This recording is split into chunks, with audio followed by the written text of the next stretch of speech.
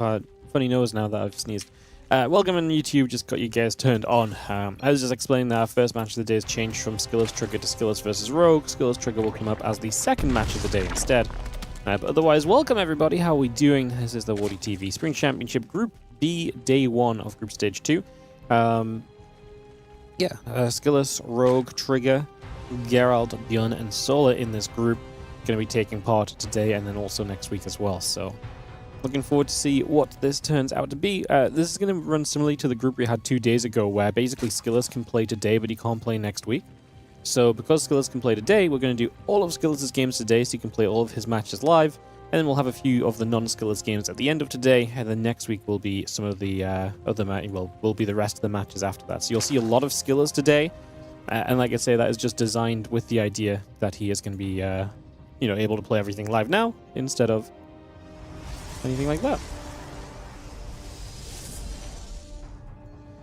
What's up, everybody? How are we doing again? Thank you for joining us and being here early. I was actually running a little bit late. I'll tell you what happened, okay? Excuse time. So I was just doing my general kind of like pre-game setup and stuff and just checking things was going kind of as it was meant to be. And then I was just on my Twitch and I clicked the sponsorship section. It was like, hey, become a certified creator. And I was like, oh. And you have to do a little quiz, which has 15 questions. And basically you just have to, like, not be an idiot. But also, some of these questions are like, some of these questions are like, did you read this single line in the 4 chapters of of information about sponsored streams we provided? And I'm like, fine. So I was trying to find like 7 individual lines in the sponsored pages, so in the text to get approved as a guaranteed creator to make sure that we get as many sponsorship opportunities as possible on the channel, which obviously does help us with more StarCraft in the future as well. So yeah.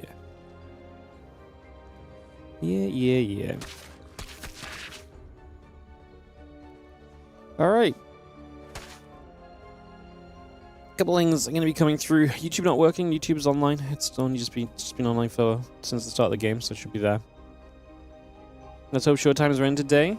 Nope. Showtime got knocked out in Group Stage 1. He's not playing in this tournament. Maybe you're thinking about something else, but he's not playing in this one. Knocked out in that first group stage, unfortunately.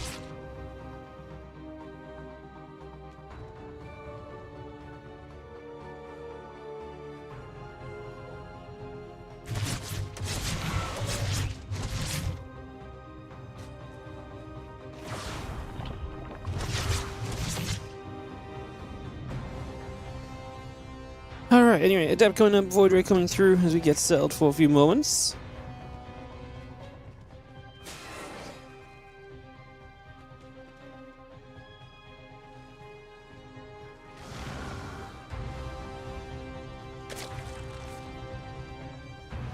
And it's going to be having the Void Ray coming up, so I didn't have skills with the ability to kind of deny some information and stuff pretty early on. It'll be interesting to see how that goes.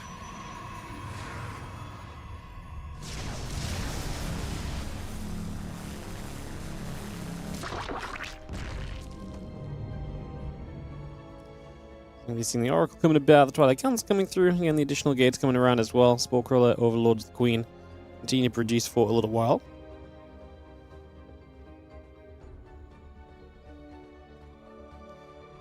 Circling, just going to gather, take a couple moments.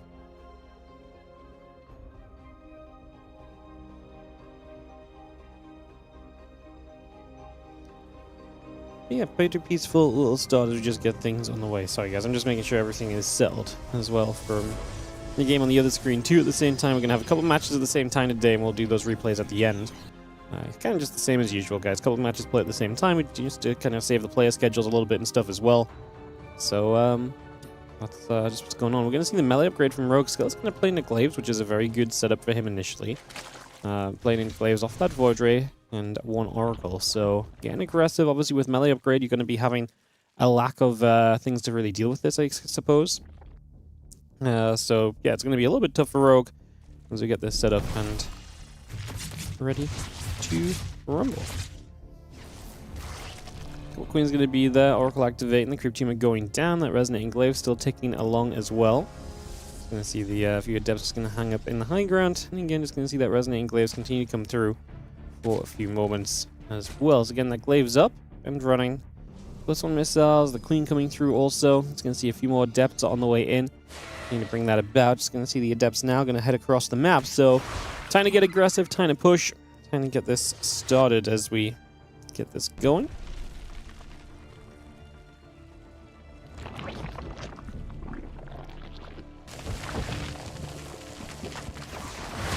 Queens are going to be here. The adepts are going to jump onto this. A few of these queens already beginning to drop, so we are going to see those queens getting absolutely annihilated. Oh my goodness, those adepts! Holy, they are putting some work in. Those queens have just been dismantled. Now, the roaches have popped out, so despite it being a melee opening, we actually ended up cancelling this. Rogue figured out what was up a bit, went into some roaches, but this was so many adepts. The fact we lost so many queens already bodes very well for SKillous, who is going to actually get up into the base now as well, because the spore was unburrowed, so the adepts pushed their way in. Is this just enough adepts we can just trade with these roaches straight up? I think yes is the answer. The Lings are very limited in what they can do. Stasis does get denied at least, but that's damage that's not going on to the adepts. Rogue is dead. He tried to swing out of the melee upgrade into the missiles and the roach speed, and he just wasn't quite prepared still with the numbers needed.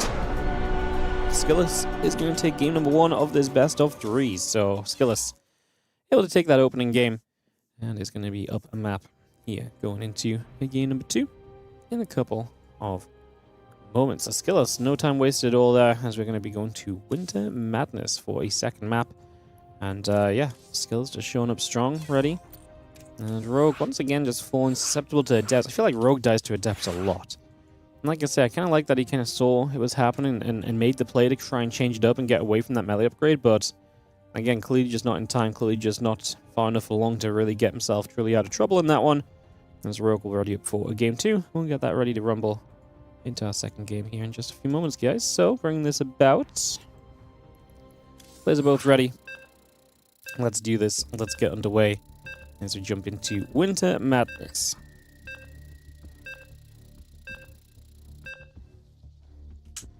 Go straight to the loading screen and get this started up. So, away we go.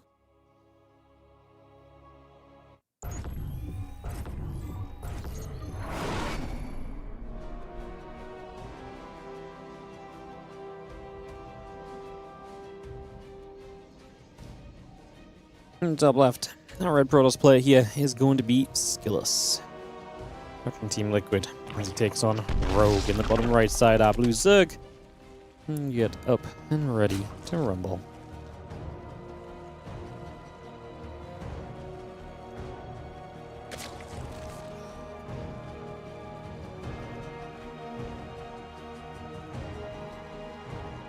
Panel coming about, probe on the way. Overlord is producing from Rogue as well.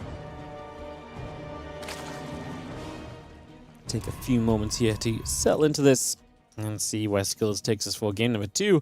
That glaive journey in that game 1, quick, effective, and very feisty, very successful. As we do have this Overlord just heading up to the top side. We'll look to see where we can get to, what we can do, and to see what exactly is going to be going on.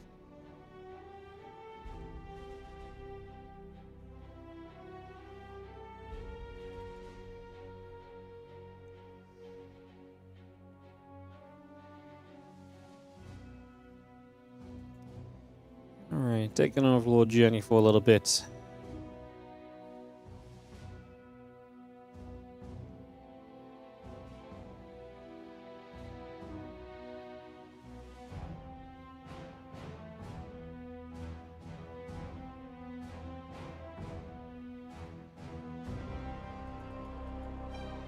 Overlord to the top left, next to the Cybercore coming through. Say not much going on, just this Overlord passing.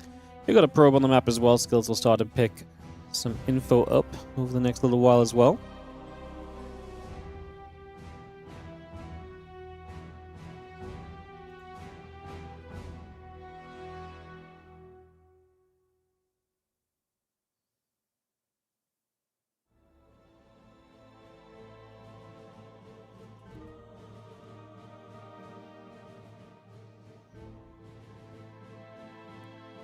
Probably just patrolling. No,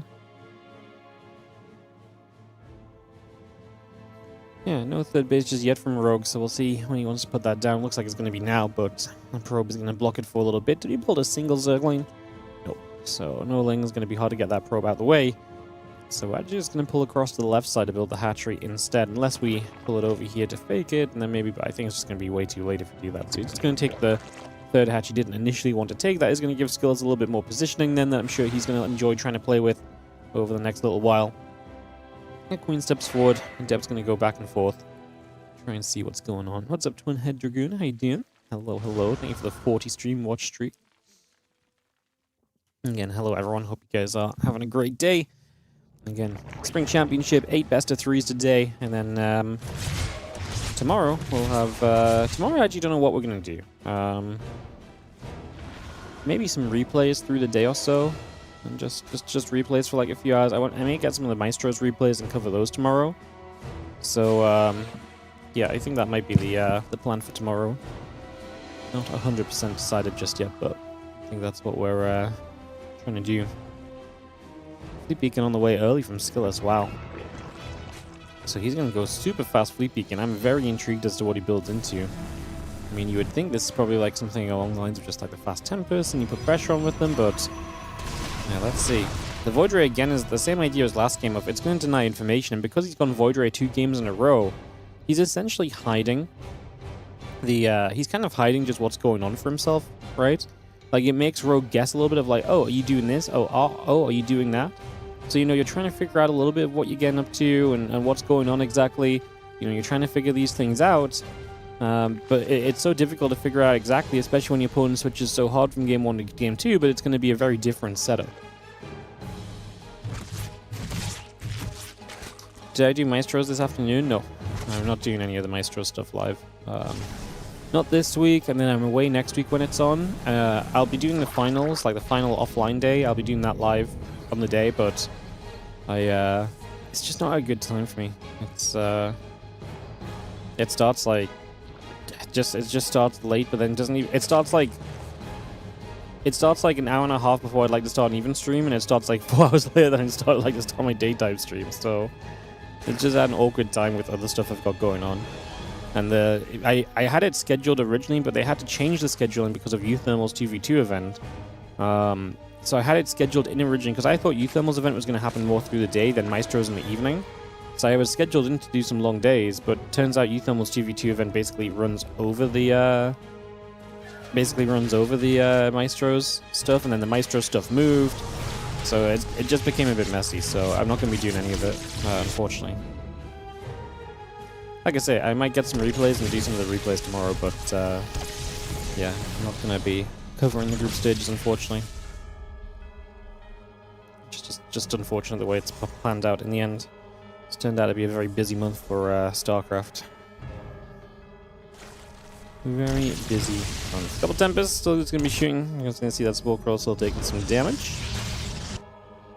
Lings running in on that left-hand side. Again, we're going to have the Tempest still producing through. Technology Stabilize coming about.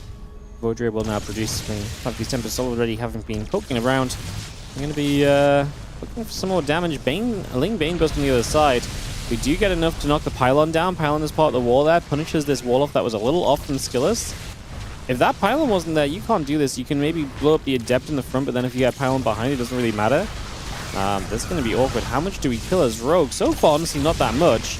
And these Tempests on the other side are continuing to do some pretty good damage here initially, so continue to do well so far. And as Banes continue to move about, the Lings are going to continue to be here. We really need to start doing some damage, though. I mean, the problem is for Rogue is that if he does a bunch of damage even, you're still in a situation where you don't have an answer to this air army. You know, you're not building anything. There's the Spire starting up now. I was going to say, you're not building anything that's really long-term helping you with this. Yeah, like, we definitely need the Spire. The Queens are nice, but the Spire has got to be the priority at the moment, and I don't know if that Spire is ever going to finish. It's building in the natural, which is currently being attacked as well. We've only killed 7 probes here.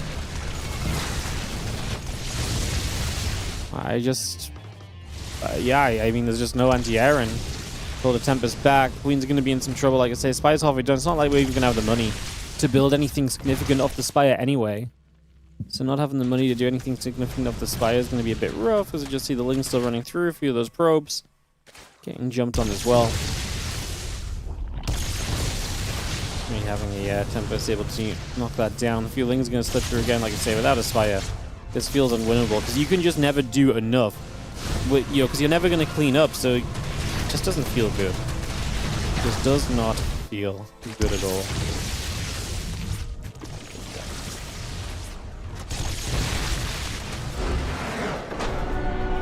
GG's.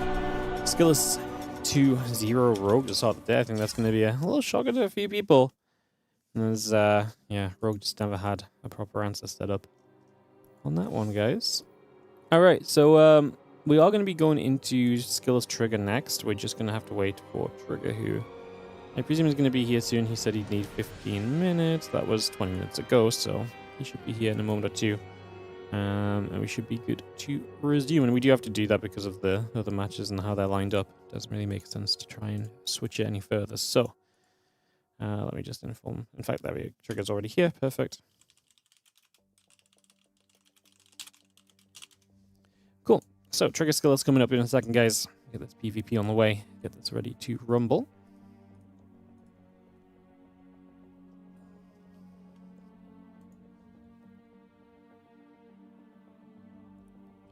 Do do do do do.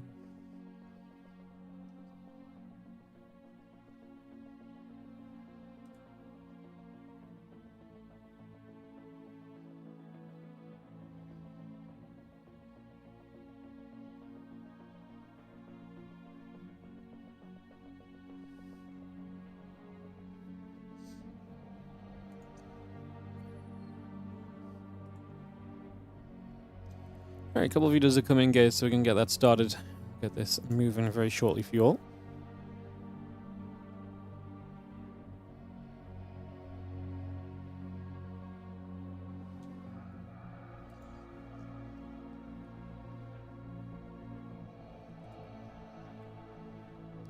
Oh, SKillous been strong in this event. Yeah, he topped his group in Group C, remember, over Lambo, Strange, and Ryung.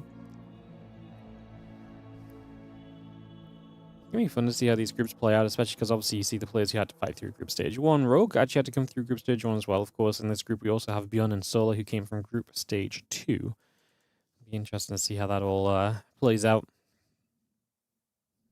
As we ready up to go. In a few moments. 1, 2, 3, 4, 5 maps I've vetoed. One more veto and some map picks, and we'll get into this PvP. Again, the schedule for the day is going to look like this. It's going to be SKillous versus Trigger, then SKillous versus Geralt, so a couple PvPs in a row, then SKillous ByuN, SKillous Solar, Solar Trigger. All those matches are live. During those matches, Geralt versus ByuN and Trigger versus Rogue will play, and we'll cast those from replays once we finish up the 6 live matches. So 6 live matches a day and 2 replay games. So that's just how it works. Like I say, we always do this just to help the players with their scheduling and stuff. Just make it a little bit of an easier day for them. A little bit less time. For example, you know, Trigger plays 2 best-of-3s back-to-back right now. It means that he doesn't have to wait around like 4 best-of-3s between those series for no reason. So, cool. Cool.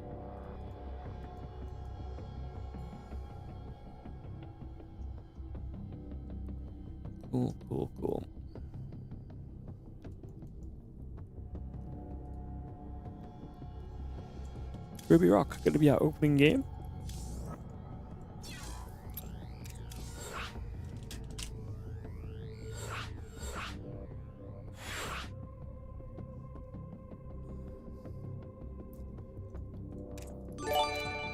Yeah, what's up, Resonate? Thank you so much for the 36 months, the 3 years on the Prime. Appreciate you. Thank you very, very much. So we've got both our Protoss players in here. Ready to SKillous.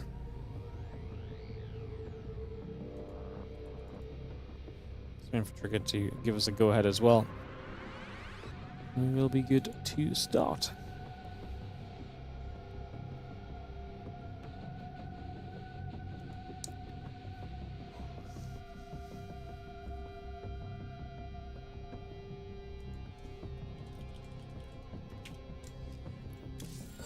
Sending it, guys. Alright, PvP coming through. Get this one started up and ready to roll.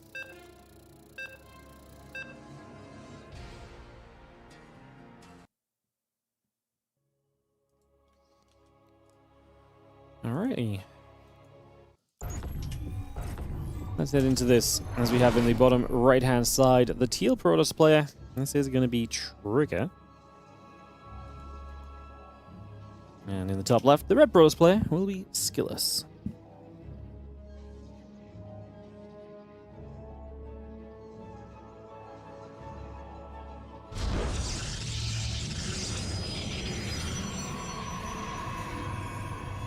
Alrighty, so game number 1 of this BO3. And top left, SKillous is already 1-0 in this group. Fantastic start for him. Start off with a win over Rogue as well, who's definitely one of the big competitors of this group.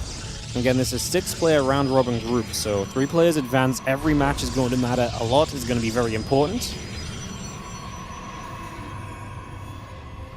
Let's have those gates, the assimilators coming through. Couple probies will continue by, the gateways continue into place. Obviously we're waiting to see exactly what the builds are with the second gateway or not being the main choice we're looking at initially.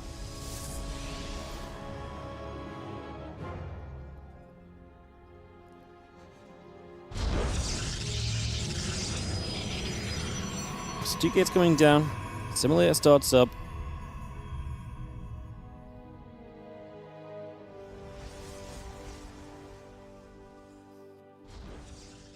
We are indeed going to go 2 gates each, so we'll see if anyone wants to take a more aggressive stance, or if we maybe 2 gate into expansions.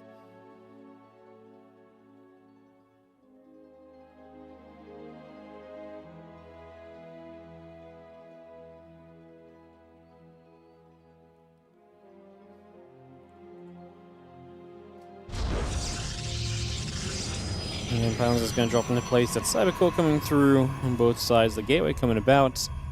I was going to see the probe patrol into that bottom left-hand side, so again, we get a lot of this on the way, just initially. Get that all set up.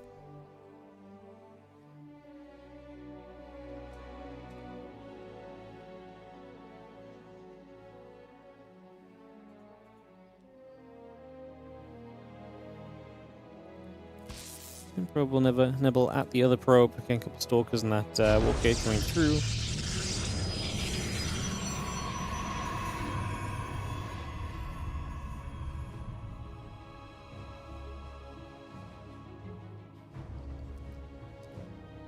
I can see a couple of differences on the unit production initially. A sentry, a couple of sentries going to come out initially from SKillous. I'm going to get a sentry on the follow-up after some stalkers from Triggers, so of course, sentries are just very important because you get so much utility from them. The scouting with the hallucinations, but also the scouting hallucinations, but also the God, my voice.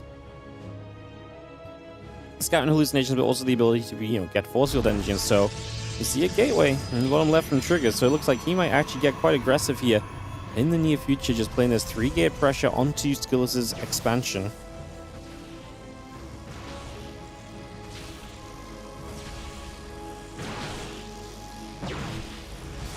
So yeah, Skillous wants this expansion. Meanwhile, on the side of Trigger, he is going to be putting that pressure on. Does he get enough units to make this a significant push? Does he get enough to make this truly a scary scenario? Those are the questions we ask here as that robot facility comes through, probes, and the warp gate all coming up as well.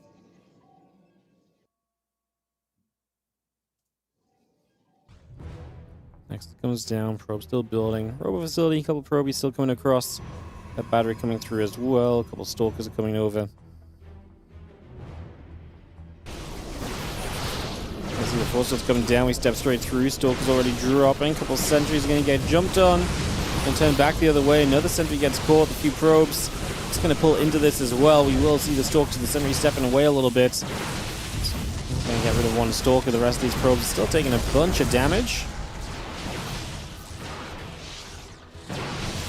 Stepping through once again. That sentry is still taking a few more shots. That's the Immortal though. I mean, this just seems like a defense. This is such a clean setup from Skillous to defend this, right? Because he just expanded off 2 gates, not super quick, went into the Robo. So he isn't kind of trying to play like a straight Twilight Council. So if this was a Twilight, he'd be a lot more difficult for Trigger to, a lot more difficult to hold off Trigger, because you wouldn't have the effect of the Twilight for longer.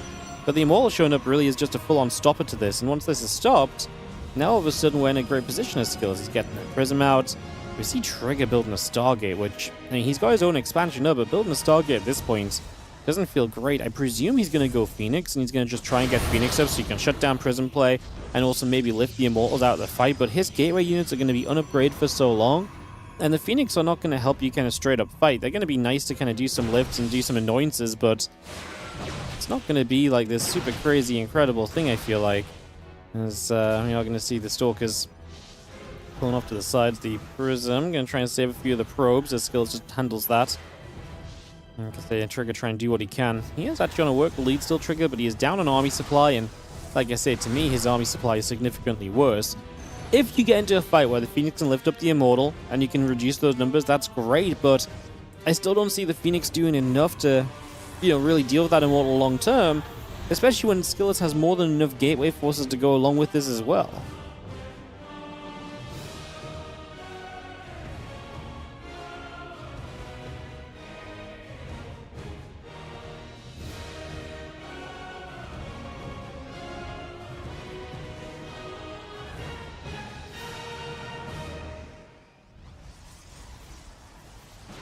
You can see a couple forces coming in. There's the lift on the Immortal. The Stalker step through to kill it, but like I say, this is the moment where you see just if there's enough gateway units from SKillous. I actually thought there would be, and I still think there is, especially as a few reinforcements show up. It does seem to be reinforcing this idea, although the Stalkers are trading decently.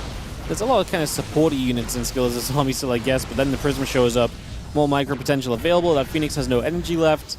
And Trigger is now going to start building batteries on his natural to try and set up over here, but we'll see if that's something we can perhaps do something with. Infantry Stalker is going to be there, going to get rid of that Phoenix up in the skies. There's a new Immortal about to show up, so that's just going to add the firepower, tenfold at this point. The Immortal is going to chunk through those Stalkers as long as we get the chance to jump on the Stalkers. Obviously, the probes are pulling, so they're going to absorb a bunch of the damage here. We warp in with the Prism. We actually warp into depths just to deal with the probe pull that much more easily. These batteries just aren't going to matter when there's so much from SKillous and so little from Trigger. SKillous is going to be on a hot streak to start off this day so far, and that is going to be a 1-0 lead for SKillous against Trigger in the PvP. Oh, SKillous having a, like I say, a fantastic start to this group so far. I mean, a 2-0 Rogue and potentially a 2-0 against Trigger if he keeps this up would be, like I say, an absolutely fantastic beginning in this 6-player round robin. There's not a lot of spaces to, only half the players get out of this group into the playoffs, so it's pretty, getting a 2-0 start is pretty important, pretty huge, pretty big deal. As we are going to have some invites out.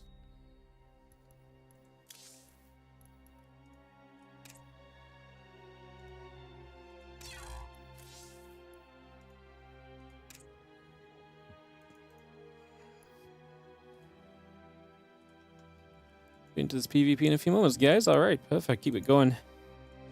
Ready from Trigger, waiting for the same from SKillous, and we can go. Into the next round of this PvP.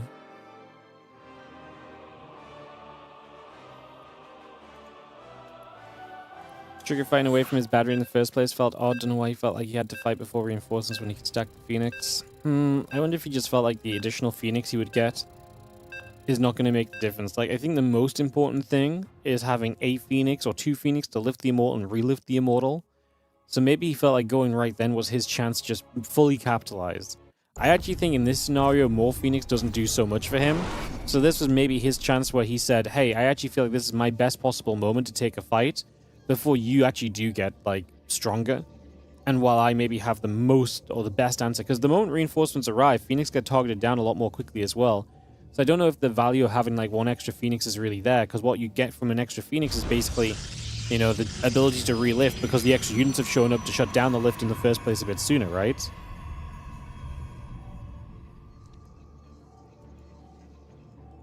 So I wonder if that's maybe possibly a part of it. We get back into this here in the top right side. Trigger, Teal Protoss player, is going to be chilling. In the bottom left, our red Protoss is SKillous. And get this underway.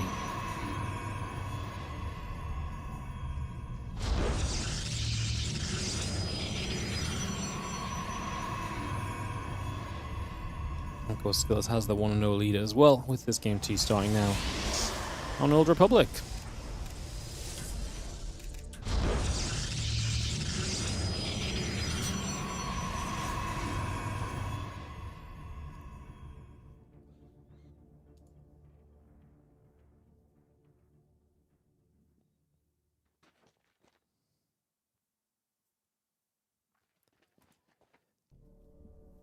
Another probe, trying to see what's going on, moving around a little. You can see Cybercore Gateway all coming up. The probe's coming through. There's that pylon into the middle of the map. It's just going to get that started straight away. And yeah, we see where things will go for the next little bit.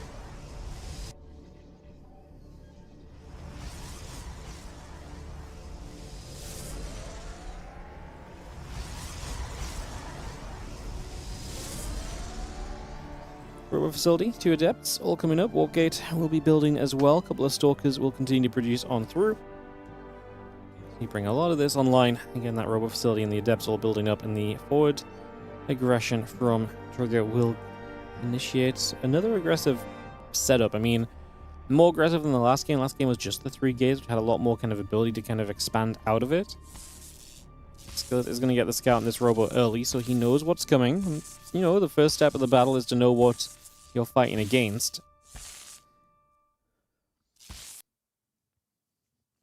What do we do here as SKillous in response? Stargate makes a lot of sense. If he was thinking about some kind of an expand, Stargate's going to be the one where you can really keep yourself in a position to potentially save that. The Adepts are going to threaten the Shade. Okay, no, they're going to cancel that Shade, trying to use the line of sight blocker to help themselves out.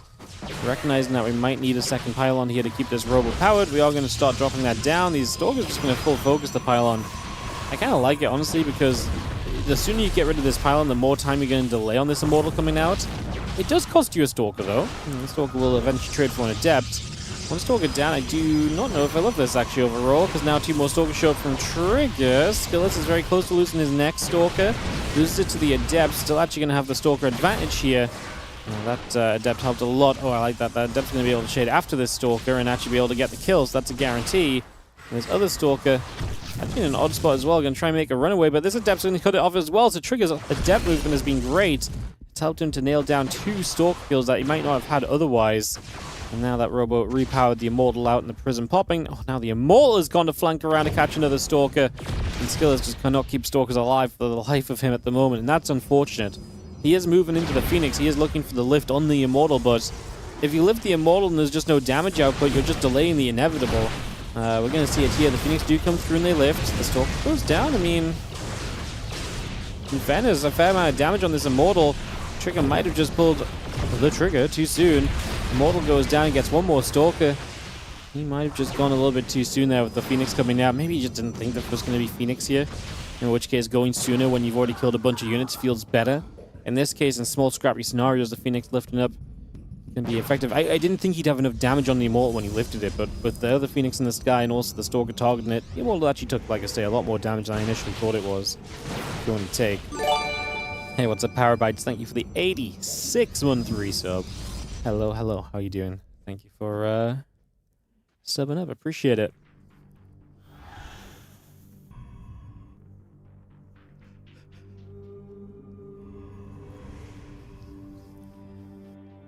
Stalker sentries, a Prism is going to be coming through.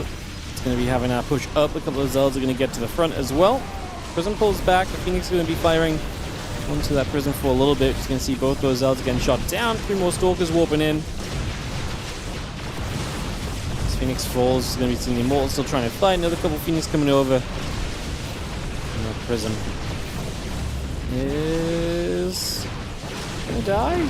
It's going to die, but what comes of this after? I mean, we have a few units right now, but with the battery on the high ground, I feel like SKillous should be alright. Trigger may need a few more warp-ins to truly kind of keep going, you know, for more in this situation. So, looks as though we might actually get a chance to wait for that right here.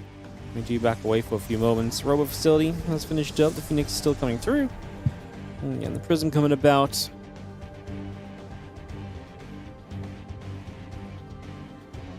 Have the Stalkers, the Sentry, that Prism still coming around. Just going to see the couple of Phoenix going to get turned away.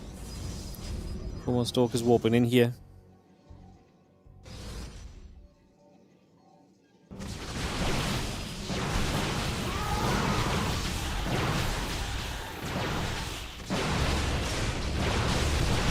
There's 1 Phoenix. Stalker count still good here from Trigger, but is it enough? It's a decent force field down, catching that Zealot. That's the Immortal, though. It's going to be really the defense from SKillous really rounding out.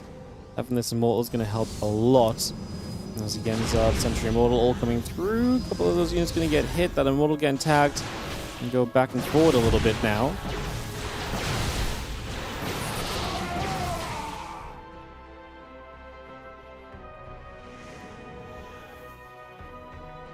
So that Immortal's coming up. It's going to be seeing the pylon coming through. The battery is coming into place. Phoenix turns away. We come up that ramp. 3 Stalkers going to be here. The Prism taking a few more shots. Continuing to go backwards and forwards for a little while. And again, Prism, Phoenix, battery, all producing for now.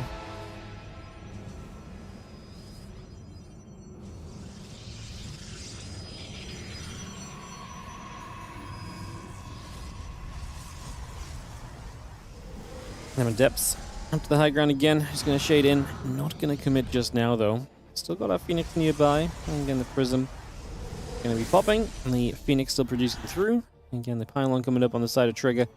Getting that on the way as well. We have a Stargate from Trigger, so what? He's going to try and play Phoenix against basically his opponent's Robo units. But obviously his opponent has some Phoenix as well. And SKillous continue to build those Phoenix. So gets a little awkward. Obviously, there's still one base to one base, so it's not like we're in a major rush to break away from this scenario and to truly bring this about, as we just have Robo Facility still going to boost now. The Immortal, the Adepts are going to shade through and then jump in toward the main, but not actually jump, just threaten that idea and have your opponent a little afraid for a little bit.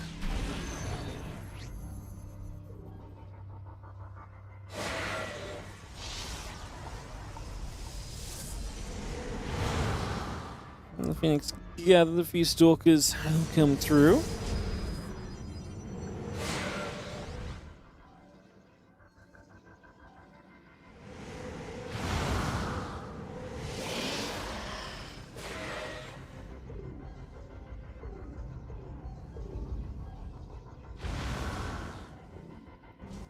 Sundering the Pylon coming around. Just going to be seeing the Immortal and the Pylon continue to come about, so bringing that through for a little bit. Going to see the Adepts going to come over as well.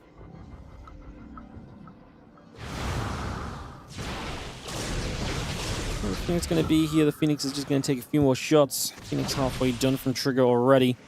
Seeing the Phoenix coming up from Skillous. And a few Stalks are going to be there to help push around for a little bit as well. Phoenix still gathering out in the center for a moment.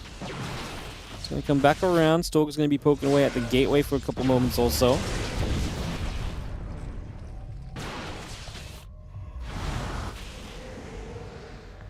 Kind of awkward because in a way we're kind of waiting to battle through to a point where we can actually just expand. The Phoenix is going to make it difficult on that side.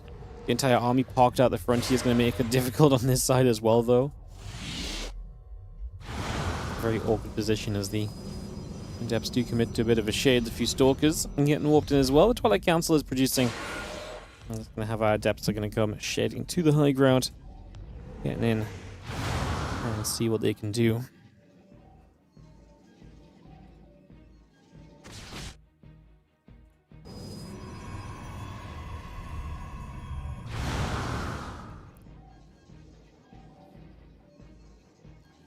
Twilight Council will be done in a moment. The extra Storm's coming up. I'm just going to be seeing the Phoenix still trying to cause trouble across the map, just lifting Stalkers and winning the fight. So SKillous finding some pretty crazy efficiency over on this side. It's, did he just recall a single Stalker as well?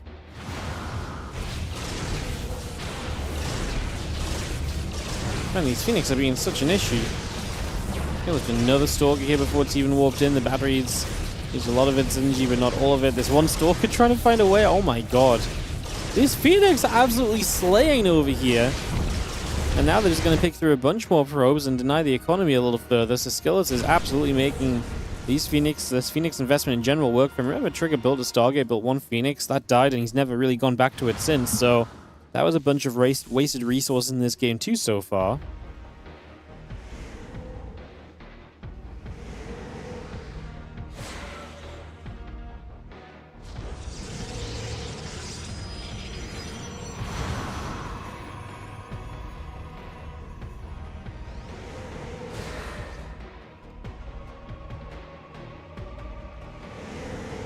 See the Adept's going to try and get up. Phoenix going to be gathering around.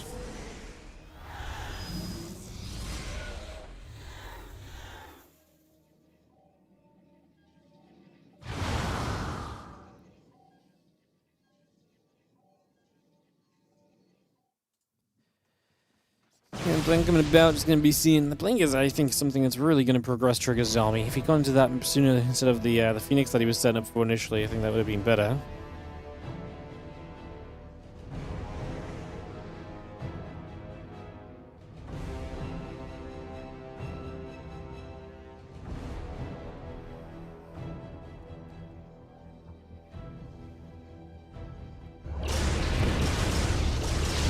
It's going to live through a bunch of those probes going down. The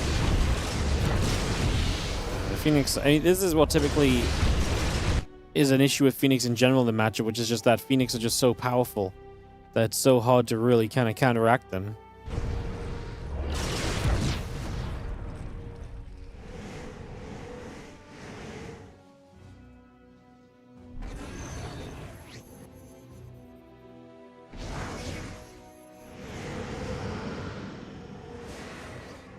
Depth is going to be shading up to the high ground. Again, a couple more Phoenix coming through. You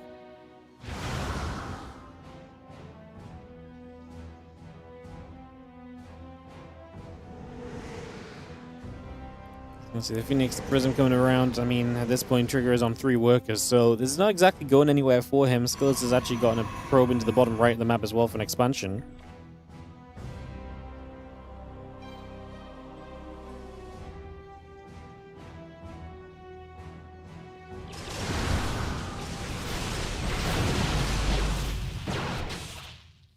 I mean, Trigger's basically saying that this army still has a chance, but he's got to go soon. The 5 walls are going to make it so difficult to get through. Some Prism micro on those as well.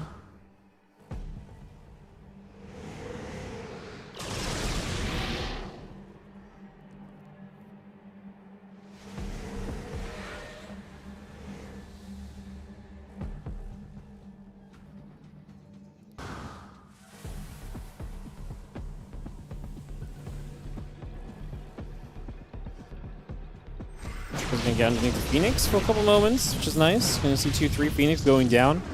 Army supplies are dead even. It's just a question of, do we really think that this army can do what it needs to? Like I say, SKillous is fine because he's got a base in the bottom right. So if you don't realize this is Trigger, SKillous is going to start mining and getting resources that were not really available to him before. And that's what you've been playing around, the idea he will run out of resources. If he's suddenly not running out of resources, then it's going to get real funky.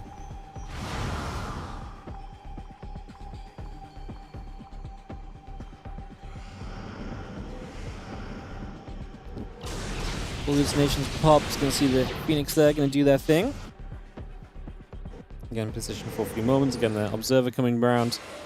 Just going to see our Adepts making their way to the high ground for a few moments as well.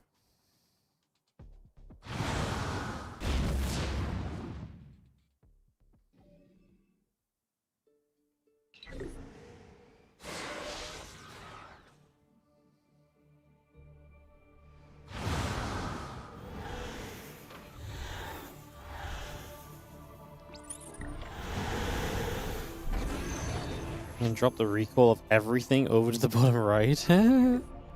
So what, he's just going to give up on his main base? I mean, Trigger sees it though, right? So he gets a couple units. He now knows that these units must have recalled away.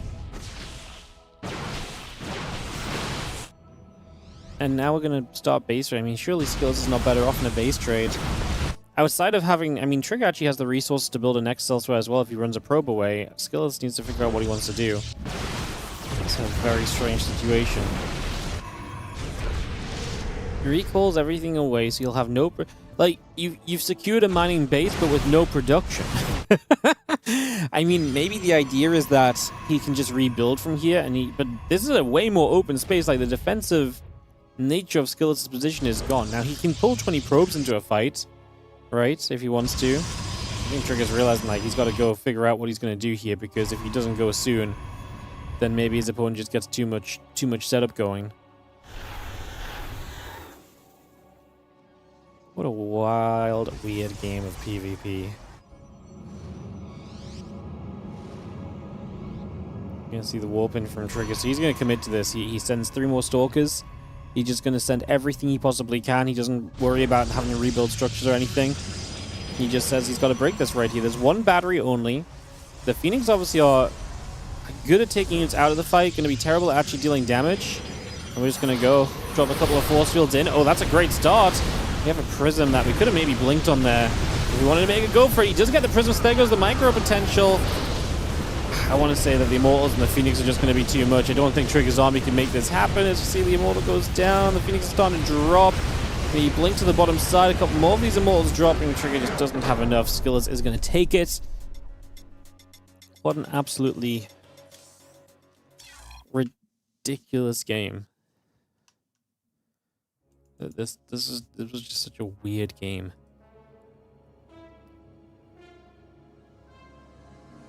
Completely bonkers.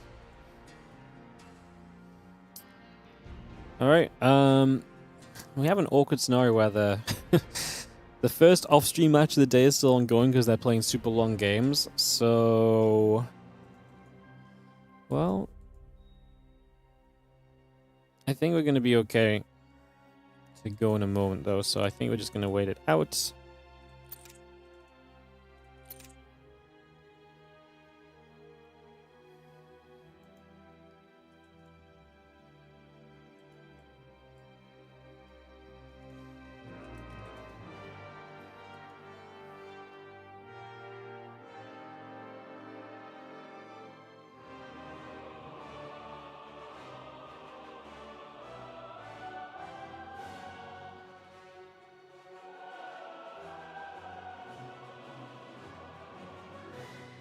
Yep, we're good. Cool. So we're going to go into SKillous versus Geralt in a few moments.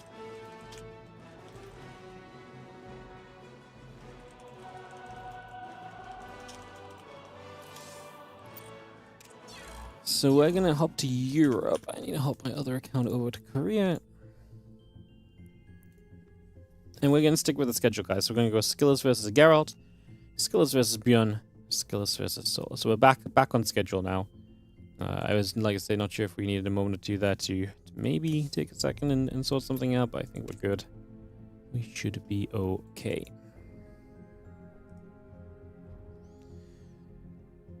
The recall is funny, but the main ramp was keeping him pinned up there. I mean, it was just the case of, like, once you recall, it was strange. Like, I guess recall was probably the right decision in the end. It's just funny because, like, you recall to a base with mining, it's like, but now you have no production to utilize the mining with, right? So, yeah, obviously it worked out for him. I think it was obviously the right decision when we look at it all in the end, but it was definitely still just an interesting way to get there at the end of the day. Alright, I'm going to run some ads, guys, and once the ads are done, we'll be heading into some PvP. What's up, Jacob, on the YouTube as well? Good morning to you. Hello, hello. Sorry, that was actually like 14 minutes ago at the start of this PvP, apparently. Apologies, hope you're still doing well, though. There we go. SKillous and Geralt.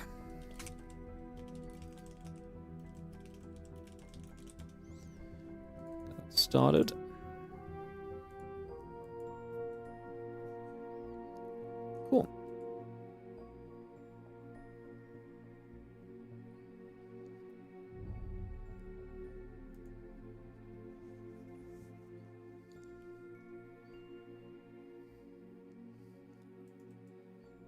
Cool. Cool.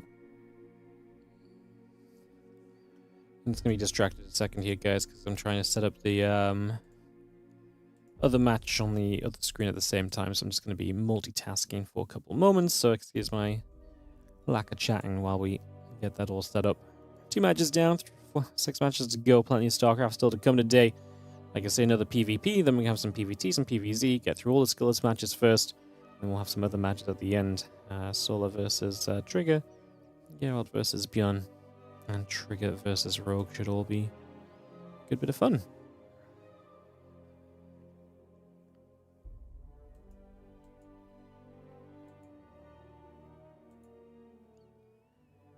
All right.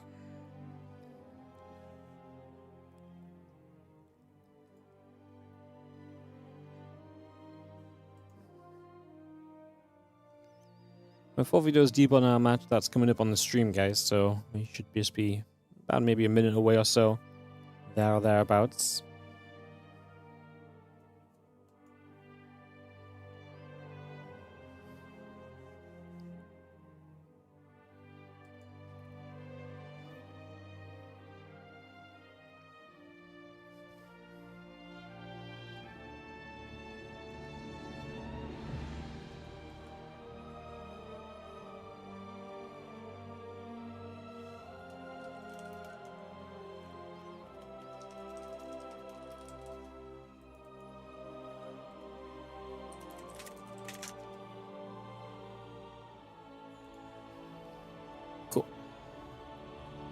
Cool. 1, 2, 3, 4, 5, 6. Alright, maps are vetoed, so we are going to be hosting in a second, guys. And we'll be off into this. We will be off into this.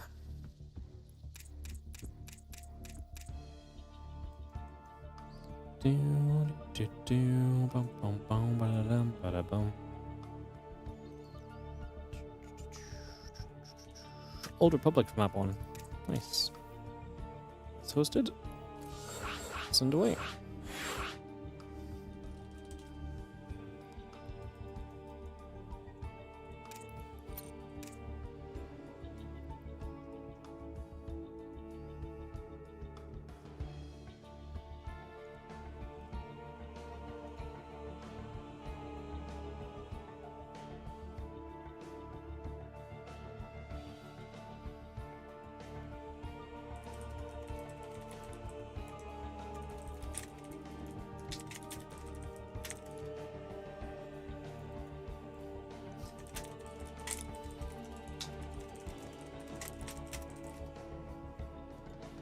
Sweet. Are we ready over here? Ready. Yes, we are. Perfect. Sorry, guys. It's multitasking.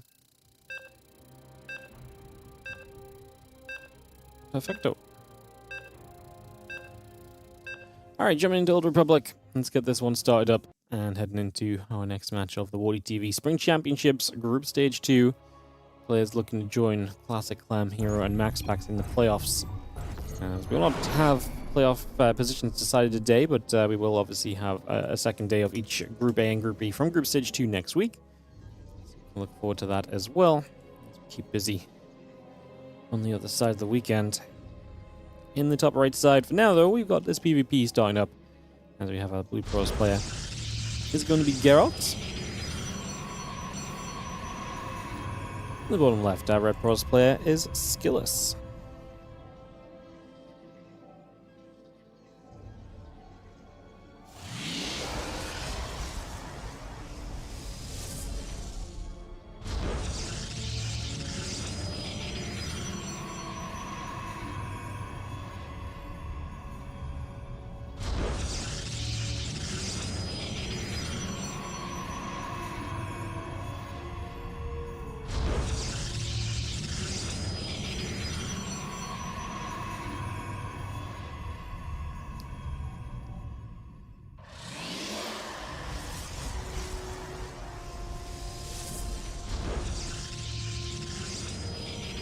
Alrighty.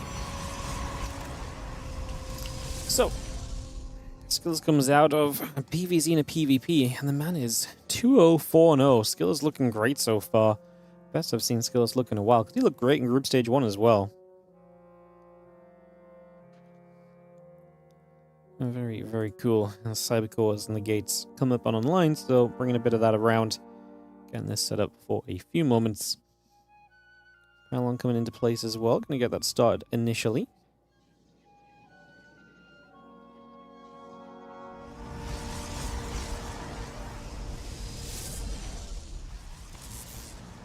Couple probes is gonna nibble each other. It's a pistol will. How you doing? Appreciate you too. Thanks for watching.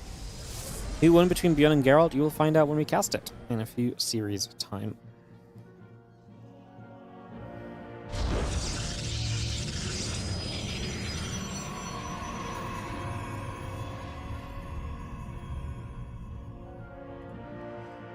Yeah, ByuN vs Geralt will be our 7th series of the day on stream.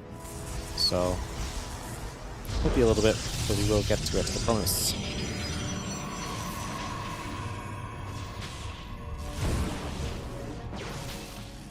Sentry, I'm going to nibble at Pylon for a few moments. We do have Pylon block on the other side of the map just getting cleaned up as well, so both sides Pylon blocking to begin us in this game. As we see both players expanding, which honestly is not much of a surprise for me. I think of Geralt, I think of SKillous. I think they both like kind of playing expansion kind of styles. They like kind of playing into those kind of macro kind of games.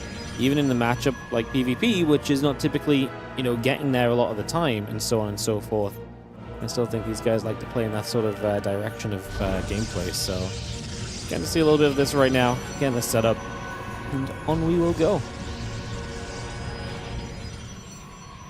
Twilight Council Forge, Nexus all building up, the Warp Gate coming through. A couple sentries in the Stalker just going to nibble at those rocks on the low ground as well.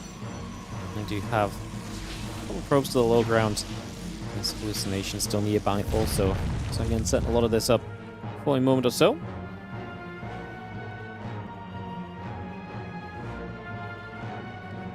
Blink starting, Warp Gate on the way. Again, Forge and the Nexus continue to produce at the moment. Continue to get that on the go right there. The hallucination's going to come about. And Blink is going to start from SKillous.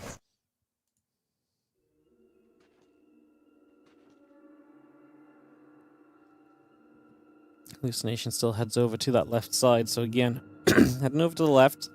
Nexus will build. A couple of probes and that Blink continue to come through. Blink and the +1 continue to come up and online as well here. Just take a few more moments. Get that set up.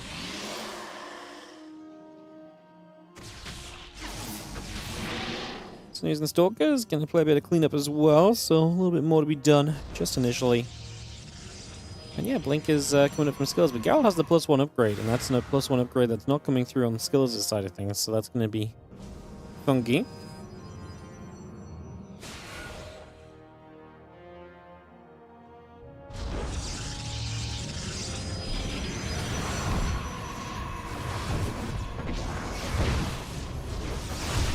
Four probes going down, just going to see the Stalks in the center. He's going to be there. That's going to be really nice as Geralt just gets in for some damage. I love his position.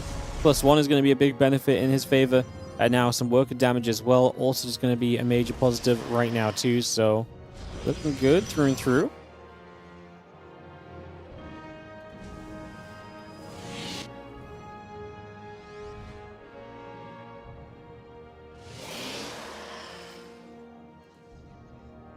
Just going to keep Chrono Boost down for a couple of moments.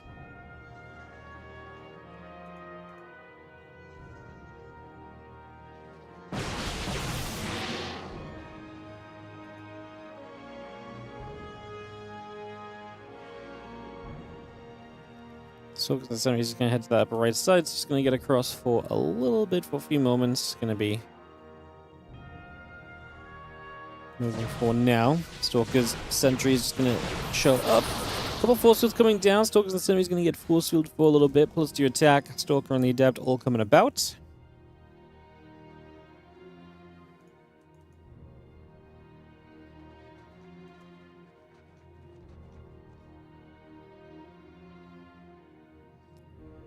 And Skills is going to take that third base. Economy's still looking good for him. Like I say, definitely going to have to play catch up on that upgrade, though. It's going to be rough.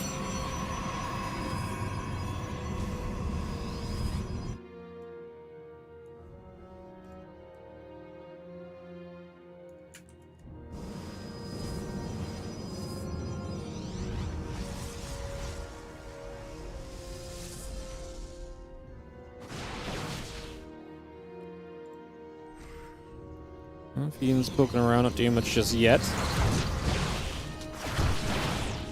Stalker's going to get here. A couple of these Adepts are going to get caught.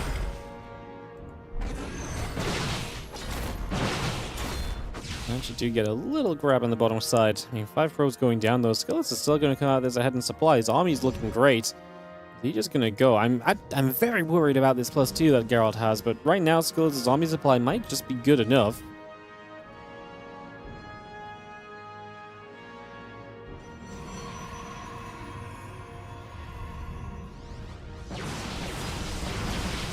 Prison gets jumped on immediately. That's nice for Geralt, but it's going to cost him every unit, every Stalker here. He's obviously going to try and blink back to the high ground, which he will be able to do, but he's still going to be extremely low. And Skillous knows that with the number advantage, he's just going to be able to come straight through.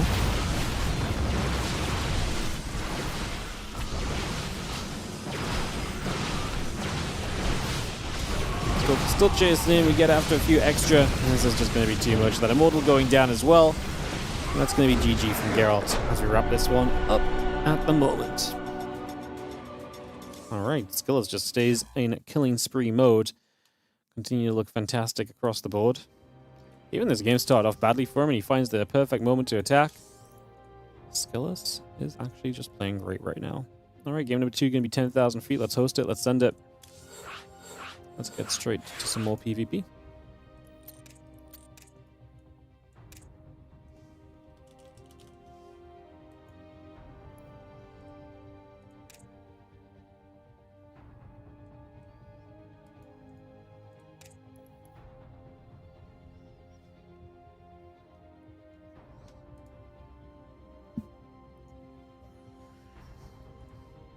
Ready says Geralt. Waiting for SKillous to give us the same.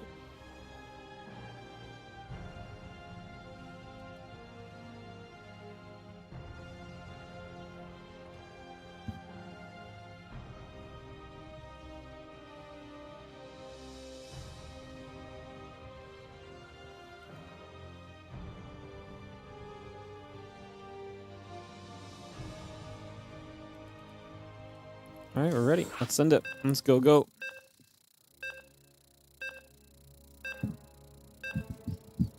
Kicking off into our next game, guys.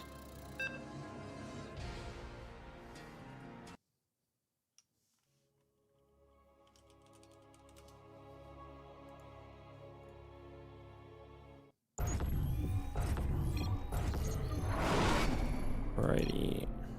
Give me 1 sec, sorry.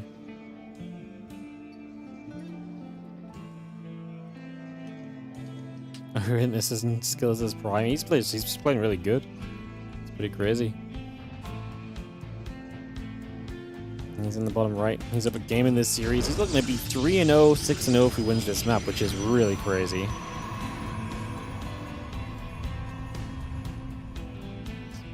Really pretty crazy. In top left, Geralt, our red Protoss. See what he can do. Bounce back into this.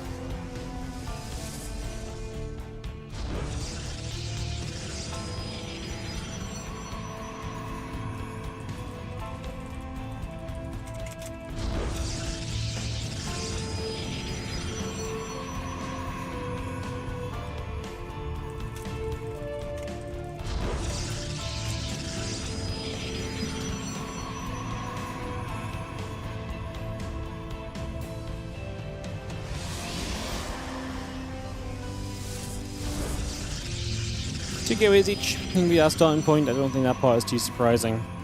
Geralt was one of these guys who was always going for, like, he would expand, but he would only ever expand off the 2 gateways. That was kind of part of his playstyle a while back.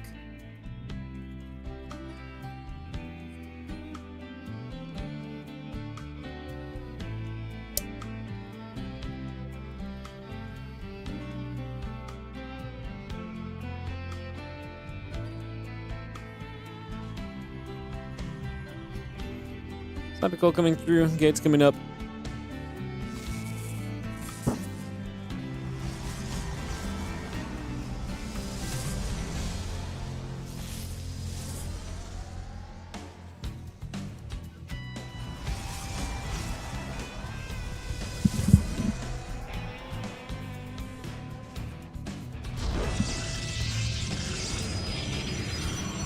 Slugs coming around. Probe, battery, warp gate, all coming through. Pretty chill for a few moments.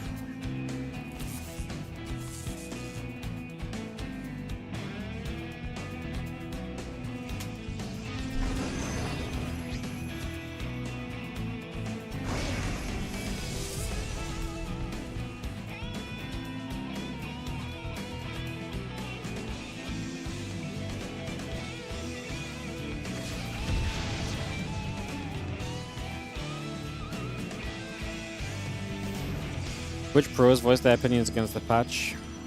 I'd say 90% of pros I've talked to have been against the patch, specifically the worker start, or specifically feel like the worker start doesn't do anything to help the game.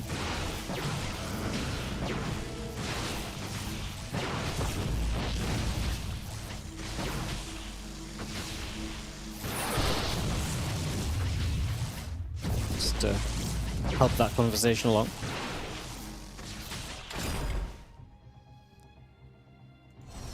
Well, sentries on the way up. Twilight Council coming through. It's going to be having the Robo Facility coming about. Next is on its way. We have our Robo Stalker Sentry. Continue around. Oh, Warp Gate's still building up as well. Continue to get this settled. So that was a little bit of an interesting trade. Sentry and a Stalker down from SKillous. 2 Stalkers dead from Geralt. Yeah, Sentry's a little more expensive on the gas side, but I don't think this is the end of the world or anything.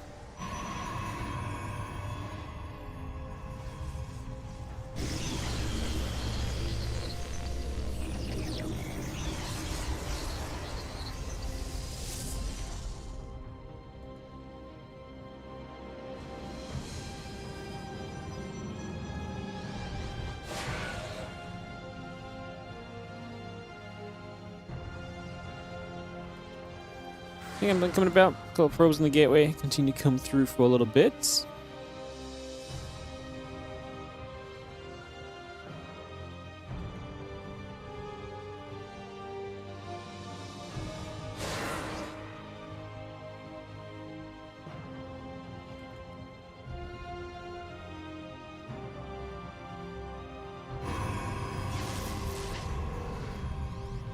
Just got that hallucination, wants to find info. Blink's going to be done in a moment here from Geralt.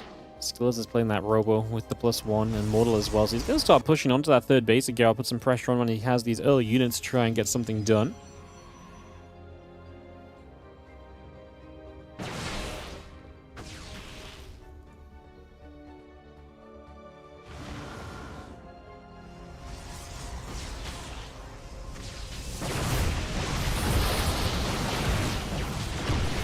He's going to start pushing in the defense here. Geralt has his blink. That Mortal, like I say, is a real power point right now. The Prism is very scary here. If you lose that Prism as SKillous, that can be very bad for you.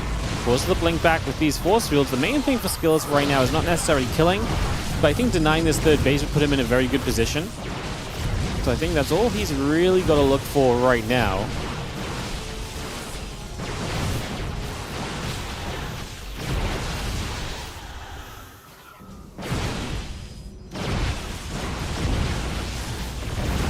Nexus does get cancelled. Okay, good from SKillous. I think we just... I mean, I say back away now. He's still got an army supply lead, so maybe he's fine to still stick around. He's got +1 about to finish. He's about to take an upgrade lead as well. Keeps the Prism alive still. Been doing a great job of this. That Prism staying alive is a major positive for sure.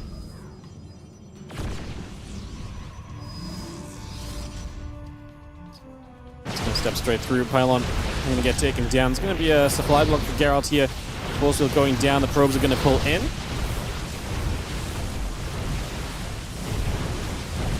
We've seen the Immortals still taking some damage. I mean, this is the point where we've got 2 Immortals, though. That one Immortal going to get blinked on, but now you've blinked in. You don't have defensive blinks available. You already lost 18 probes. SKillous is just killing it today. And he is, he is killing it. Holy.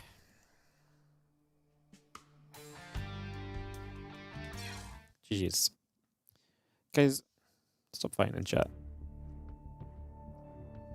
It ain't fighty time.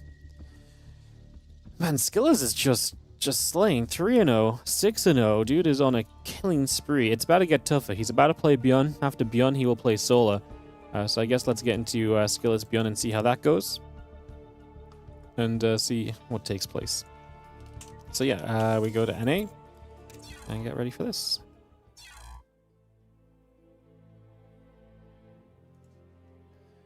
Cool.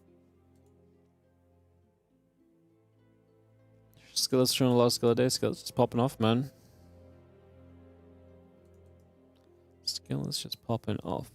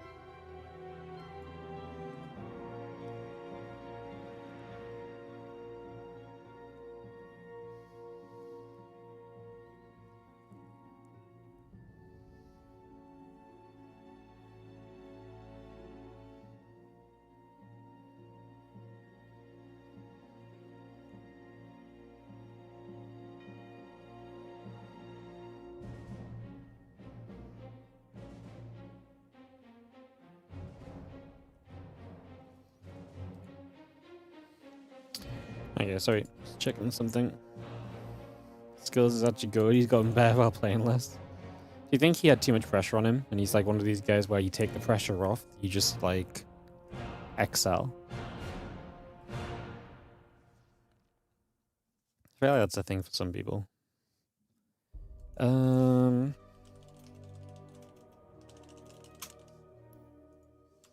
Cool.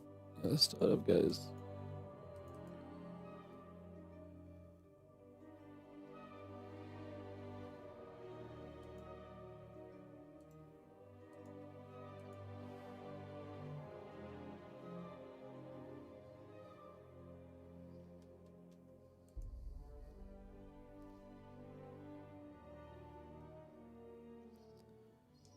Yeah, sometimes the pressure, it's a mix of things. I think some people learn differently as well. Like, some people really learn from, like, applying little but thinking a lot. But sometimes, like, I guess if you're, like, full-time on something, you feel like you should always be playing, right? And you should always be practicing. But I think some people actually do get better from just, like, instead of, like, 6 hours of practice for 2 hours, but then thinking about the game more when you're doing other things or in the background. I feel like I get this a lot when I do things as well, like, if I grind for like a bunch of hours, I feel like it's actually more effective to grind a couple hours and then to actually just be very conscious about thinking about it after and letting that all, you know, what we learned sink in.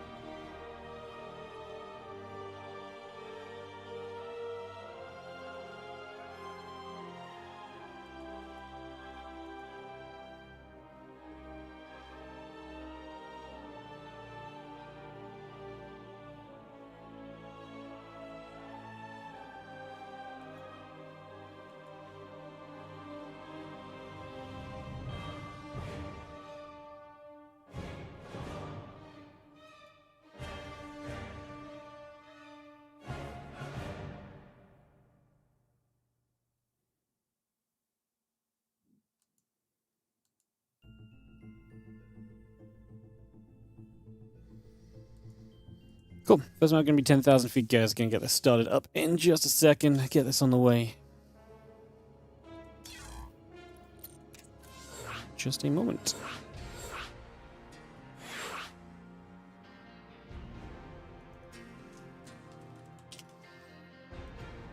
It's actually a huge point of debate around school, as different countries don't put kids through the same kinds of schedules at all.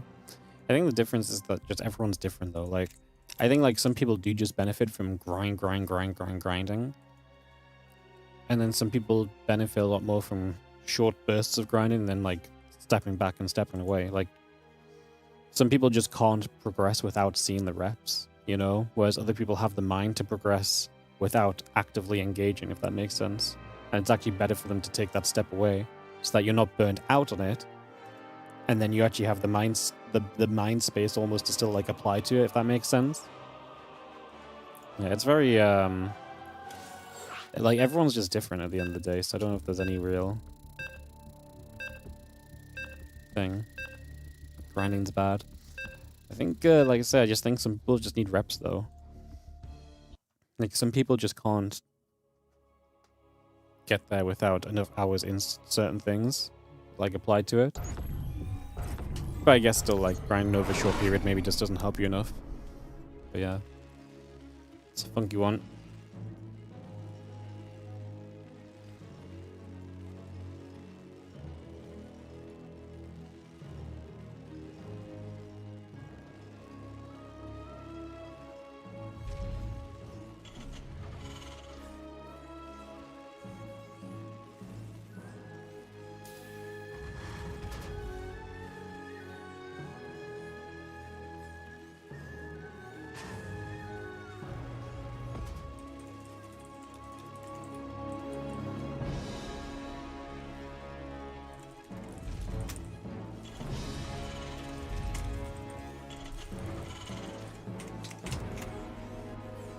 Alright, into this best of 3, guys, we are going to have in the bottom right side ByuN, in the top left SKillous. Sorry, just Making sure the other match on the other screen is moving along smoothly, but we're all good.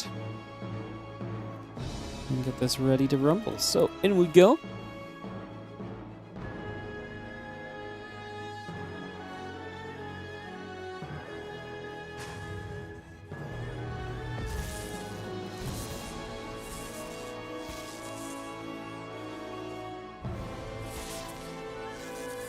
Probably gonna nibble. SCV's taking some shots.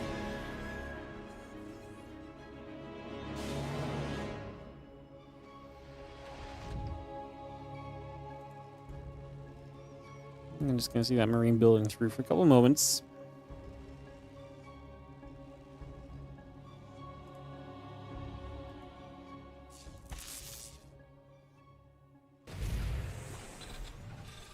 So that cyber continue to come about.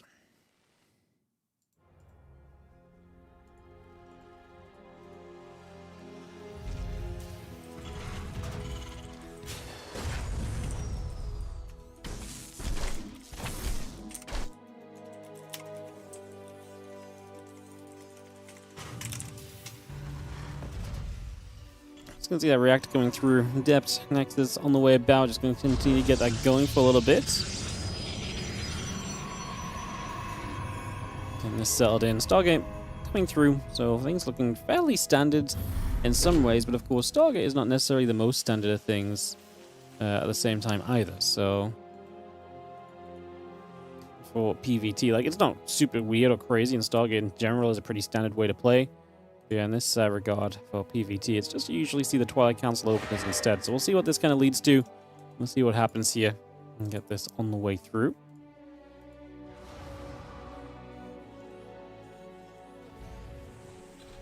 That Zealot just going to wander up. A few Marines behind that wall should keep this fairly safe for the moment. Yeah, and the Oracle on the wall gate going to get going for a little bit.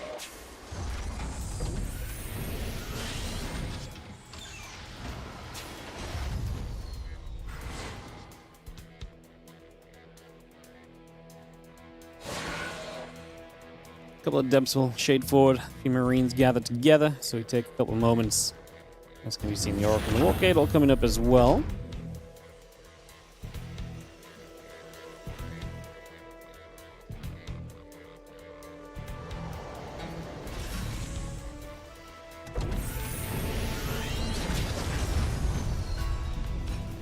I'm just going to float down to the low ground. We do see the few Marines of the Cyclone continue to gather together for a little bit. A few Adepts looking to try and gather up.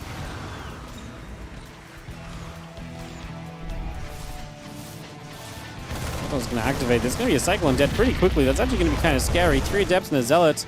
Fairly tanky. The Oracle now going to go and harass as the Adepts busy themselves with the Marines. The Oracle going to hit this mineral line. 3 SCVs down.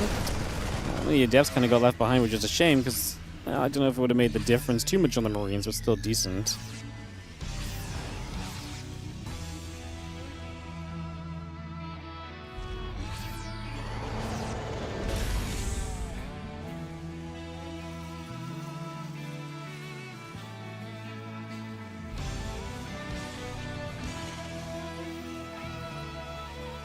Tank going to come across, sieging up already. That flank will be on its way. A couple of probes and batteries coming up as well.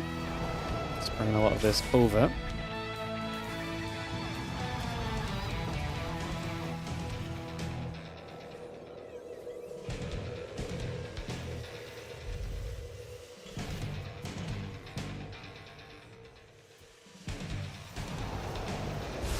Mill drops into place again. Blink and Storm continue to come about.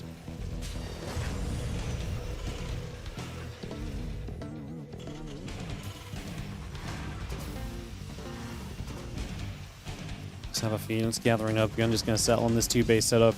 It's been a great day for SKillous so far. A win over ByuN. 3 wins is already very likely to advance from this group, although not guaranteed. A win over ByuN would definitely guarantee it for SKillous.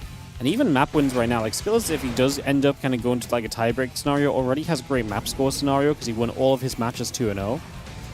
So even if he could get a map off of ByuN and it ended up losing this, just having that map could be a big kind of deal in the tiebreaker situation as well. So it's going to be fun to see how that plays out. Stokes come through. Tank is going to get jumped on. Stalker's going to grab this medevac. A few SCVs are pulling in. Stalker's taking quite a bit of damage just initially. Charge on the way through, a couple of probes the next, and the robo facility all building up. And these few Marines still just going to fight those Stalkers off, chase them out for a little while longer.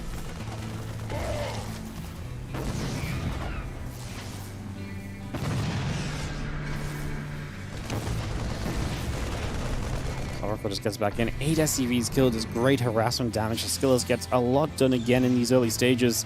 Once more. Succeeding heavily.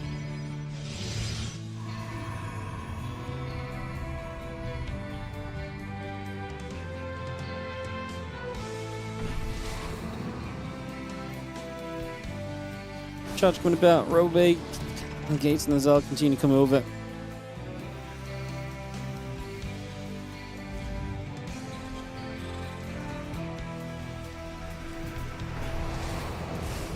Going to be seeing the Oracle coming back around. Little revelation onto a few Marines. Marines going to hit that Oracle again for a few moments.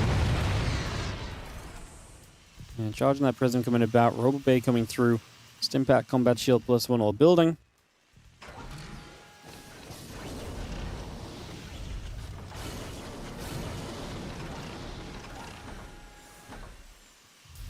Again, Stim Combat +1 continue to come through.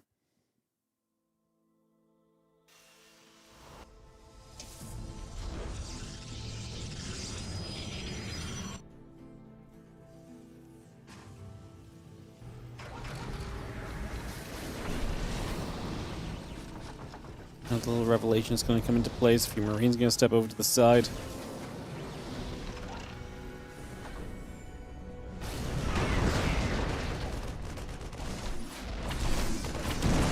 Prism gets in with a couple of Zalts, but ByuN's still nearby. He's not really moving out. That said, SKillous is already a 4-base pro, so ByuN's going to have to do something soon. The third base needs to kind of take a step forward. If he doesn't, he's going to start ending up in a really rough position long term here. Get a few Stalk shots onto that orbital, so a few hits coming through already.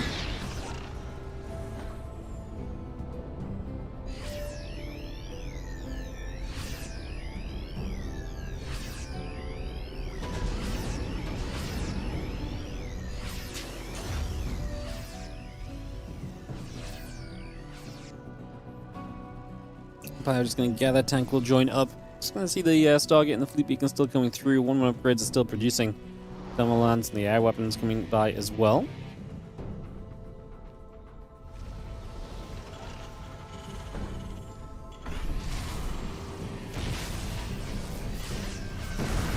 Going to be seeing the Marines going to get their Oracle gun pushed away.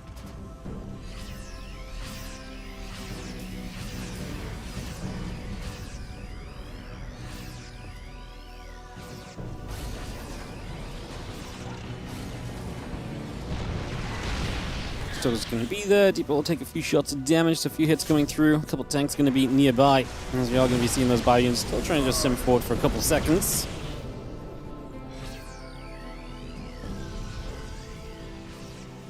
We drain pressure up for a few moments. Just going to have ourselves the couple of Libers all sieged up nicely here as well. Again, the 1-1 upgrades are still coming across. A couple Tempests, the air weapons all coming through. Add a Colossus into the mix as well.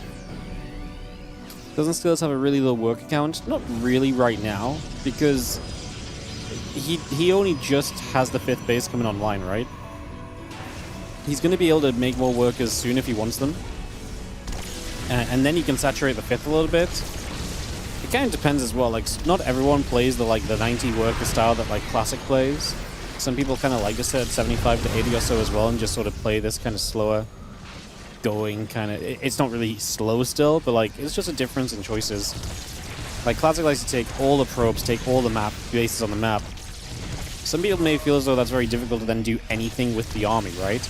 That extra 10 army supply can maybe make a difference to feeling like you can engage the Terran player or not. The tank step forward. We decided SKillous that it's time to go for a little bit. The Colossus actually do pretty well hitting the Marines during this fight, which I love a lot. That splash damage adds up in a big way. Siege tank goes down. Just going to be seeing the second siege tank here being picked away at as well. Now the couple of Liberators are going to get jumped on for a few moments. These Tempests are putting some work in. SKillous just going to step up this Ram. Zelda are going to come charging through. Bio-Army Stims. We're going to see another couple tanks just set up there for the moment. Playing nicely. The Marine Stim forward looking to get after these Tempests. A few Zealots will charge through. A few Stalkers are going to be there as well.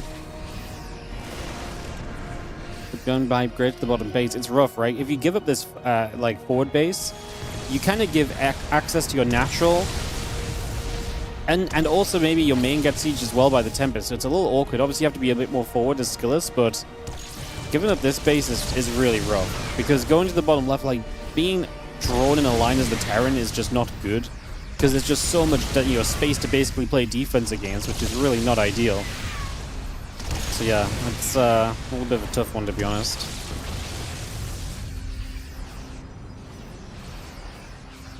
Vikings all coming up. The Ghost Academy now starting. He's been pinned back, but he's surviving. He's going to pull the SCVs away. I think that's fine. But I still think he should try and... I personally think he should still try and defend this position, unless he really thinks it's just gone too far, which maybe it has done at this point. Maybe until the Vikings are here, he really can't do enough. This Tempest count is pretty ridiculous at this stage, so he's actually going to back away now. So he's going to be backing away out of necessity. I mean, maybe you could argue that he should have backed away before. He would have lost less in the process. But I can understand why he tried to fight it. And we've seen a lot of games from ByuN on this map where he holds out a very long time, plays a lot of defense, and eventually sees it through to like a much stronger portion of the game. Yeah, SKillous is going to end up in a bigger fight now. The Vikings coming forward. There's Bioforce coming through. Do we have enough? At the same time, the Zealots are busy over on the sides. I'm just going to say GG. SKillous continues to perform. Going to get the 1-0 lead off of ByuN. Still undefeated on the day. Okay, crazy. If Skillous just goes 5-0. Skillous just goes 5-0. Absolutely nuts. Yeah. All right, Winter Madness map 2. As we head into this one for the second game. I actually kind of amazed by how well Skillous is playing. He's just playing so solid through and through, I think, is what it's coming down to as well. Like, he's playing very solid games and plans and so on.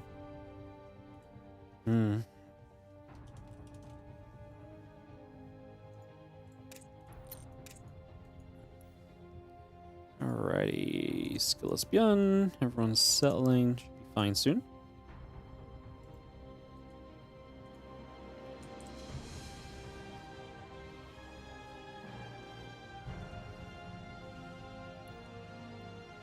Alright, we're going to ready up. I'm going to start this off. I'm going to get this underway.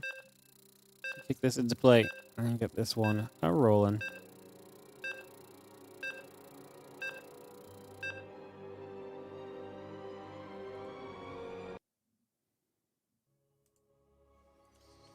Winter Madness.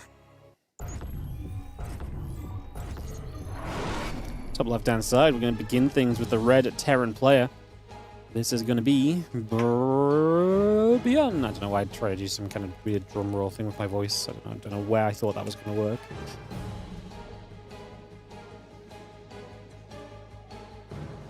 Skillous, the man he refuses to lose. On the bottom right-hand side, the blue Protoss. I'm absolutely fascinated by Skillous' performance today. I truly am.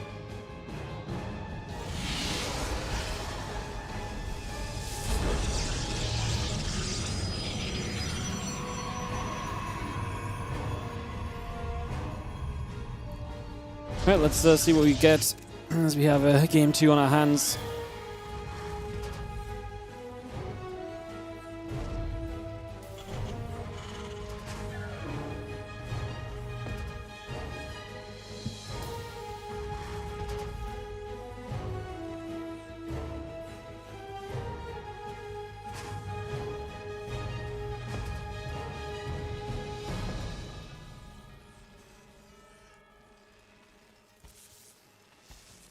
The SCV's pulling about. We do have a little bit of probe nibbling at the front on this SCV as well, just for a moment or so.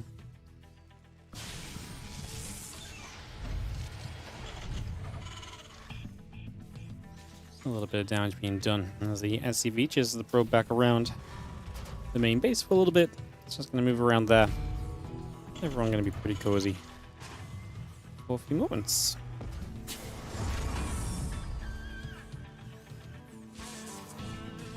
Yeah, Reaper going through, factoring the orbital command, both coming up, so we can continue to bring that into place just for the moment.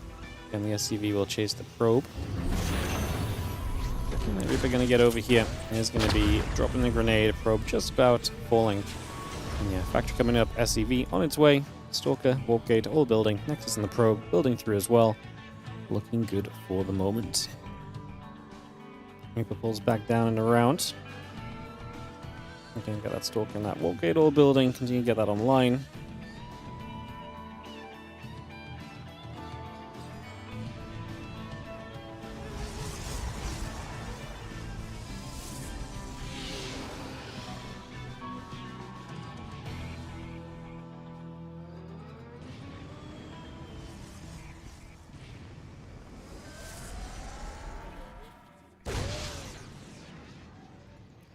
We're going about.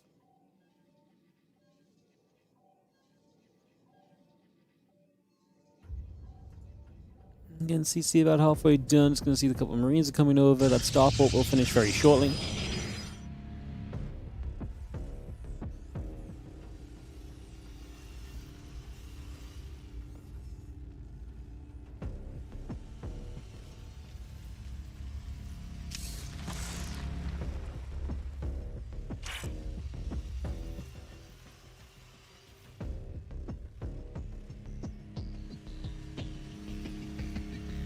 Back building for a couple of seconds. Reaper goes across, is poking, obviously just trying to find some info, trying to find some damage where possible, not finding too much just yet. Blink coming along.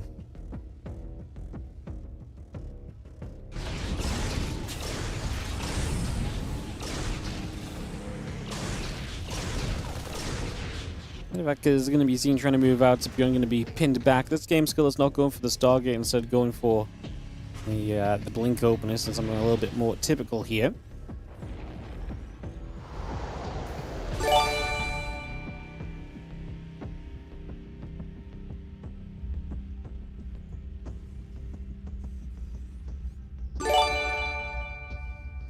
Yo, Dcash 11B on the 5 gifted subs out to SMB 833, Dad of Scary Jerry, Montian, None of a Kind, and Good Day for Guinness. Thank you so much, Dcash 11B, gifting some subs and the 24-month resub on the Prime of your own. Super appreciated. Thank you so much. Appreciate the support. Thank you for the love, man. Thank you for supporting today. Hope you're doing great. Thanks for keeping the WardiTV tournaments, such as the Spring Championship, rolling. With that support, allows us to keep putting these prize pools up for the players to compete for.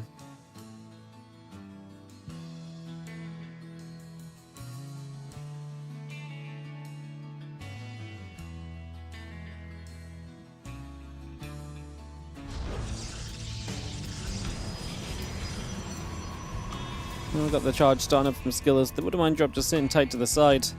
And he's going to start as a little bit of a Marine tank move out, so making a bit of a play over the other side initially.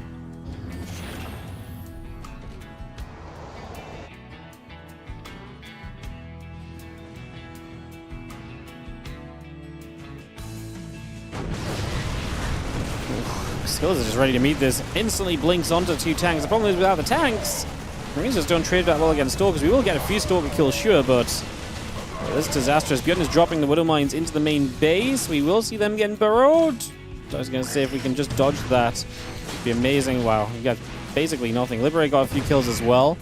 5 pros, but the entire army got cleaned up, and SKillous is already counterattacking across the other side. So he's going to have some Stalkers that are going to be able to find some good efficiency, more than likely, into the natural expansion right now of ByuN.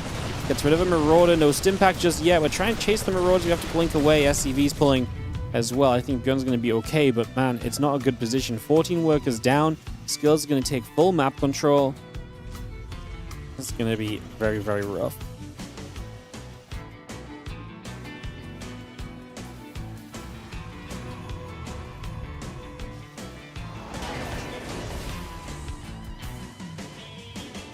Stim's about to be done. +1 attack still coming up as well.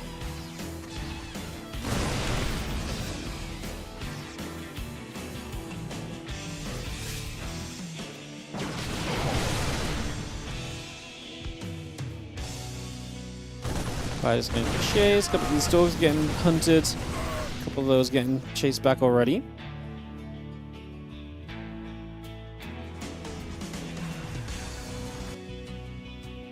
And +1 combat shield, concussor shells all coming about.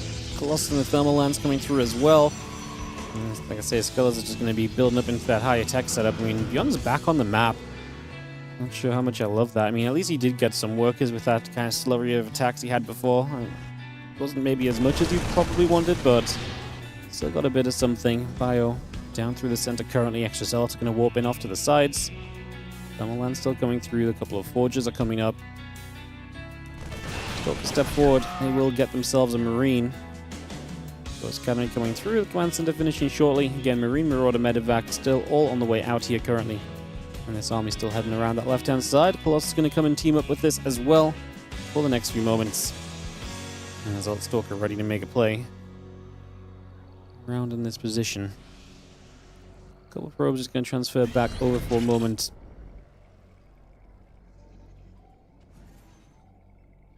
And a couple of Vikings coming through. The Marauders all coming up. That armor upgrade coming by. The Brest going to siege for a couple of probes.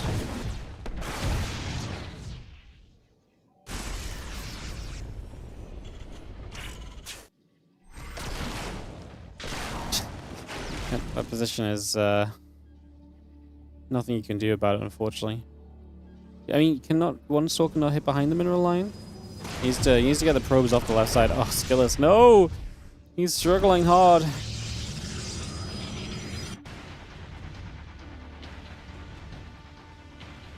Honestly, this is a big upset on his economy. Just throws him off a little bit when it was actually a very good game for him so far. I can't believe this never got changed on Winter Madness. This was being abused. This has been abused for a very long time, and yeah, it's one of those things that was just never really fixed. Doesn't need medevac. Yeah, it's where the Liberator siege. The Liberator is sieged up forward, so the Liberator is positioned itself here and siege more on top of itself than like being at max range. But apparently, it's still like a good position. Yeah, usually you see that with the Liberator and a medevac. Anyways, he will have a Stargate build and a Phoenix coming online to just deal with that. Takes a long time, but better than not dealing with it at all. SKillous supply lead is going to start setting up at the front a little bit. Oh, needs to be careful about these mines. Wants to try and minimize the splash. He eats really bad mine shots. The Zealots take a lot of splash damage. The Colossus need to come forward and hit bio units. They need to not hit the SCVs too much, because if they hit the SCVs too much, it's going to be a lot of wasted damage.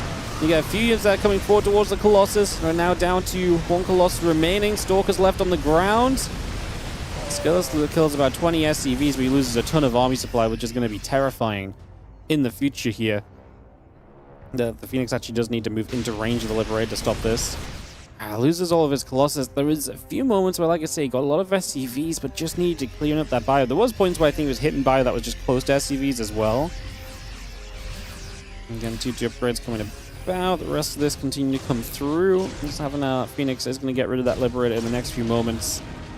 Yeah, 2-2 upgrades, Colossus on the way. A couple of gateways are building. 2-2 and that +1 ship weapon coming by as well. Vikings will gather. Medevacs will be here. And get those upgrades out and see where we can go. The extra gates will come around for a little bit.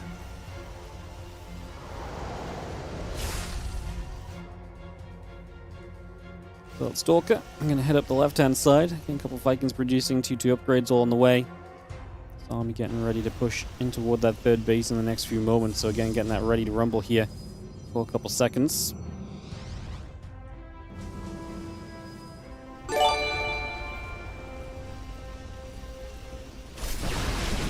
Stalker will settle down. Just going to see a little bit of the bio getting ready. The Vikings, the Medevacs will join up. Colossus holds back. Stalkers will shoot through a few times. Seeing the Zealots are going to continue forward, trying to get in after the rest of this fort just a little bit. And again, 2-2 upgrades coming through. That chip weapon upgrade coming online as well. Continue to bring a lot of this into play for now. What's up, Mika89? Thank you so much for the 8-month resub. SKillous is back to just being remaxed, and ByuN not really being allowed room to breathe in this series for the most part, honestly. He has been kept in a pretty troublesome place. Zealots, the Stalkers, the Colossus still hanging about. The Vikings going to be there. Here we go. Zealots are going to charge through. It's obviously a pretty choked up position. There's a lot of Vikings that are now going to be able to land onto these Stalkers. Is that going to be enough? We are going to land the Vikings. Like I say, is it enough? Just as we probably do, just need some help. This Colossus in the back could step forward. I just don't think it matters. A lot of SCVs going down again. And if nothing else, SKillous has already taken a good trade here, and it's going to have the economy to rebuild back off the side of this. I wouldn't even hit it. Yeah, just the Colossus there that was running away, and just we save it and make sure it stays alive. At least until reinforcements show. I mean, the next round of odds is going to be amazing. ByuN has to say GG. SKillous. Man is undefeatable today. The man that refuses defeat. 4-0, 8-0. SKillous is just playing like a god. He's dropped one map in the tournament. He dropped one map to Lambo in the group stage 1. And now he's 4-0, 8-0 with solo left to play against. Crazy business. Crazy business.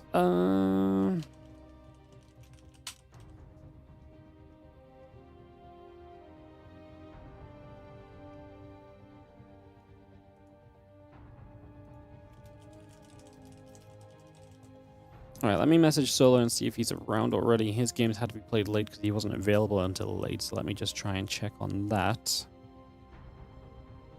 SKillous already through. Yeah, I mean, 4-0, you can't not go through on that. He can fight for guaranteed first place here, though.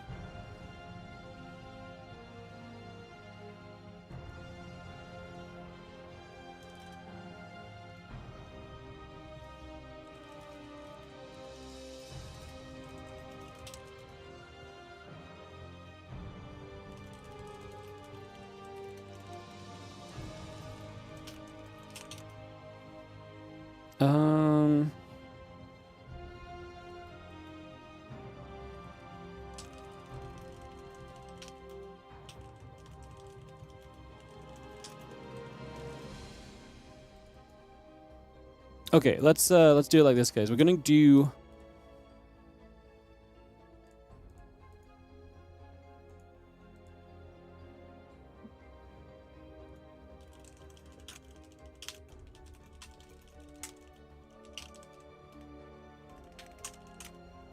We're gonna hop on over to Korea, and we're gonna do the Rogue Trigger series from replays, and then we're gonna come back and do the solo match because solo's just not ready for another 15 minutes, so we may as well just get this other best of 3 underway.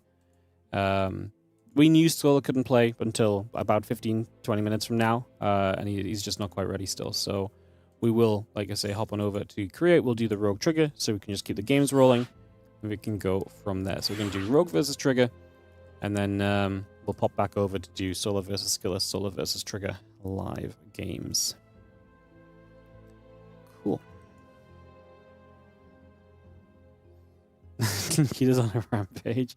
I know, man. He's just showed up. He's like, the entire tournament, he's just shown up and he's just been like, I'm just going to qualify very casually. He's just like, hey, Ward, is it okay? I might not be able to play live. I'm like, yeah, no, it's fine. You can try qualify. Bam, no issues in the qualifier. Bam, 3-0 his group. He's like, hey, Wardy, I only have 1 day I can play out of all the group stage 2 days. Bam, he's 4-0 already. Crazy business. Let me just invite Rex in. And we're going to send it into this PvZ, guys, between Rogue and Trigger. So, yeah, we'll just get this started up. PvZ BO3 coming up right now. Get this started off. So we're going to go Rogue Trigger. And then we can do, like I say, Solo versus SKillous, Solo versus Trigger, and then Geralt versus ByuN. I know Geralt versus ByuN is super long because we were delayed because of that game still ongoing, so... that's the reason we didn't do that one. When jump into something different here. That's going to be a longer series. We'll wrap the day up on that one. As for now, we head to the top left-hand side, and we start off this best of 3 with the red Protoss player, Mr. Trigger from Basilisk. Fun matchup this, as in the bottom right, the blue Zerg will be Rogue. Let me see their history. I really feel like there's a history between 2 players who I feel like should play pretty back and forth against each other. Rogue, I do feel like, has typically struggled more so in that ZVP matchup than the other matchups. Let's have a look. Recently, 2-0 GSL qualifier for Rogue, and then back in the WardiTV Spring Cup, Rogue 2-0 and 2-1 in the group stages. Back in RSL, Trigger got a 3-2 over Rogue in March, 3-0 in RSL qualifiers in February. And... yeah, they basically trade matches. In fact, what's actually kind of crazy is they only played 11 matches all time. They played once in 2024, WardiTV Invitational, twice in 2025, and then they've played 8 times in 2026, and that's their entire history of playing each other, which is, I guess, not super surprising. Trigger was a newer player, and Rogue obviously went to the military. He came back, They did not necessarily play in all the same tournaments, and they were both not players who were necessarily always making it super far, but they've started to meet in a lot of events this year.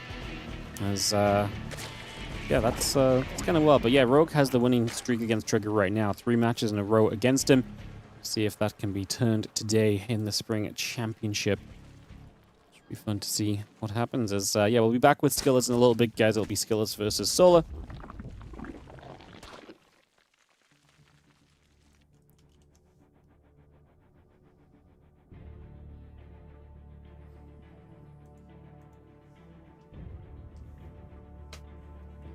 Alright, Cybercore coming up. Nexus coming through. We are just going to have ourselves the couple Lings and an Overlord already building for a few moments, so we just get that started up. And everything early game going to be pretty peaceful. It's going to be me observing, guys, because it's replays, which actually shouldn't be much of an issue apart from the fact I need to remember that I'm observing. So forgive me if I forget here and there. If I'm just following a unit expecting someone else to move the camera. Link speed is building up from Rogue. So he's going to get that link speed on the way. The Stalker and the Warp Gate will be building on the side of SKillous. SKillous on the mind. On the side of Trigger, he's going to get that Twilight Council started as his setup. So you may note the complete lack of a Stargate. So immediate Twilight Council, this 9 times out of 10 means we're just going to go for an instant Glaives. And this is not uncommon to Trigger kind of playing Twilight-based openers. He's actually played a lot of kind of very aggressive Blink and Charge kind of openers too. So we'll see exactly what he wants to do. Like I say, my kind of immediate reaction is Glaives. What are the gas counts like? 2 works in each, I think, is pretty indicative of Glaives as well. Got the Robo, so you can get the Prism. Are we Glaving? I mean, we don't have the gas to go for Dark Shrine or anything either, right? So we're Glaving. As soon as the 100 gas hits, Glaive starts. Alright, so Glaive's on the way. Yeah, if it's going to be like Dark Shrine, you pretty much keep 3 workers on each gas because you've got to build a Dark Shrine. You've got to have the gas for actually warping the deities in as well. So that all just adds up as we do see 3 additional gateways. Let's see what Rogue looks like then here defensively against a setup from Trigger that is definitely going to be one of the aggressive kind of setups that we can see. This 4-gate Glaives, throwing it right back to 2020 Katowice times, which was when this really became all the rage. And it's always been a build that's on the precipice of potential in terms of what you can do in PvZ ever since.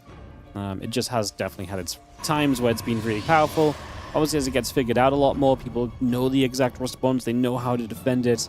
I still think it's good to mix into the series, because it's rare enough now that mixing it in here and there keeps you kind of on your toes, keeps you kind of in, you know, a funky spot, and especially in a meta where Zergs like to play a melee upgrade, it can be extremely punishing to someone who's going melee and doesn't really know what's up. I mean, in this case, Rogue starts his Rotron here at like, what, 4 or 8 or so?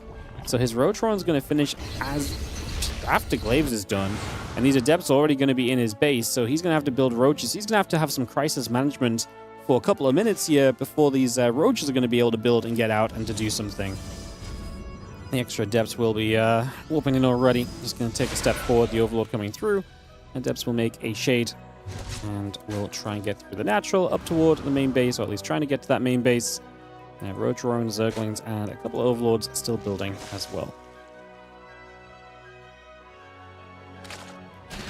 The Ling's going to run by on the other side, and that's going to be a nice start from Rogue, at least to distract Trigger a little. The first 3 Roaches are coming out. The Adepts have not been able to find much yet. This is one of those times where it's like, okay, we just cut a 36 workers, and so we built a bunch of Lings, and so we actually do just straight up have enough to deal with this. But the damage is kind of already being done, because Trigger is up to 42 workers to the 36 drones, so he's actually on an eco lead. And he hasn't lost anything just yet either, so it's kind of nice for Trigger economically. And he still has the threat of the Adepts. What is going to be interesting is A, letting these Lings back in is going to be a major issue. And B, if Rogue just sends a counterattack here, there is a possibility that, especially off of damage like this, that this can go very wrong very quickly. I mean, this damage is going to put Trigger into a much more difficult position. He's going to lose a pylon powering 2 of his gateways. And yeah, Rogue is definitely looking to attack because he is just building Ling Roach. And it's going to be a significant time until we have anything more meaningful up in this game. We have 1 Immortal. But 1 Immortal backed by a bunch of Adepts, which are... Oh, no! That's not meant to be a finished Shade as well. That's also a mistake from Trigger, I'm pretty sure. If you're going to finish that Shade, there's no way you're still on move command after. As now Lings, Roaches, and Ravagers on the other side are going to be annoying. Like I say, the gateways were depowered for a while, so that's some missed production time. And unfortunately, this game is going to be, I think, in the bin for Trigger very quickly here. This is one to put behind you and to sharpen up from in game number 2, because, yeah, this was not Trigger's best performance. Very plain and simple. I think we can very comfortably say that we expect more from Trigger. And these games happen. You know, sometimes once one thing happens in the game, is just that knock-on effect of one thing then the next. But yeah, this is very much so a case of GG, go next, because we are dead. Ling's getting in multiple times. The Adept Shade goes off when it shouldn't have. Just everything just does not line up for you here, especially when Rogue has been very decisive with his all-in and deciding to be super aggressive into you. GG. Alright, we will get straight to game 2 then, guys. It's going to be Tourmaline for our second map. We can go straight into it. Perfecto. I'll snooze the ads, though. Are they on max cooldown? We can get this hosted in a moment, guys.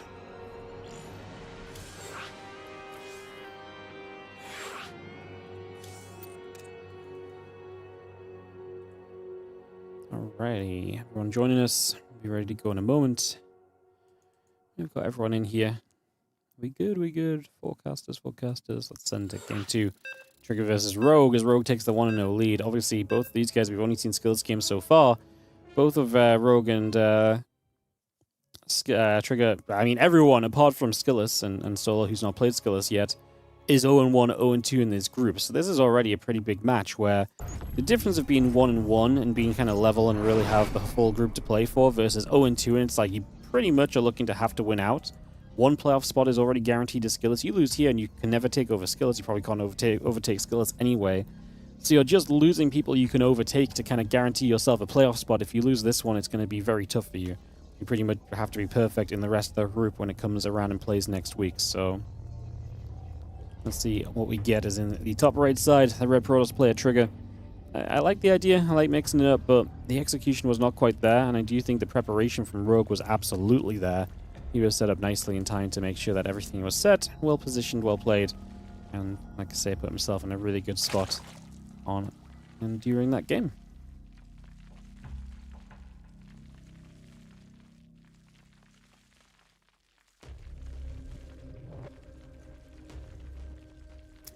Rogue says game 2 with a 1-0 lead is proxy hatch territory.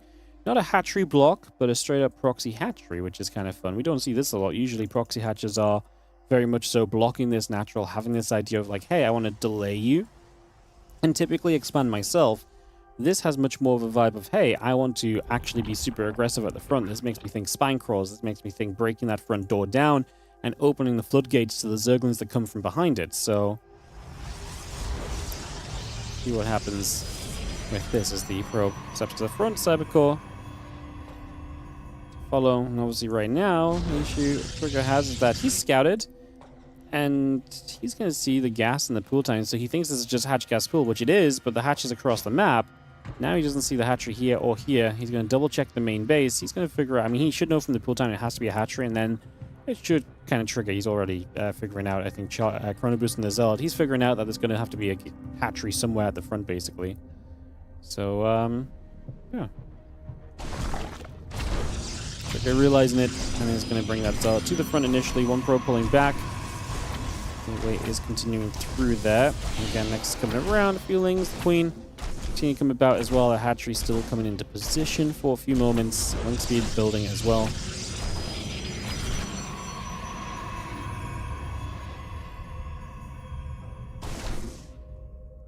So it just goes swinging. A couple of those Lings going to get jumped on for a moment.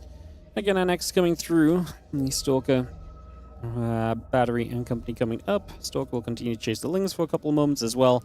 Just going to see those Lings continue to move around as the Queen will fight that Zealot.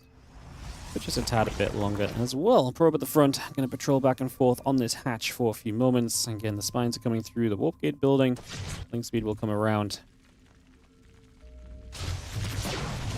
I mean, this is exactly what we thought it was going to be. Spines looking to break through the front door. I think the best defense against this is just gateway units. They're faster build. Stalkers are very powerful against the Spines. You don't have to overinvest into tech and wait too long for that to come online, and then you can just invest into a lot of batteries behind it to keep your units nice and healthy. See how this goes. Obviously, if you have the Zealot out to help you against the Lings, the Stalkers should be pretty fine, and you just need these Stalkers to be healthy so they can fight the Spine Crawlers. The Lings buy time for these Spines to start burrowing, but the extra batteries finishing already to me means that we're going to be okay here. We're going to transfuse this Spine Crawler that's still burrowing up. And that Spine Crawler does not go down just yet, so it is going to live for the moment. As a couple of Lings get dealt with, we'll step through. We try and find ourselves by killing the Spine. We don't get it. It's a trigger. You can tell he really wants it. Halving the damage output of Spine Crawlers at the front would obviously be huge here. As the Lings are just going to run on in. Just going to be seeing the Pylon. The Spine Crawler pushing further up. The Pylon could be a big target, though. It's only one Pylon target powering all of this at the moment. The Lings are going to put some damage out. The batteries are going to be working overtime here. A lot of Lings going down. I think Trigger is holding on to this. Next Stalker or two popping out. Won't get Nelly done as well. And we've held the front wall during all of this, most importantly. If you don't hold this wall off and you lose your production, it becomes so much more difficult, because then continuing to rebuild becomes an absolute mess.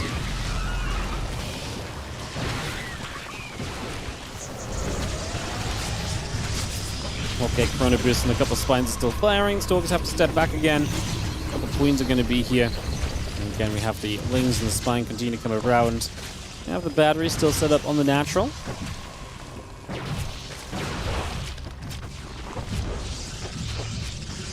Spine's just going to go poking away. It's kind of funny, but the thing is that the longer this goes, the less effective the Spines are. Eventually, losing these gates may not be super terrible for Trigger either. Obviously, you want to save them as long as you can, but losing the gates is going to open up the space for you to move through, and then the Stalkers might be able to step into these Spines more comfortably and actually get the kills on them. We've already got a good Stalker count now, so starting to do this is not a bad thing. Batteries are going to hold strong again for a few more moments. Back onto the Spines. Cybercore starting to forward, building a new gateway, a new Cybercore on the high ground, so we're looking to replace what we've lost / are losing. We get very close again that Spine now. The Lings are going to have to be a lot more aggressive in trying to deny this. As they keep trying to push up at the front here. There goes the Cybercore, but like I say, new one ready soon. A couple of Zelds would not be a bad warp in if you have to warp in right now anyway. And like I say, this battery wall is just holding strong. There goes the other gate. Yeah, production is now a bit of an issue. We've got one warp gate, second gateway, morphing into a warp gate, so we're still at 2 gate Protoss. And like I say, we preserve enough Stalkers that we can still poke through those Spine Crawlers, and shots on them getting very low. The Spines need to probably move forward. Right now, they're not doing anything apart from stopping you stepping forward as the Protoss, but that's fine. Because if you're stepping forward, you're looking to hit those Spine Crawlers anyway. 2 new Spines are ready. And burrow those up. I think it becomes a bit more of a priority now from Trigger to actually target down these Spines and trying to work through this. Stalker's going to go the other way. A couple of Lings getting picked off. Spines will stay burrowed. Pull back again. Another Stalker or 2 getting warped in. Lings going to run forward. Again, these Spines are just not backing up these Lings when the Lings run in. The Spines kind of need to be here, so that when the Lings run in, the Spines are still kind of involved. The Stalkers can't fall that far back, right? Because then they end up in this massive mess of batteries and they get out of reach. This has just not worked for Rogue. And that is going to be GG's, as they're going to get tied up 1-1 in this best of 3. Alright, we go. The distance in this best of 3 PVZ, and we will head ourselves into Tyto Citadel for a deciding map of this series, guys. So we'll get this kicked off and into play in just a couple moments.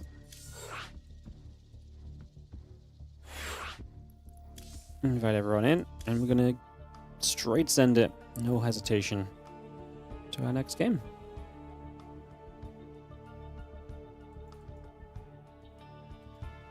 Perfect. Let's do it. Nice hold. Nice hold, Trigger. Sign it up 1-on-1, and like I say, what is a pretty important match of this group. 2 playoff spots remain for Solar, Rogue, Geralt, ByuN, and Trigger. Only 2 of those players will be able to advance. Tell you what, if Solar beats SKillous, he's going to put himself on a big leg up over the entire rest of the group as well. If he gets the win off the guy that everyone else lost to, and there's no guarantee that's going to happen, though, right? Like, SKillous has been playing well enough. Maybe he just bats Solar down as well. Crazy business. Bottom right side, red Protoss player is indeed going to be Trigger. Top left, our blue Zerg is Rogue. 1-1.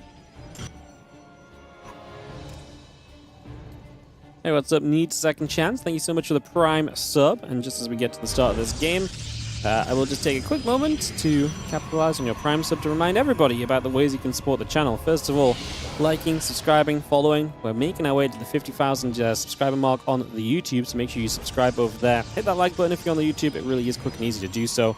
And of course, following on Twitch has that exact same effect. Secondly, obviously the Patreon page, patreon.com/WardiTV. 100% of anything pledged on Patreon goes directly into StarCraft 2 tournament prize pools for the WardiTV 2026 series, such as this WardiTV Spring Championship. So if you're enjoying what you're seeing, you want to support more of it and want to guarantee that your money goes into the pockets of the players giving us these great games, you can do so on the Patreon. Again, that's patreon.com/WardiTV. We also have new WardiTV merch available if you want to check that out. ! Merch. Same deal applies. Any profits from merch go directly into the WardiTV 2026 series prize pools. So anything, you can get yourself a cool t-shirt or hoodie. You can get yourself a cool t-shirt or hoodie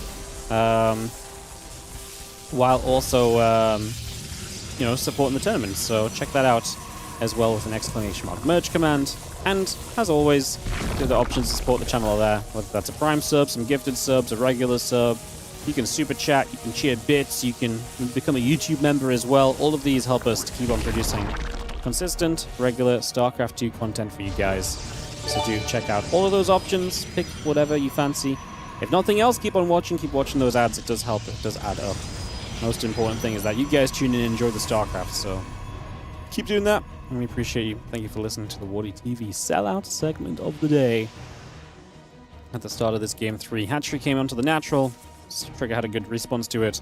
Evo Chamber to extend the block. Got cancelled as well. And so a few minerals down. But slowing the Protoss a little bit. As the Milkman Z, thank you so much for the Prime sub. And also Anonymous on the straight up donation. £15 and just says money. Thank you so much for the money. That works too. Straight up donation. Just as effective. Thank you so much. Appreciate the support. Appreciate the generosity, guys. Thank you for subbing. Thank you for donating. Thank you for checking out. And like I say, just listening and just watching. Appreciate you guys big time as we continue our way through the Spring Championship, our second major event of the 2026 series. Summer Championship coming up this summer. Some events in the fall. We'll round out our circuit before the end of year championship in December. Gonna be a good time. Depth coming around. The drones coming through. It's gonna be coming over for a couple of moments.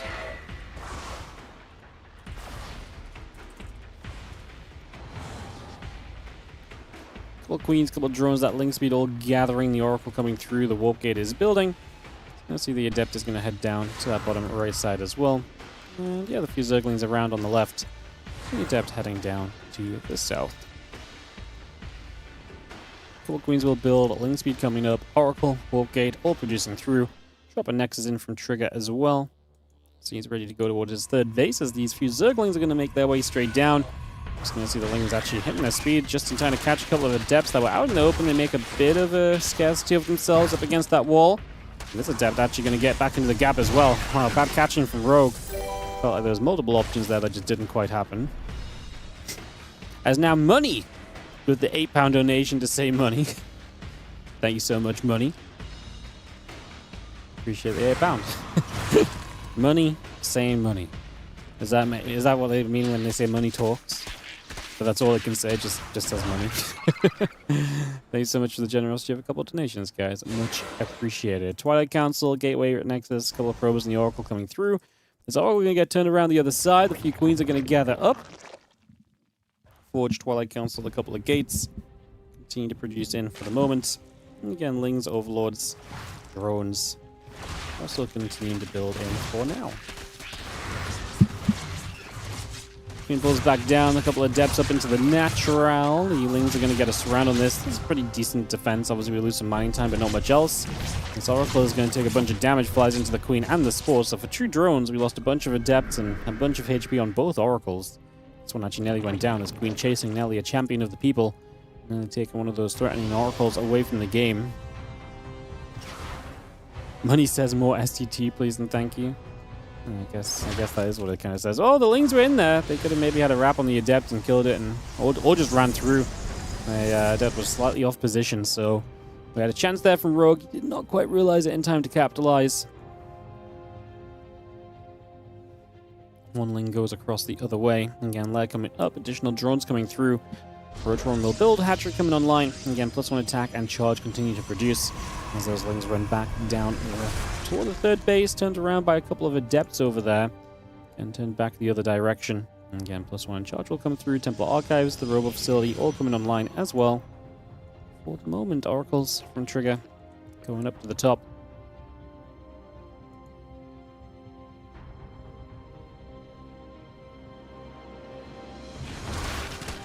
He's going to get a little wrap around. That Adept going to take a bit more damage. He's going to go down already. He's back into this third base location. Just going to see the few probes pulling through. Ling's going to turn around again to try and deal with this a little further. Robo Facility, the gates, charge from the +1, all continue to come about.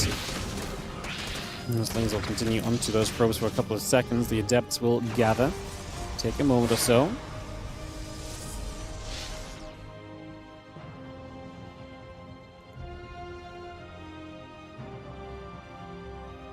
Melee upgrade, Roach Speed, Spire coming through. Seeing the Spire come about, just going to see those few Lings still poking at the front. Adept at the front going to take some damage. Another Adept warping in. Lings will continue to push their way through this, trying to find what we can. As we are going to still try and make our way to the front there. A couple Lings pulling back toward the Adepts. Just going to see them turning around the other direction. It's going to keep moving through. Again, Melee upgrade and Roach Speed all coming about. The Spire is going to come into play as well.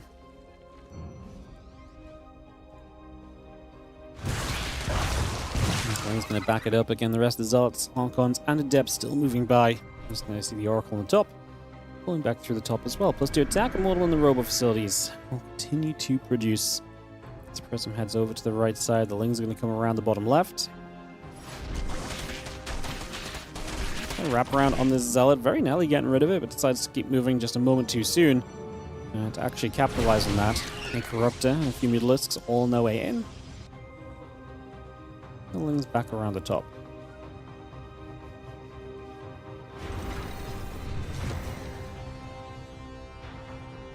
$10 meters coming around. The melee upgrade is building. The Oracle just going to be there, chase that those few Lings around for a few moments now. Again, double Robo Facility coming about. Immortal, Stalkers, +2 attack and Blink, all building through. Those Oracles and those Archons able to get rid of a few more Zerglings as well. It's doing a very good job of things there. Meters will gather onto those Zealots.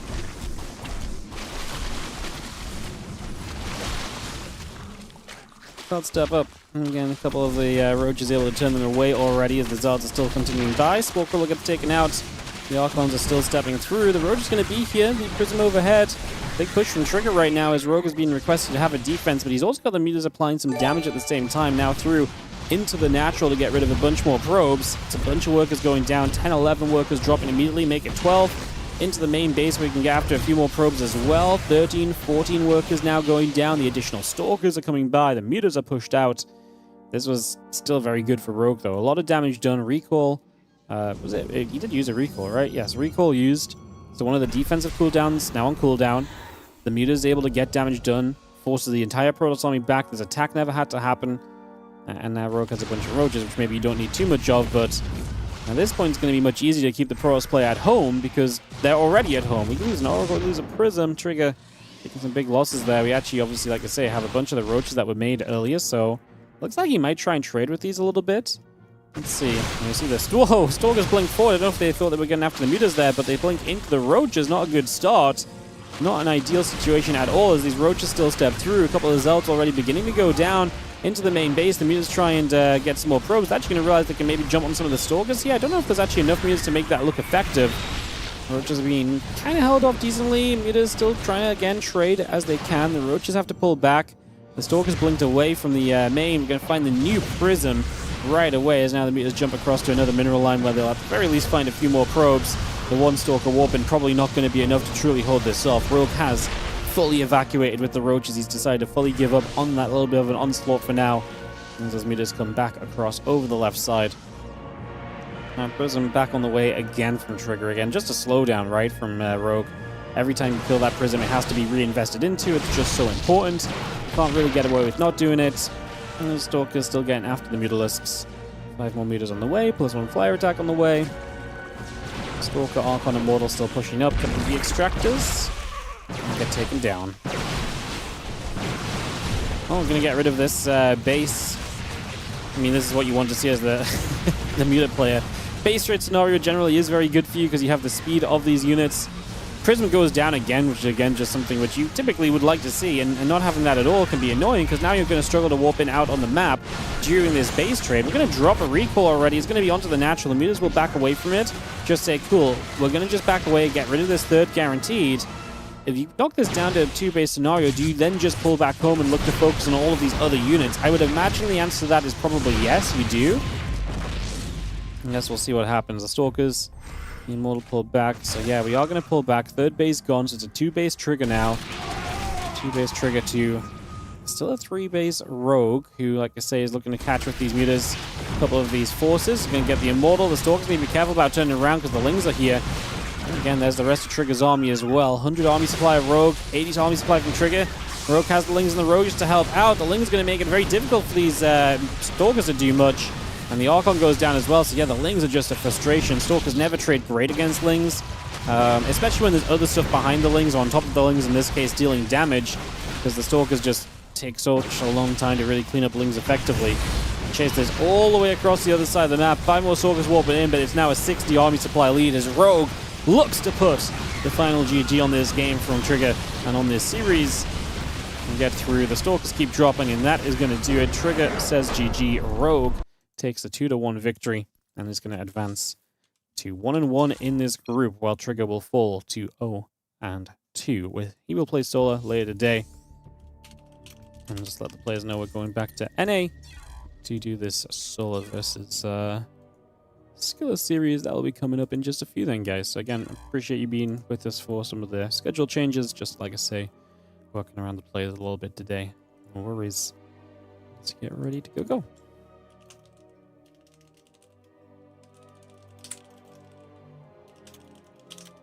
All right, countdown will start soon. Videos will begin. What's up, Talk MC? Thank you so much for the Prime sub as well. Thank you for supporting the channel. Thank you for using your Prime over here on WardiTV, helping us to keep cranking out the StarCraft. We appreciate you. So it's going to be Solar versus SKillous, Solar versus Trigger, and then we round the day out with Geralt versus ByuN, as Geralt and ByuN will be looking to dig themselves out of the 1-0 hole. Solar, obviously, he's 0-0 right now. First match from him. Can he be the one player to finally not just beat SKillous, but even just take a map off SKillous? Again, SKillous having a generational kind of run today. He is popping so far.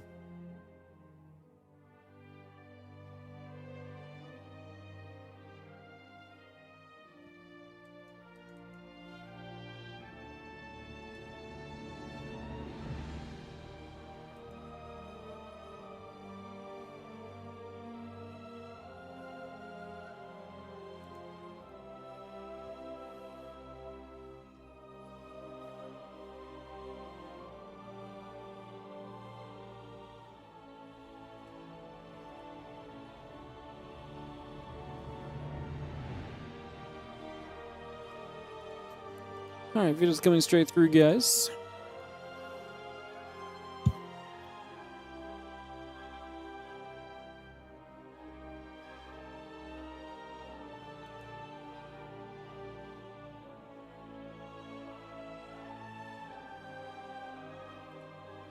$10,000 feet can be map 1. Solar is going to take serve preference for this opening game.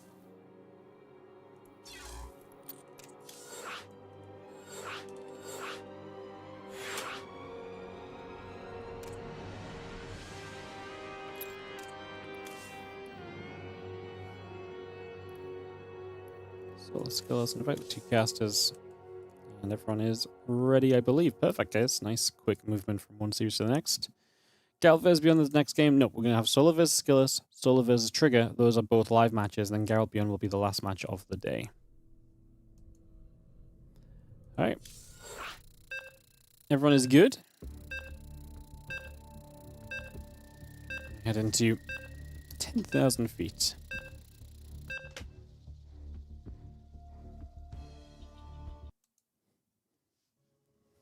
Yeah, we had some scheduled shifts today, so Geralt versus ByuN was meant to be Series 7 on stream. It's now going to be Series 8, just because we did the Trigger versus Rogue match while we were waiting for Solar, otherwise we would have just had downtime. So I appreciate today's been a bit confusing schedule-wise, guys. We're kind of hip-hopping around everywhere. It's just the way that's gone with a couple of the players not being available immediately. Like I say, some of these things the players let me know ahead of time that they wouldn't be here until a certain point, and we scheduled around that. It's just sometimes it doesn't matter if you schedule around it, you still end up in this position where it's like, okay, well, you know, games go quickly. We had some fast games at the start of the day. SKillous 2-0 and everybody's, you know, sped things through a little bit, so...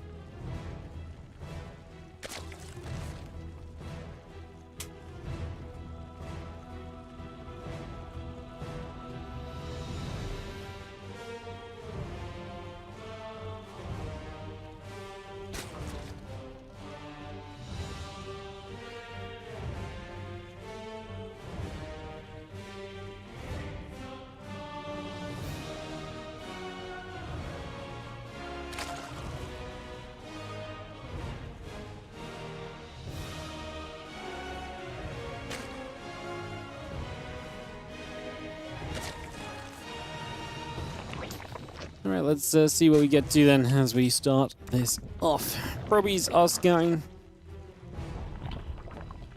Let's see a little bit of what's going on initially. Too crazy to begin with. There's the hatch gas pool. Hatch gets down on location, which is nice. Nice little bonus just to start us off. And yeah, we get this underway. Let's see where we get to as the Nexus continues about for a few moments. Bring that into place. Probe getting chased around by a drone or two.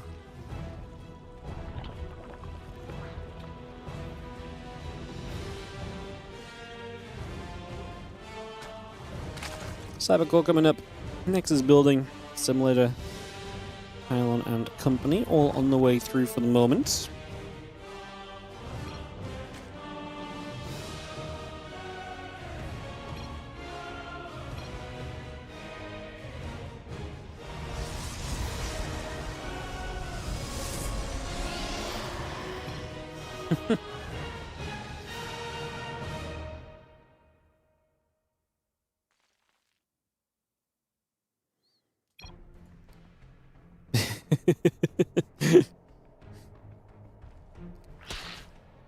It's not a hero wall if it's not left open, to be fair.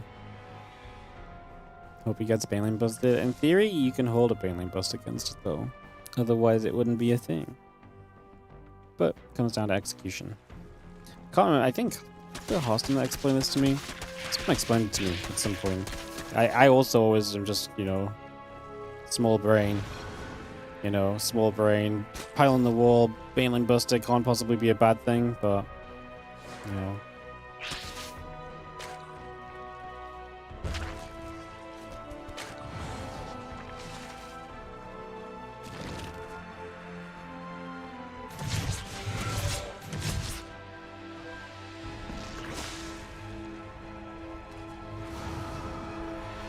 Things are coming about. Just gonna see the drones and the hatch continue to come through.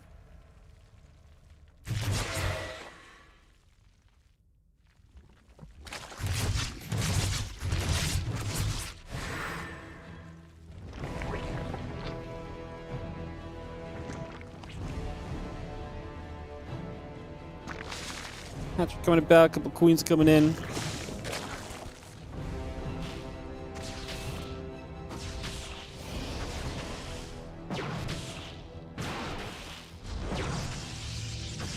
What is going to go down? So it's going to be picked off already.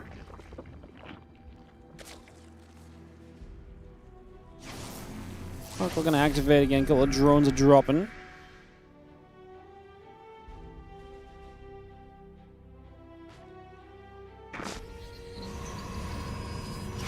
Thing's actually going to run in. Well, there's the wall already. Let's see what's going through. It's going to be seeing the melee upgrade coming about, the Twilight Council and company coming around for a little bit. Skills gets the lings. He's like, see, I wanted them to come in. You know, free kills.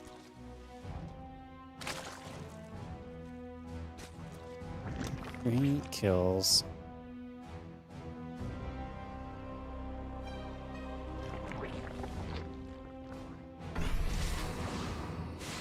Revelation coming down again, melee upgrade coming up. Blink is on the way through, a couple of gates in the forge on the way by. The Oracle's going to step across as well. Now we're going to have these adepts. Going to be able to get a drone or two here. Didn't get the target fire for the second. Maybe he was too far away. As the adepts will walk to the high ground. They're shading. 2 adepts get out of here alive at least, which is nice. Well, alive, but all back into the third base. They're not going to get out alive, but they get 2 more drones, so... You also deny a bit more mining time, right? The entire drone line pulls off there for a few moments. Going to take a few seconds for them to resaturate properly, so... Get some damage. Get some damage. Equal work count, equal army count. I don't think you can be too upset as this from Skillous' point of view. The Lings are moving into a melee upgrade, so they will have that on their side, and it's against Blink Stalkers, so Solar generally likes the direction of this game, I would imagine. I think that part of this looks pretty reasonable across the board at the moment. Melee upgrade coming about, that Spire coming into place. +1 and the Blink continue to come through.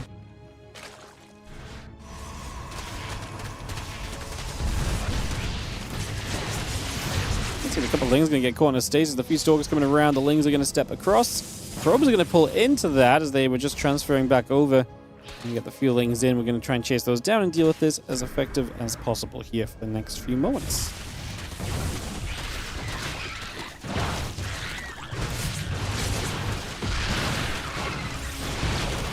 Stalkers. We'll fight against these few Lings again.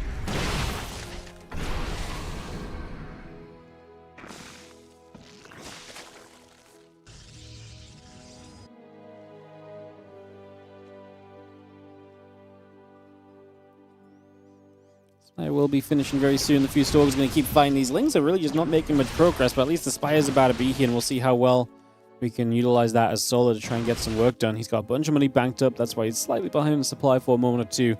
Now the mutas are on their way. Let's see how well Skillous can deal with this. So far, the defense has been very solid. Stalkers and the Oracles will join together.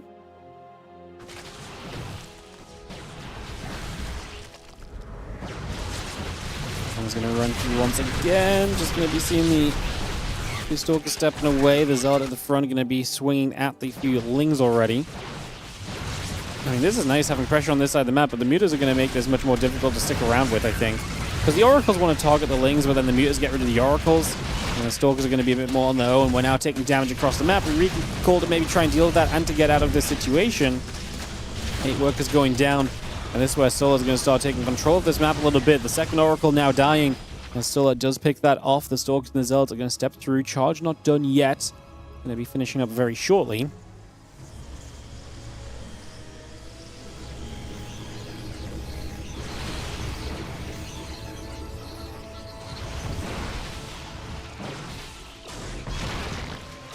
As will come through. Stalkers and the Phoenix is going to be there. A couple of those meters go back the other way. Hydra Den. Main Nest, Hydra Den all coming up. So we're going to see that transition. Noctur's going to double down on just pure muta production from here on out, which I think is sensible. I think Skillous still has a good amount of stabilization he can do. So I think getting into an army that can maybe capitalize on the position you've put yourself in is not a bad place to be as Solar at this point in time.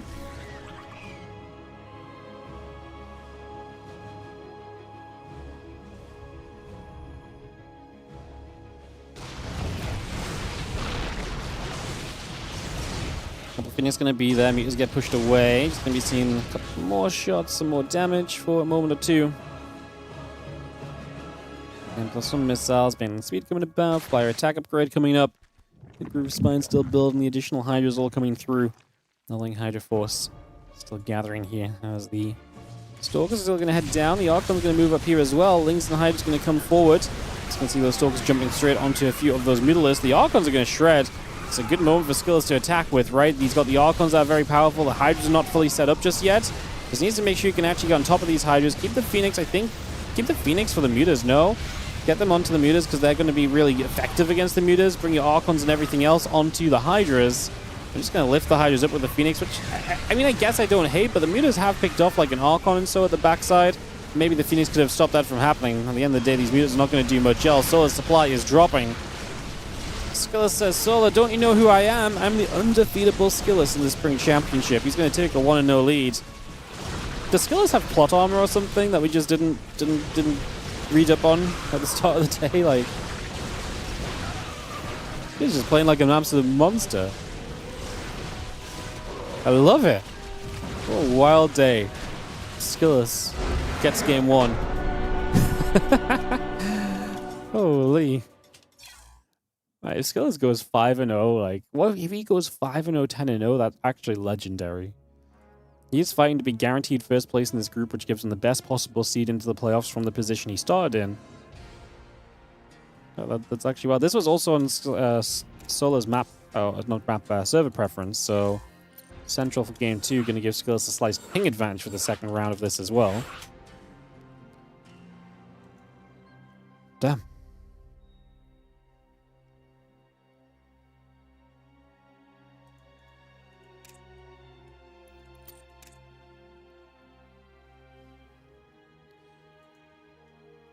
Go ready? Go ready? Let's do it then, guys. This is SKillous' 2018, you're calling it, you think? Man, pretty crazy. Why not a few roaches in the front? Did he have a roach roar? Did he build a roach roar in this game? He didn't build roaches at all, no. I mean, he just got hit at a bad time. He's trying to transition from like Bling Muta into the Hydras and so on. And he just gets hit at a moment where the Mutas aren't upgraded, the Hydras aren't upgraded, the Mutas do not keep enough control on the map. So SKillous finds a way to get across and just hit it. Well, really was a very, very solid time. Yeah. Had enough for Phoenix, but not too many.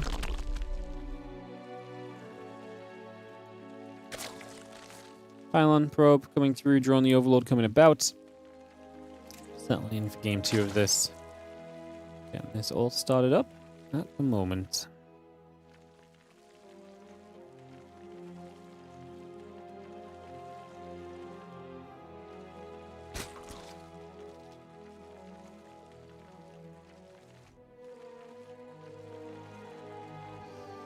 Assembly coming through, hatch coming up. Got ourselves establishing here on Ruby Rock. Can Solar destroy this perfect group stage 2 of SKillous? Can he even just a map? Even just a map to ruin his map score. I want SKillous to do it. I want to see the 5-0, 10-0. I want to see the monster mode into the playoffs. It's crazy so far.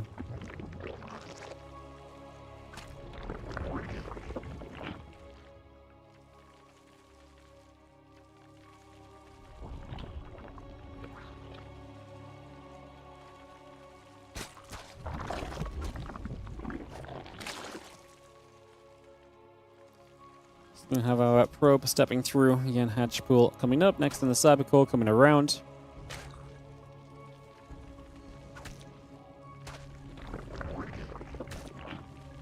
And that drone's going to be there. Probe gets pushed away.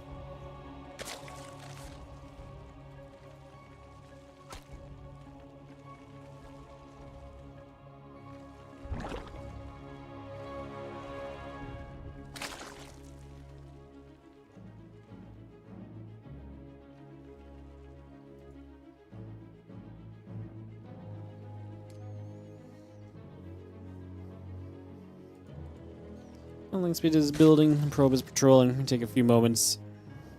SKillous really chose violence today. Yeah, he chose violence against everyone in playing against him.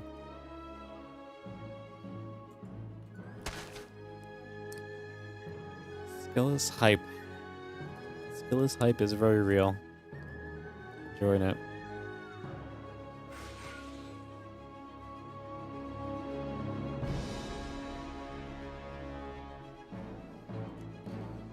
Well, Link speed coming about, hatch coming over, queen drone over, queen couple drones and an overlord coming about. Stargate is building as well, so we get that all going.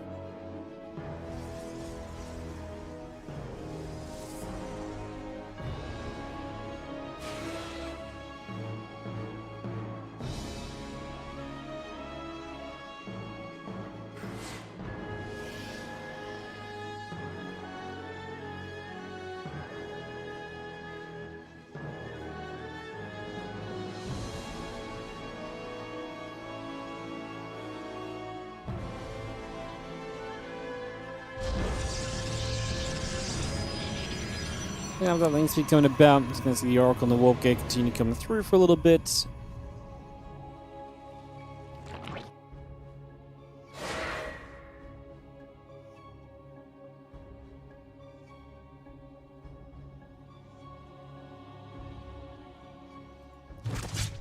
going to be there.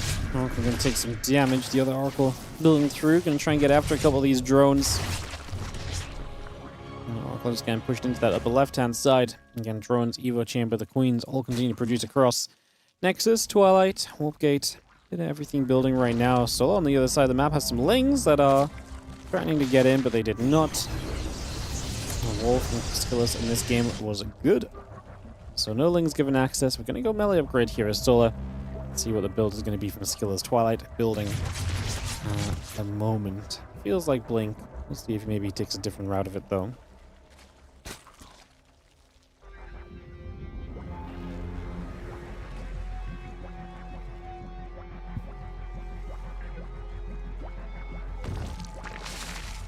Nexus, a couple of gates continue to come by.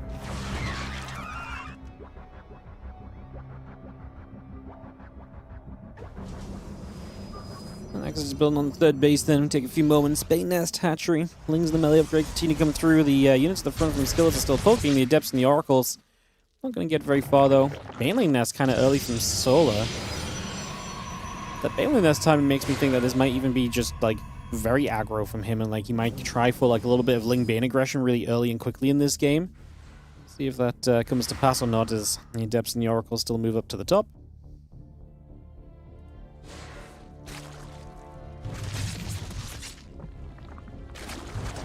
Adepts will just shade, having the Queen going to be taking some damage. The Queen's gathering together, the Oracle's looking to get around and help out as well. The Adepts are going to shade back a little further. Stasis Ward is going to complete and just going to keep those few Zerglings away. Stasis catching for a second or two. Lings on the other side are going to get picked away at as well as the warping comes through. Don't think these Adepts are going to do much more. I was going to say there's one Queen there that's kind of low. Maybe if the first volley had gone on that Queen, the transfusion would have missed. But obviously the Lings stepping up. I mean, honestly, just slowing down Ling count is not a bad thing either, right? These Lings are trying to get to melee upgrades. The more Lings you kill now, the less Lings is going to be on the map to deal with the Blink Stalkers, and so as that Blink comes through. The Bane Nest is not being used for anything yet. Maybe in fast Bane speed once the lair is done. He immediately builds Hydra Den. Might have just been a precaution in case because he didn't quite know exactly what was going on. So just in case it was like a lot of Zealots / Adepts, having the Bane Nest is cool. Now he's actually just going to go missile upgrade, and looks as though the focus will be on the Hydra Den. And like I say, it's still not even a Baneling speed upgrade on the field just yet from Solar. So missing that at the moment. Charge and the +1 starting, and the Temple Archive is building. Third Nexus is up. The Ling's going to try and run through here. Battery is going to be very useful, but it's going to get jumped on pretty quickly. SKillous had to pull the probes to deal with that. He's now also poking across the other side. How well are we going to deal with these Lings? Pretty well, no. Zealots are going to do okay. We've killed 5 drones here already. He does lose one of his Oracles. However, SKillous is going to be able to step away with these Stalkers very soon and should be able to get away. This is a moment where you've got to decide when to get away here with SKillous. Like, there's a moment where you kind of stuck around too long, and these Lings coming back from the other side kind of punish you a little. Going to run off creep, and apparently for now at least the Stalkers are going to survive through. Storm on the way. I think that SKillous is able to do so much with this still, though. Actually feels very good for him. And there's a +1 in the charge continue about. Robot facility about to finish as well.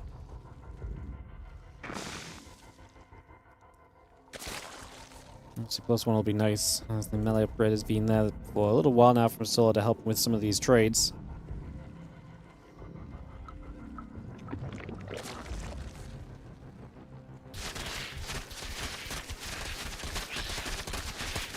Hydra's just going to work through those rocks. Storm and the +1 armor upgrade coming about as well.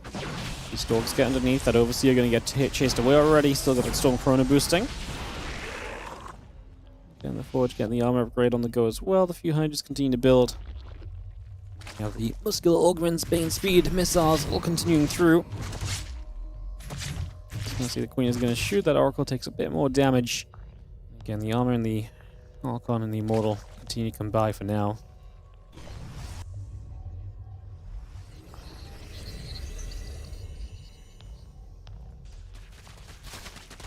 Hydras and Lings will just knock through these rocks. Open up this space over to that right-hand side. A few more Lings already morphing into Banes. 11, now 22 Banes, so in different places. But yeah, that Bane aggression, I imagine, is going to start heating up a little bit in this near future. So Bane's still morphing, +2 missiles coming through. So a couple of Zealots going to run in. Getting off a Zerglin already there. The Zealot's now going to take a dive toward this hatchery. Ling's going to run through. Hydra's going to be here. Bam, bam. Both those Zealots go down immediately. Nice grab, nice kill. As the Hydras look to get underneath that prism, and that is going to get picked off. Nice catch from Stola. Removes some of the aggression that SKillous has available to him. Now these Banes roll in. Has 2 left, which is a dangerous number. It gets to 11 in total. SKillous has to play defense on the left side at the same time. He's caught up coming out of his natural. Uh-oh. His High Templar just in all the wrong places. He needs these High Templars to start doing something. He throws the Zealots at the Banelands. He has Storm. No, SKillous. Does he not have Storm? He has Storm, no. He could have absolutely stormed these Banes. Well, no, he's just out of position so much, and I think he's... I mean, maybe he felt like he needed to preserve Storm for the Hydras, but I think there's a point where you just need to drop the Storm on the incoming Banes, because that would have been much better than throwing your 6 Zealots into the Banes and losing any kind of Zealot presence you have. Solar gets a map off SKillous. It took 10 maps, but we finally have SKillous dropping a map today. And Solar puts an end to the perfect run in this second group stage for SKillous. And map 3 will be Old Republic, and we'll get straight to it, guys, to try and figure out what the final scenario is going to be here for SKillous in this group. Will it be 5-0 first place? Will it be 4-1?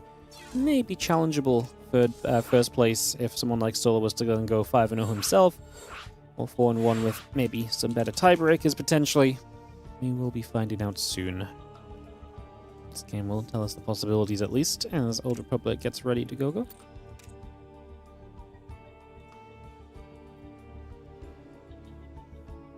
Can't believe they pushed out a whole patch just to nerf SKillous. Ready to SKillous, and waiting for Stola to give us a ready up as well. Ready, GG's, and go. Let's start this off.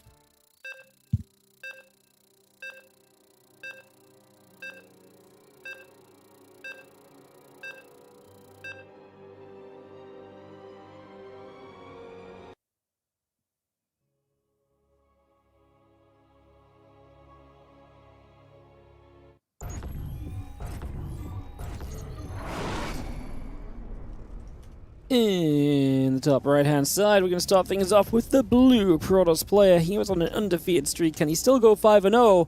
Or will he be halted here? It is going to be SKillous in the top right-hand corner. Now brought to a Game 3 for the first time today by Solar. The red Zerg in the bottom left. Again, he'd be in a great position in this group if he was to win this, because then he's the only guy to have beaten SKillous. That gives him a leg up on everybody else, right?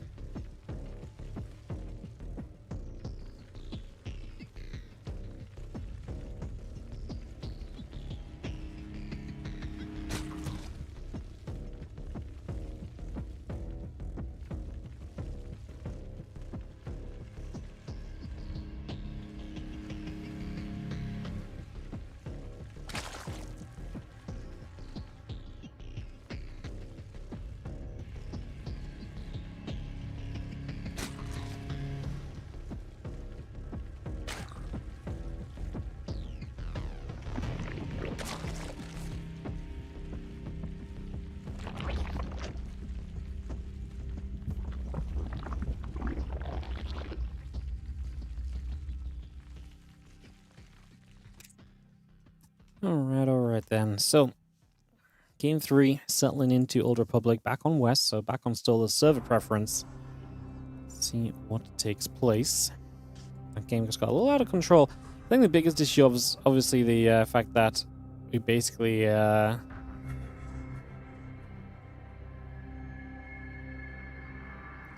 think the biggest issue is just that the being out of position towards that last fight. I think there is a way for SKillous to defend on that fight, but he got dragged to the right, dealt with those Banes, took a bit too long, and by the time he was dealing with them, he was just out of position for the big attack on the left side, so...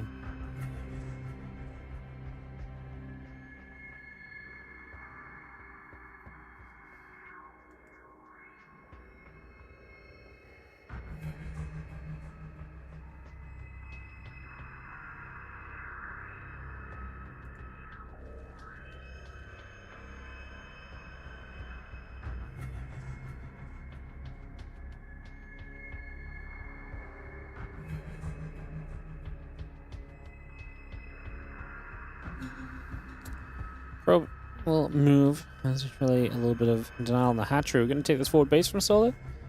Looks as though he will. Probe trying to check if it's there.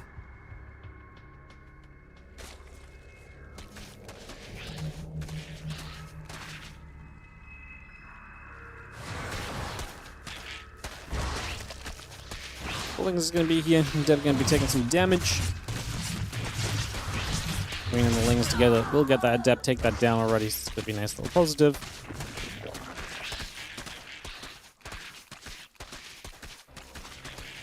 Gonna see these couple Lings still gathering up for some rocks. So, and Adept goes down only for a couple Lings. Not exactly the greatest of deals. Early from skills, you typically want a bit more out of your Adepts. As we'll see probes returning from scouting. And skills settling on his 2 bases. The Oracle pops up, the Warp Gate and the Adept will continue through. The Gateway and a couple of probes continue to produce through from skillets as well, so we get that straight on the way. And a couple of Lings, the Queens and the Drones still building by.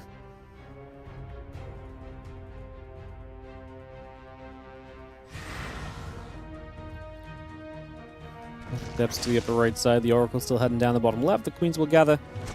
Going to be there to push as the Oracle takes a few more shots of damage already, so a few more hits coming in. And the Oracle is going to be finishing very shortly. The Warp Gate is about to be done.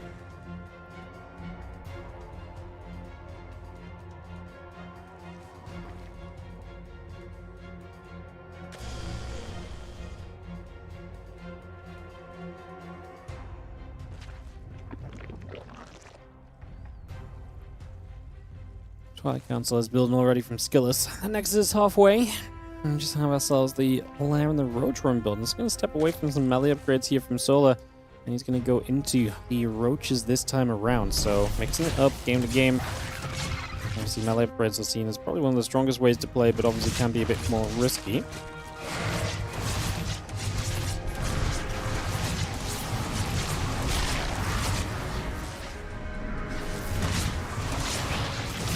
Oracle taking a few more damage. The Adept's going to step through there as well. Now a few drones looking to get down to the low ground as well. And the Adept's going to shade away once more. We kill a couple of drones, which is not bad. But most of these Adepts stay alive. You force units. Especially right now, you're forcing Lings, although it's Overlord speed, so it looks as though we're going to be kind of aggressive here actually as Solar. Well, will we be prepped as SKillous adds 3 gateways, so he's going to go to 5 gates pretty quickly. No Forge. If this is aggression from Solar, I think SKillous is setting up well to deal with it, right? Because he's essentially going to have a lot of units and not the investment into upgrades and kind of the future of the game, which we might not fully get to. So I actually think this part might be looking good. He's dealing with this run by well. He's not letting that do too much just yet. Yeah, this attack from Solar is going to be coming now. Blink's only halfway done right now. Like I say, I think sheer number of units from the 5 gates is going to be nice, but those are a couple Stalkers going down already. Oracles will activate here. 2 Stalkers, but we get a lot of Lings. I feel like every Stalker matters for a lot right now. Resource loss favors SKillous. It's just, you want that Stalker count to be high to truly help defend this. That said, the Ling count being low is going to help too, as the Oracle's now going to see what's going on. These Oracles are low, by the way, so we're going to lose one of them as the Queen's dropped out beneath them. Drop a lot in the main base, and that's why it would be nice to have these Oracles still very healthy. Then you can deal with this a bit more comfortably. Batteries are going to start. Skills didn't see this until quite late. There's that one Oracle. Doesn't have the energy. Okay, it actually has like 40 energy, so it's probably going to be fine. We need this Blink to finish. Blink is going to make this such an easier situation to deal with. It's done in a few seconds' time. The Roaches and Ravagers start a fight. Corrosive Bowels onto one of the batteries. We can now blink the Herd Stalkers away. Get them behind some of the stack defense as well, so the Lings are going to get a bit more clogged up. The main goal here from SKillous is if we can just make our way through the Lings. The Roaches and the Ravagers are very manageable by the Stalkers. Corrosive Bile on the top side we dodge away from. Actually let the Lings get hit by that Corrosive Bile instead. Nice blink on a low HP Stalker here as well, and it looks as though we're good enough so far. Stepping through a little bit of an awkward step as the Ravagers and Roaches grab on one Stalker. Now we blink through though, and actually going to chase these units down. The confidence of SKillous as he shuts this down and turns this away. Solar is unsuccessfully able to break through that position. A couple of Ravagers now going down. The Lings show up.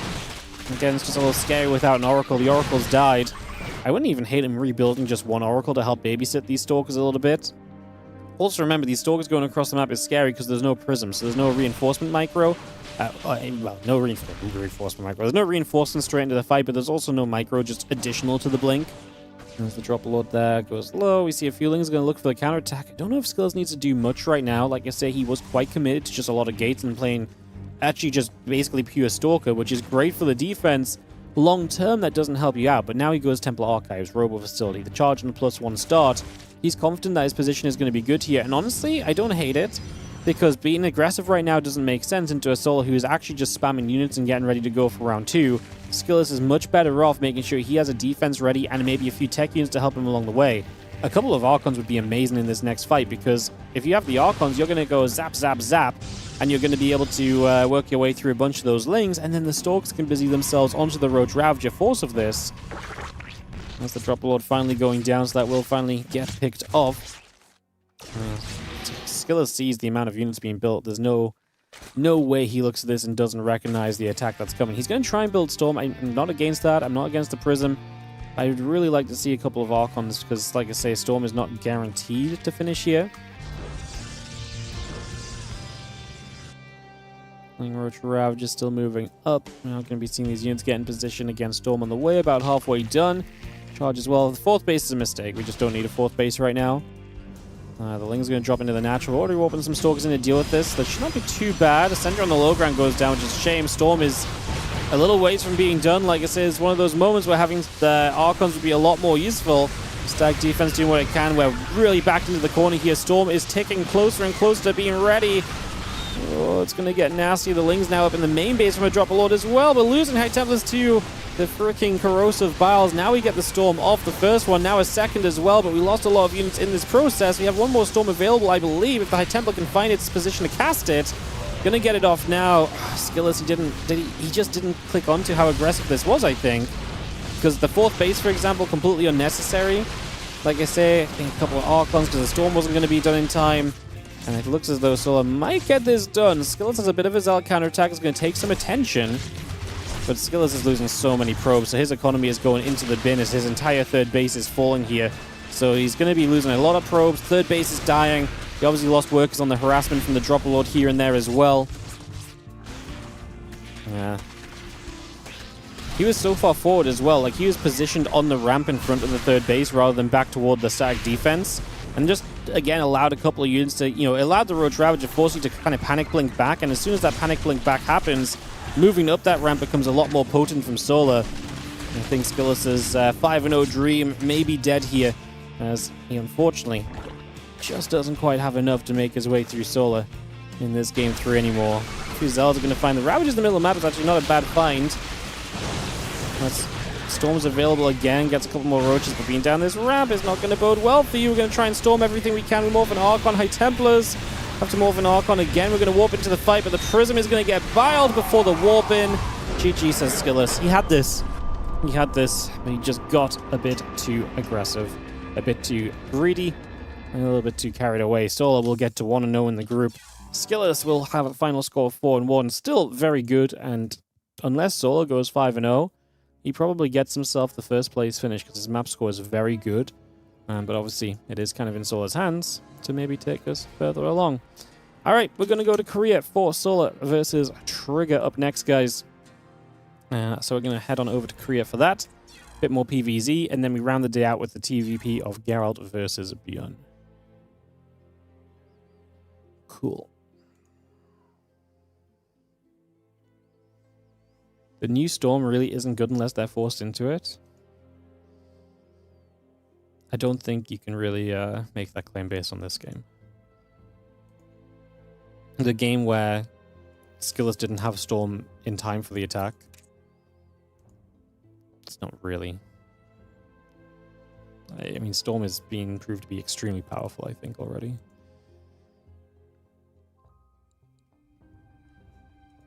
What are we doing? Yes, Solar versus Trigger. Alright, just waiting for Solar to log on to our I see. Different chat channels. Cool.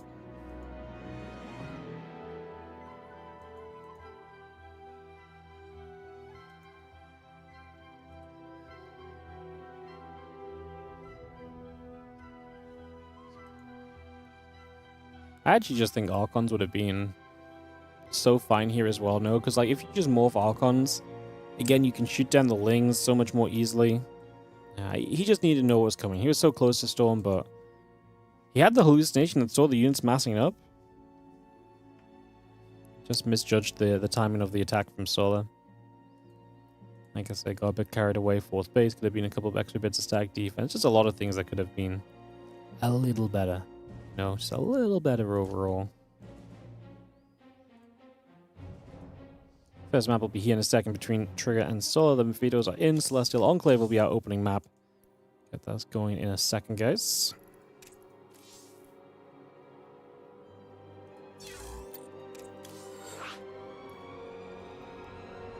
Second map, Tourmaline. Third map, Gold.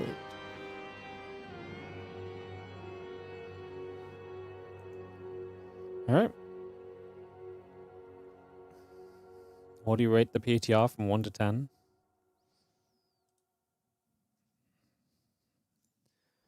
Rating things out of 10 is kind of dumb. My 7 might not be your 7.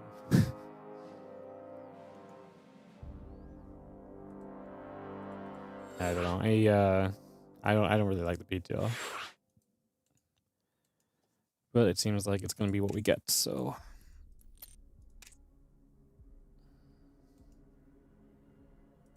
I'm saying it's a 7.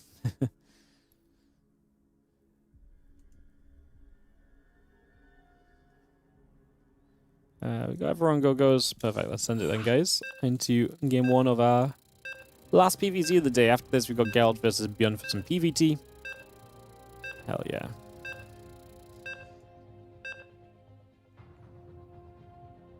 Yeah, no, like I said, I just don't like the, I just don't like the work change more than anything. I not even talking about balance, I just really heavily disagree with the work change, and I'm still yet to see any reason to convince me to steer away from that point of view. If the balance changes go through, like, at the end of the day, like, I think the balance changes, I'd rather just see the pros play it out and let them know, and let them, like, you know, take their opinions a bit more and to see more games. I've never really, you guys might have noticed, usually I don't really have much to say about patches because, you know, maybe some light talking or some light discussions of the ideas, but, like, you know, I'm not amazing at kind of just looking at notes and just recognizing what, you know, what's going to change, what might be fair and stuff and whatever. But, yeah, the worker and economy changes I just don't agree with, so... I actually think that's the... I actually think that's the most likely thing to go through no matter what. But I actually think it would be very damaging to the game. We've already talked this through and through, so... Like I said, I think they're going to go through, so... Can't really do much. Just gotta deal with it.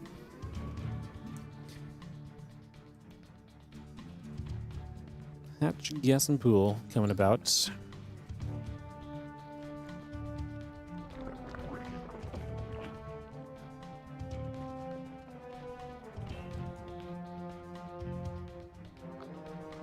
Played over 50 games on the PTR, and you hate the economy changes with a passion. Yeah. I mean, I said this in my day 1 when I actually ranted about it, but, like, I'm very excited for someone to show me that 8 worker start is actually more interesting or anything. Outside of, like, oh, my Reaper spawns at X time instead of Y time. And I'm still waiting to see that. I've watched so many PTR games at this point, and I've just seen absolutely zero evidence. Like, I've seen just absolutely zero evidence of this being good. Or, it's not even about being good versus bad, because I don't even...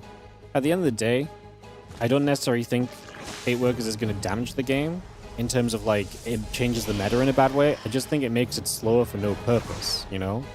Which I think is a bad change. I think generally that just doesn't make sense and has no benefits, so... Yeah.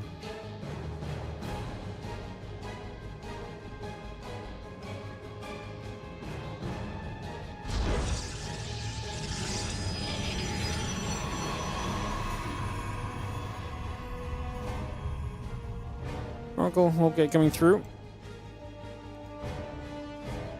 Oracle coming about. Maybe seeing how Link's be coming through for a little bit.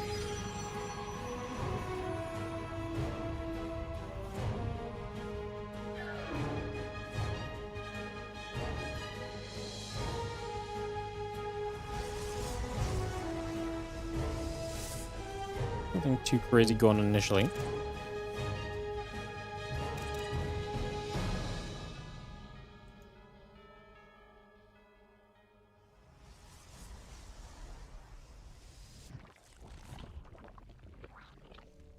Solid Skills had some banter a couple of games ago with 8 workers. There's more time for the players to banter. Yes. That's what we need.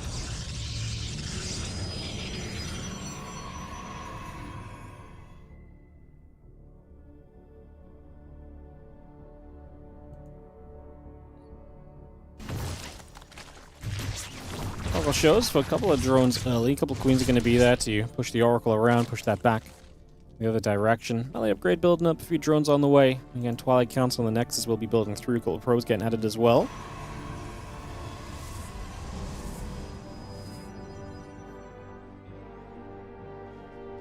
And the upgrade will build by. Again, a few drones coming up for a couple of moments here. And there's going to be seeing a couple of queens coming about. The Oracle going to get chased away for a couple seconds.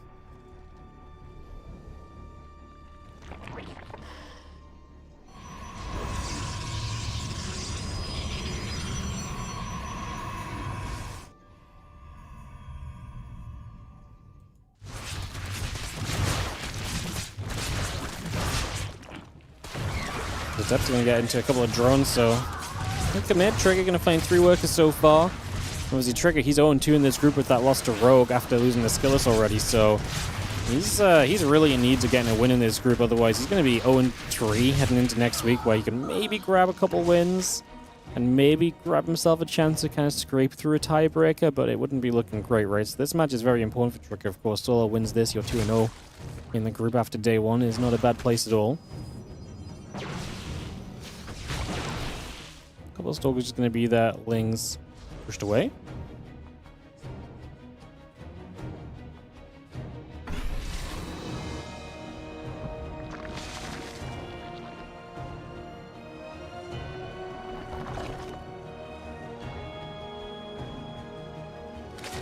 Attack upgrade, a Blinkle coming through. Going to see the Temple Archives, and we do have the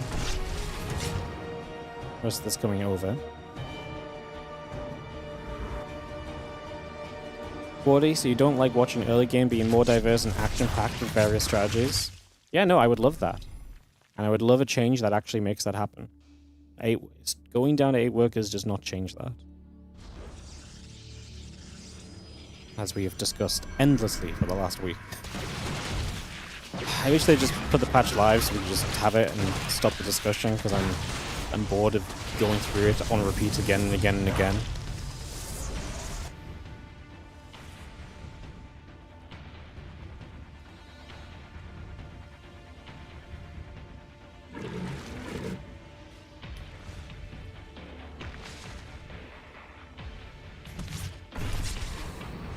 We have the Revelation down. Just going to grab a couple of things in vision there. Storm is still coming through. +1 attack will finish shortly.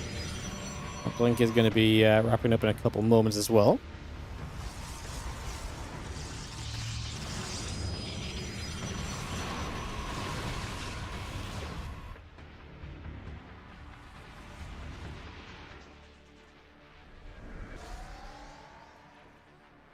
And then Storm coming about, Ravagers and the Lings coming through, got the Overlord speed coming about here as well. Just going to see this army getting ready to go. A couple of structures going to get cancelled here as Trigger recognizes that Solo is being extremely aggressive. Solo's going to show up just before Storm. Seen that before. I like that. Lings up into the natural main base are going to be a great distraction right now.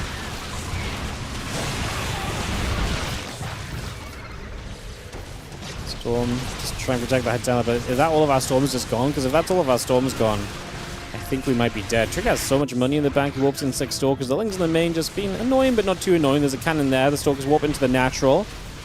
Well, this might still be okay for Trigger. 1 Archon, low HP. Ravagers need like another round. If you get rid of this Archon, another round of Lings start showing up, the Stalkers are going to struggle. The Stalkers in the natural are already struggling with some of the Lings that are up there. It's just taking them a long time to move through. Most of the Lings and the Ravagers come straight across now. Just going to be seeing the Stalkers continue to warp in. The extra gates and the batteries coming through. The Stalkers continue to gather up. A few more battles coming down. The Stalkers are going to step toward the Ravagers here. Going to get across. Oracle activating. Queens are going to be there. Oracle goes down already.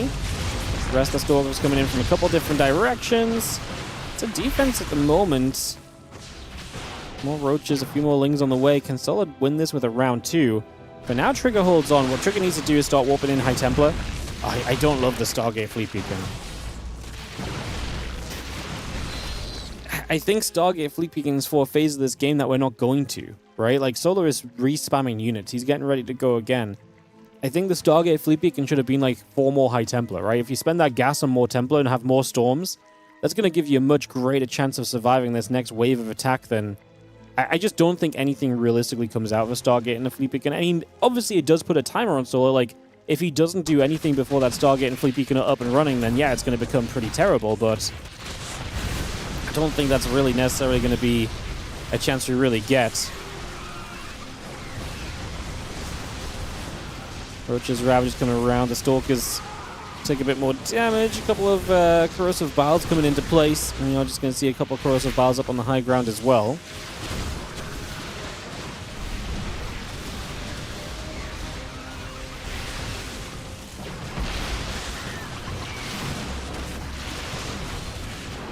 Solar going to run up here. We've got one Archon in the back. Again, no Storms available. This is why I would have just liked to see more, High Templars.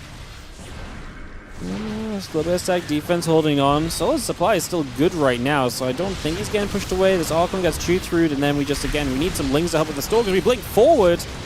It really depends. That's going to be good based on whether we have enough units showing up to punish it, right? If those Lings were a couple seconds earlier, that blink forward could have been really damning. As it stood, it was maybe alright. We had to back away in the end. That Roach Ravager that's up in the main base is hilarious, by the way. Sitting on the high ground, denying the natural mineral line. Oracle shows up to help clean this up, but we're losing some Stalkers there as well. I think Solar... Personally, I think he's maybe done enough, but we still need a few more units here to really send this through. That said, he's got 9 Ravagers morphing, so he's going to have a lot in the next few moments.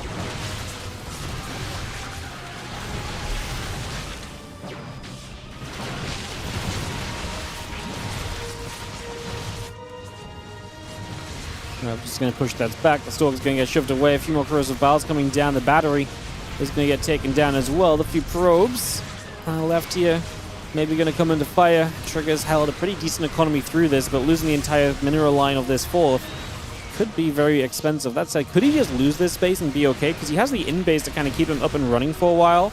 If you have that, and if you rely on that and you get yourself some Tempest out, maybe there's a much higher possibility of success. Extra round of Zealots warping in. Ravagers still chasing. Really, I mean, I think the big thing is that these Ravagers are finding value onto units, right? Like, actually seeing these Ravagers get towards Stalkers and pick those off is big, but at the end of the day now, Trigger is going to be able to push this back a little further. The Ravager count is going down. Solar's going to build a Spire. I don't know if killing this base is enough, because like I say, there's an in-base. Maybe he just sees the Tempest, and so he feels like the need for the Spire is there. Like, it's only one Tempest at the moment, so as it stands, I don't think this is necessarily the end of the world. A grueling fight at the moment.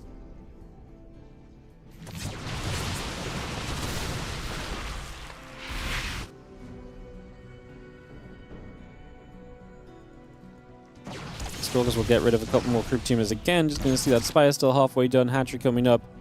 22 additional Zerglings continue to build. A couple more Roaches coming out as well.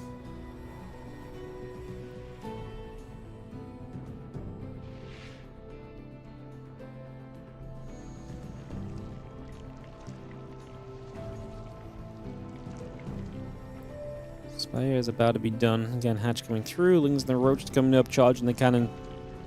Battery as well, all coming through. We are going to have ourselves the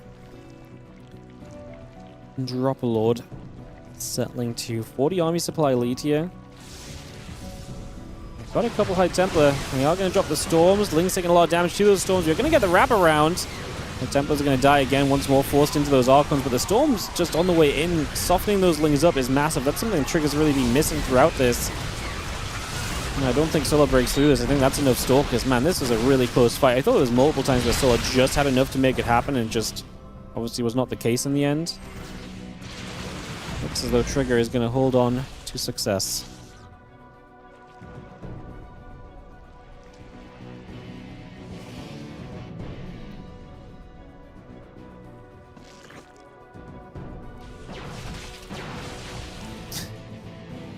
$15 mutas now on the way. I wonder if the mutas are actually going to be an issue, though.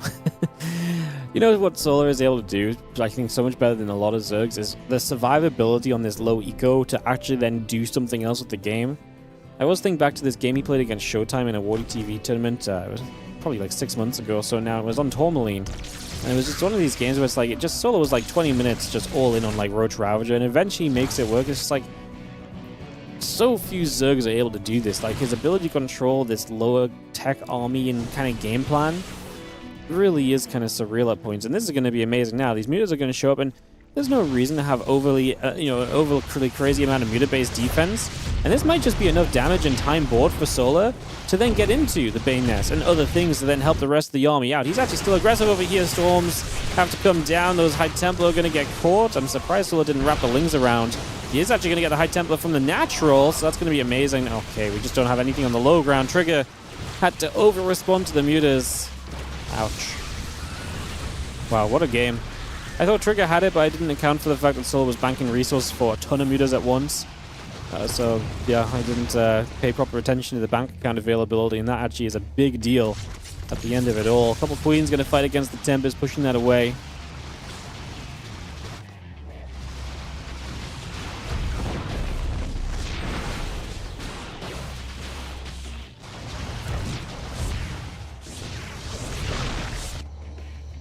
Lings Rav just still moving through. That one Tempest that's been harassing is very low now as well. We have the mutas, so we could actually just go clean that up as well. Trigger now at 28 work. He's going to type GG. Oh, what an effort from Trigger, and it wasn't enough in the end. GG's. GG's. Alright, okay, so we're going to go to game 2. Our second map here will be Tourmaline. Get this hosted up and ready to roll out. Solar and Trigger goes to a 1-0 lead for Solar. Man, I thought Trigger was so close to making it happen. It's so annoying playing against Solar. It's like he should be dead so many times. He just isn't. He just isn't.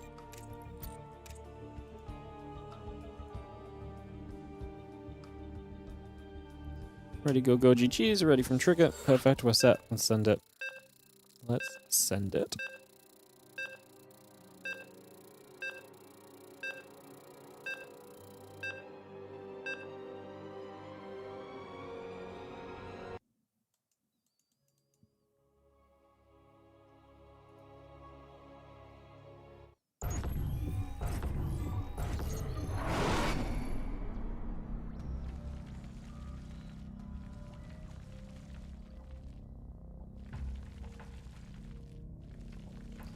Alright, let's send this, guys. Go, go, go.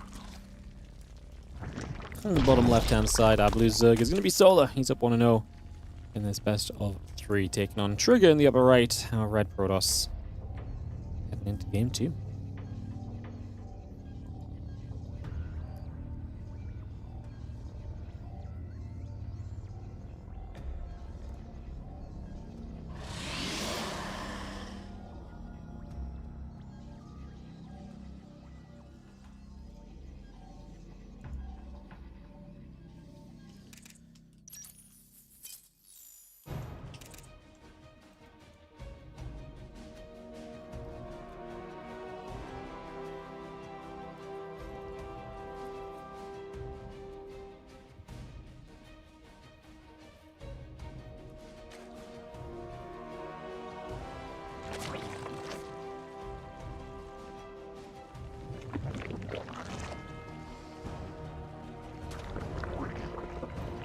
Sorry, I'm just reading up on chat a little bit, guys.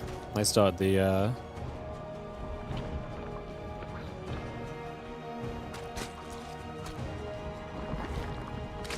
the patch discussion.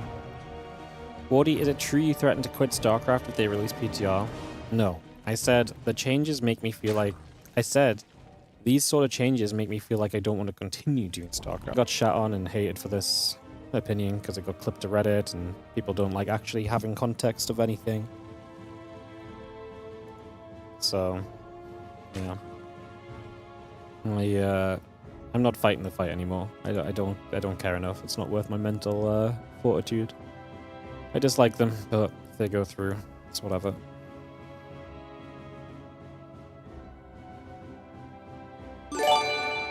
What's up, Dustin to Bravo? Thank you for the 16-month resub of the stream. Thanks for everything. Thank you so much for subbing. I appreciate you.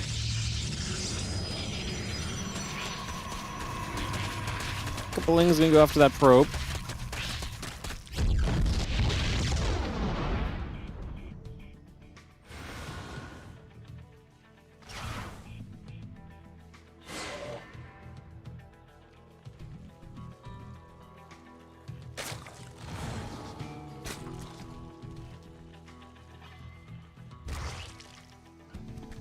I think there's a reality where if the changes go through, I probably will still do StarCraft, but I genuinely might look into doing other things, because I really don't think it's going to be enjoyable.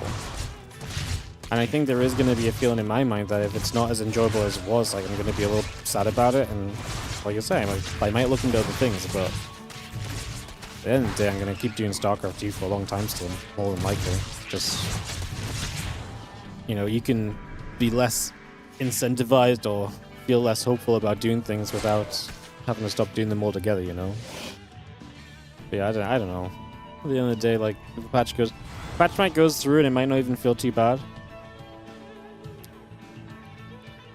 I don't know why, but I feel like I'm always gonna have this tickle in the back of my brain though, where it's like, well, this isn't bad, but we could be a minute further along. And for some reason, this annoys me so much.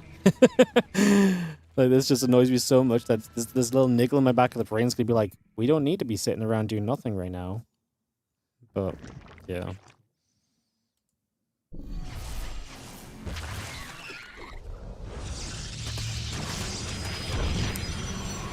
I don't know how to explain that to people though. It's like it's like this unnatural, it's this unnaturally, probably unreasonable feeling for the slight change of pace potentially. It's just this inefficiency for no reason feels bad, I guess. But like for some reason, it really annoys me.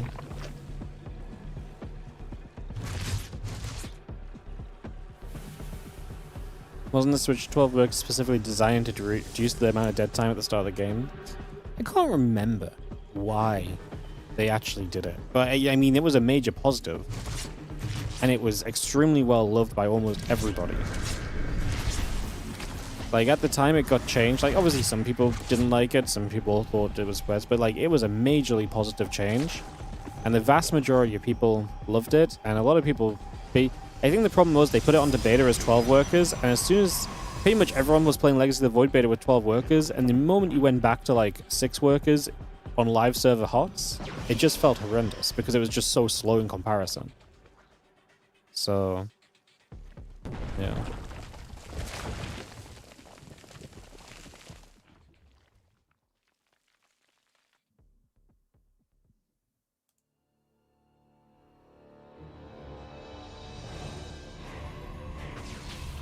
Bro, if you're just gonna be an idiot and just insult people who actually know what they're talking about, and just go to all StarCraft instead of my Twitch chat. Oh. There's a literal place for uninformed people who rant on without information. You would fit right in. I highly suggest you go there. You can probably make some friends. Them Lings getting through for a little bit of damage.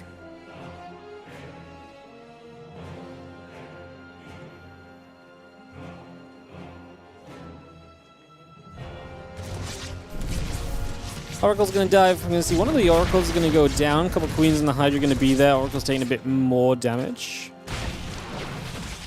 Who, me? No, not you, not you, mate. YouTube chat's behaving. It's Twitch chats. Twitch chat are having fights.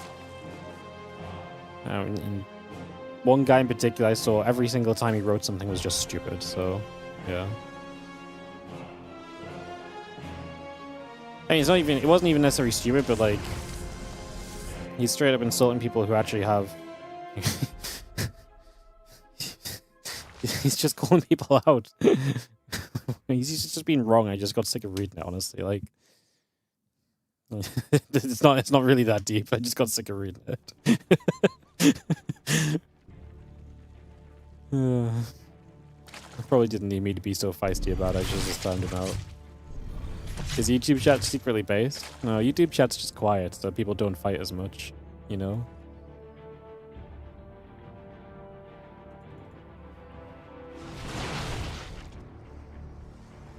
StarCraft 2 players fight over who gets the game more. Imagine that.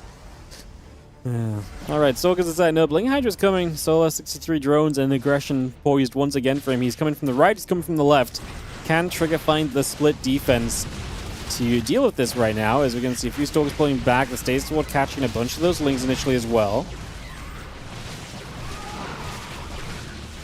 Storm is done soon. Are we going to lose the Templar? Yep. 1 and Templar 2 goes down just before Storm finishes. That was the last Templar, right?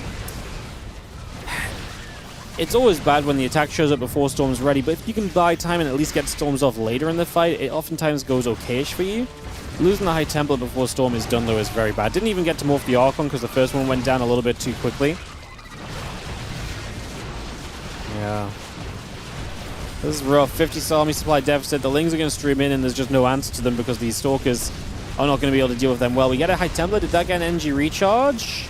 If it did, is energy recharge on cooldown? It's on cooldown. Oh no. That's not great, because now that High Templar is not going to do anything either. Trigger is going to get overrun by Solar. It's not Trigger's day. He's going to go 0-3. And his couple matches next week are going to be very important. And it's going to be seeing the Hydras and the Stalkers coming back around, continue to fight for a little bit.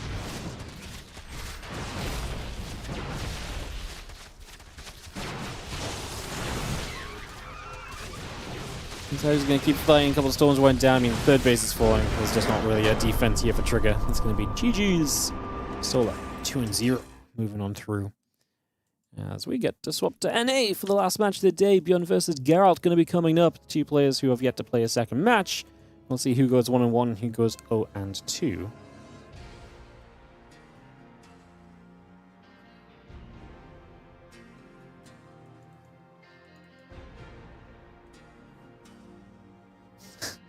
Feisty Wardy, a stressed Wardy, which is offline Wardy. This is so true.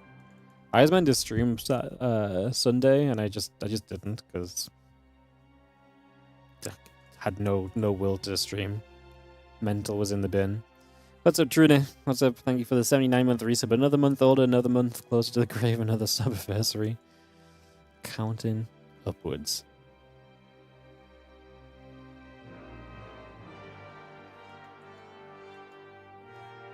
Alright, let's hop on over to NA and get this rounded out.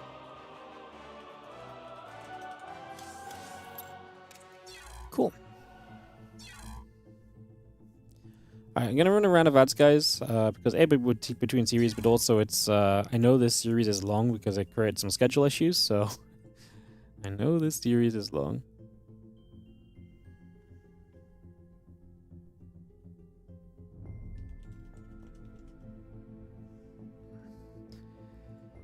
Alright. Let's get this ready to go. ByuN versus Geralt is going to start on 10,000 feet. When chat misbehaves, I should play double ads. What if I'm already presuming chat's going to misbehave, so I always play double ads?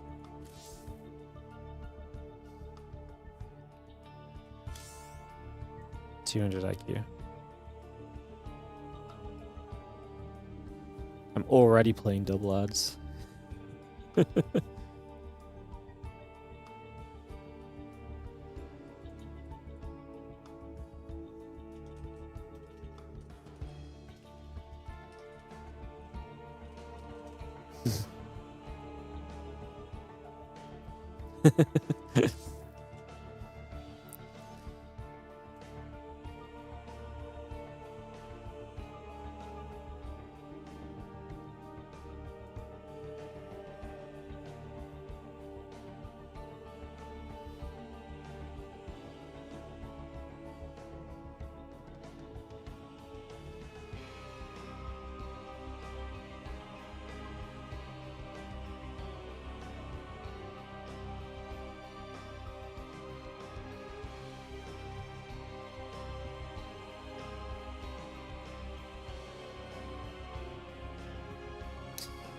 Alright, we don't really have a reason to wait, so we can just get ourselves started up here, guys. Let's send it. And get into Geralt versus ByuN. Game 1 coming through. Get this on the way. think we should be grateful to get new patches at all. I really hate this mindset. I really hate the mindset of we should be grateful for the bare minimum and that we should be... And that any change... The other one I really hate is any change is good change. It's just really not true. Like, there is... Like, don't get me wrong, like, I appreciate that we still get patches and stuff, and that's great, but, like... I don't think that we should be grateful that we get the absolute bare minimum and below bare minimum put into a game which still generates a fairly decent amount of viewership and interest for a company. Like, I don't think it's crazy to wish that they fixed a few bugs that have been on the game for like 3+ years and stuff, you know, or longer. But that's the state we're in. But like, I don't think we then have to be grateful for this. A Protoss rework is not the bare minimum. A Protoss rework that is not even done by Blizzard and is done by other people suggesting things to Blizzard is absolutely the bare minimum by Blizzard. They're just taking what they're told and putting it into a PTR. So I'm not going to be grateful for the bare minimum because I think we deserve more.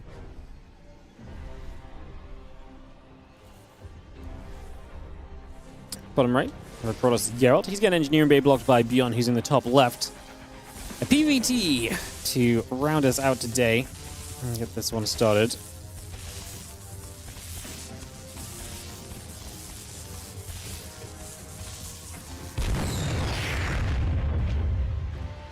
Gonna get the Engineering Bay, gonna get cancelled up. It's gonna deal with that and get the Nexus down location. So proceeds it early, pulls the probes, gets that done. And away we go.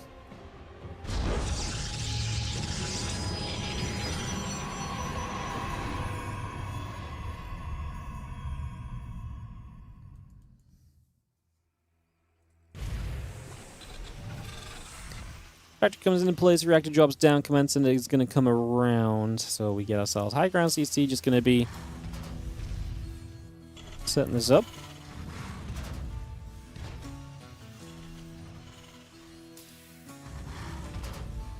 And then just going to see our Stalker coming through, Warp Gate coming in. Marine just going to push the probe away.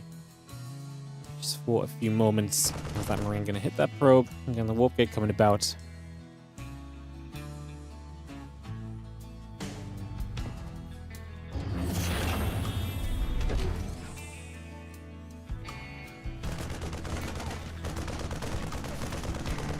Gonna see a Marine. Gonna grab this probe and chase away. Guys, I'm gonna clear my chat. We're just gonna remove the conversation of the PTR because I don't trust us all to I don't trust us all to keep talking without fighting, and I can't observe this game and deal with you guys talking. So wrap it up, talk elsewhere. Because I'm getting distracted and I want to fight people. That's not a good thing, so let's talk about other things. Marines, Medevac 9 coming through, Blink in the Wolf Gate, going to be coming about as well. I'm just going to be having the gateway coming down the front, so we get that Blink on the way. And we get that on the way through.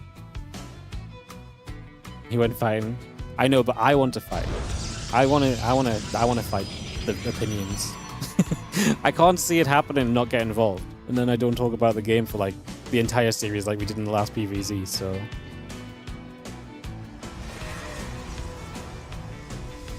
Let me up them. Oh my god, slowly's here, guys. On the 94-month resub as well. Yeah. Sundry warps in. Hallucination pops up. And it's going to be soon. Our Medevac is coming down. Dead center push is going to come straight through to the bottom right. A couple of Stalkers are here trying to get this Medevac. Trying to pick this off for the 27-month resub as well.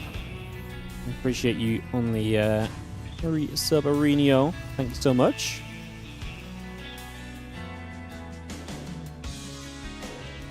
Marine tank just going to push down. Again, charge is going to start. Robot facility is going to be finishing very shortly. The Nexus is coming up also. We have couple probes continuing through as well. Let's continue to bring that up. Again, just going to have ourselves a couple Stalkers going to go back around on that right-hand side. Engineering base halfway done. Stalker's going underneath this Banshee, but it gets a cloak, and that's going to save it. So, in a pretty, it feels like Geralt's been very close to a lot of good successes, and unfortunately, is just not quite being fully there. As now we're going to see Marines and tanks showing up on this third base, and that's not great. As this pylon goes down, this Nexus is going to take a ton of damage. And the Stalker's going to step through. Widowmine going to miss because of the blink. Battery is going to save it, but it's actually going to drain most of the battery energy by healing the pylon, so is that good? Because actually in the end, it maybe loses you another Stalker because of that. Oh my god, we nearly killed 2 Stalkers because of it. That's crazy. If he target fired and killed 1 Stalker a bit sooner, he might have actually had the damage to get the second Stalker as well. I think ByuN had already given up on it though. He kills a lot of probes here. This is not a bad starting point from ByuN. Obviously, yes, a lot of units go down the drain, but resource loss is favorable to him. He killed 7 Stalkers, that's a lot, and the sentry from Widowmine is big, and he's killed probes through the game as well, so Geralt is also just not on the ideal setup like he might want to be, alongside everything else. That Banshee hitting the Stalker getting pushed around, Prism +1, Temple Archives and the gates all still building, a command center at the front from ByuN, also continuing to build into place. Hey, thank you Hugo Synapse for the gift sub to Rimbo, thank you for gifting a sub out. Appreciate it. 2 away from 550, guys. I wanted us to grind back to 700 through the Spring Championship. It's probably not happening, but the road to 600 is real, so thank you so much for that. Appreciate you guys. As ByuN gets an Observer grab, one of the things he's been extremely good at consistently lately has been the Observer snipes. I've been saying this for weeks now. You know, ByuN's Observer sniping is amazing, but it actually genuinely has been really, really good. The +1, the Storm's still coming through. Another scan comes down. Stalkers will blink, the Bio will stim. We've seen a couple of these High Templar getting in some trouble. Zealots are going to run through. Widowmines are going to go off. Bang, bang. Widowmines getting those Zealots pretty quickly. Again, Storm and the +1 still coming in. We actually get rid of the Zealots pretty decently. We need that Storm to help us out. ByuN pre-splits. But we're going to have to drop some Storms somewhere anyway. Actually gets very good Storms. Covers the entire army with 2. ByuN has to step away. Cannot step back into that. And that is going to clean us up for the moment. We did morph an Archon just out of oh crap, I may need this after my Storms have dropped. I think he probably could have gotten away with keeping them as High Templar, but I appreciate the scenario. It was pretty tense for Geralt. I appreciate him taking a moment and readying himself up a little bit to reset. Medivacs will come around at the right side, so a big drop toward the main base in the next few moments. Going to be the goal here as a couple of Zealots and the High Templar warp in. Exit gates coming through, the ByuNs begin to unload, 1 Storm coming down.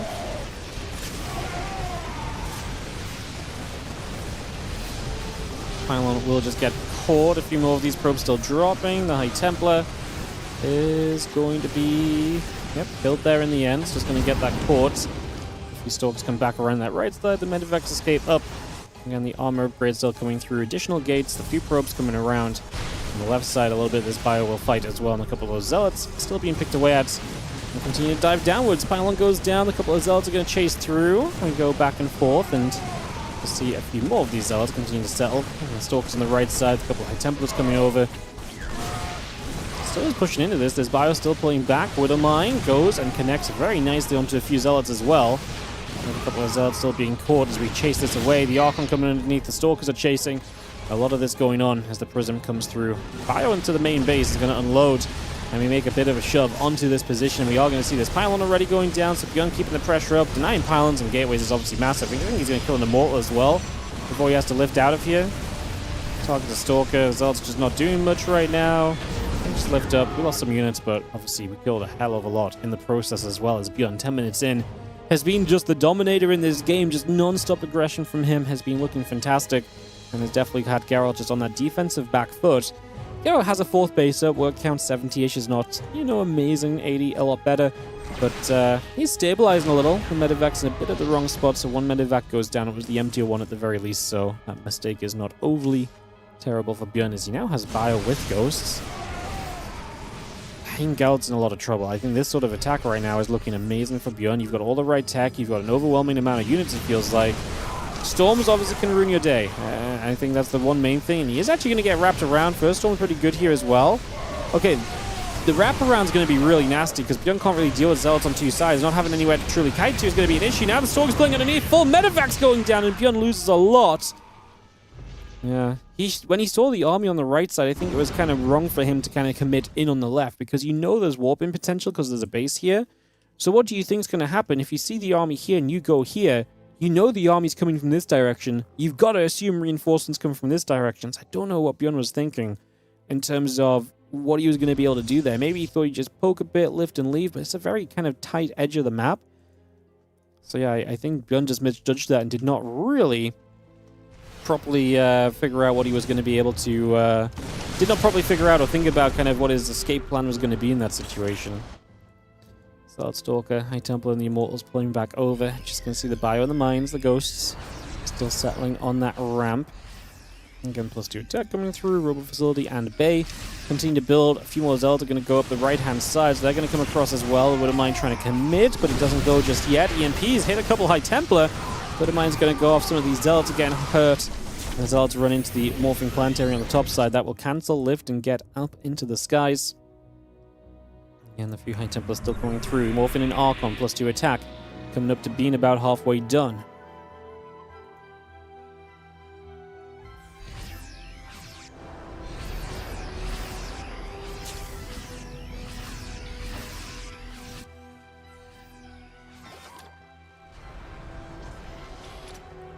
Widowmine's Burrow, scan comes over. Let's see the couple of medevacs continuing by. This bio all joins the medevacs. Vikings Ghost will gather up. Let's take a few moments here at the moment. Again, Disruptors and Stalk still building. The rest of this army up the left-hand side.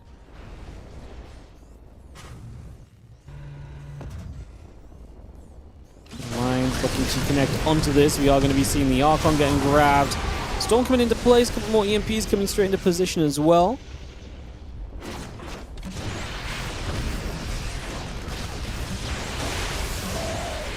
Storm in a nice spot. We're just going to be seeing the army of ByuN having to pull back. The Zealots on the right side at the same time, so they're going to run in over here, but ByuN is going to have a good split away to deal with that. The Planetary holds its own.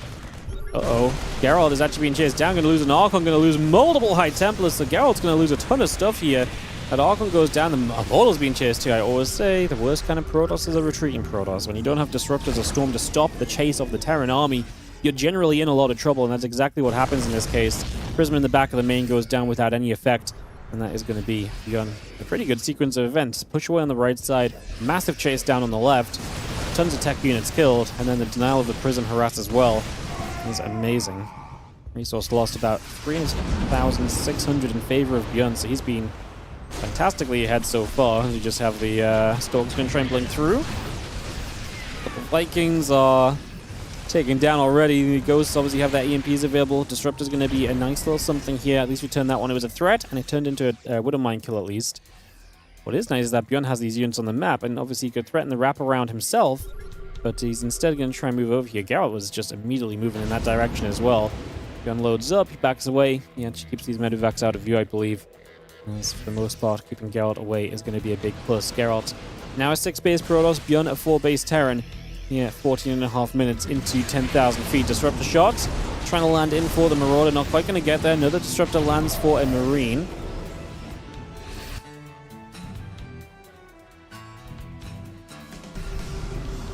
Scan once again. The couple of Zealots and the Stalk still coming through. 3-3 upgrades on both sides. Good EMPs. Bio going to have to split away again. One of the Ghosts goes down. Another couple of Disruptors trying to come through for the Marauders. We keep chasing forward here, though. And this Immortal and Disruptor force in again, a retreating Protoss with no way to stop the Terran chasing you is not a good Protoss. And that's going to be Geralt losing a ton of units. ByuN going to keep pressing forward with EMP still available. I feel like he's very confident against this Gateway force. Disruptor doesn't get close enough here. EMP's on the right side, going to shatter all of the shields. We actually already started to lift up into the medevacs. I think that's crazy, no? I think that was a mistake by ByuN. I don't think he meant to do it. He has one medevac that's still yet to unload. It's taken him a moment to sort out, and that moment might have lost him some of the momentum he had when Geralt was not quite as well set up. Geralt dropping to about 150 supply, has a ton of minerals to warp in with, some gas. It's a good Disruptor shot. Marauders and Ghosts falling. Now we jump on this opportunity to maybe capitalize on the Disruptor. Stalker's got rid of the Liberator already. The Disruptor comes through, blows up more Zealots than it does bio units. We get around the back to kill this Liberator off, but now the drop to the high ground is going to be the issue that Geralt has to figure out. Another few units trying to warp in once again. Medevacs Continue to come, lift it up at once more. We just about get across. Right, I was going to say the medevacs continue to come around and be a big deal, but then they nearly went down. Somehow they find their X's. The Stalkers blink up, the medevacs escape top. Garrett lost 10 probes during this. ByuN has a higher work count than Garrett, which is unnatural in the TVP, as he tried to take the 5th base to really keep making use of this.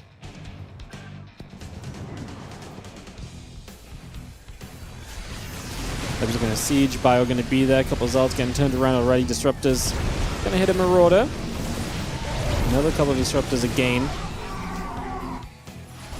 Zealots on the left side just going to move through.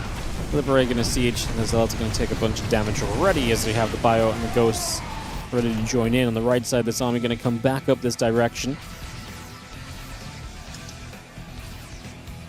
Liberator range on the way through as well.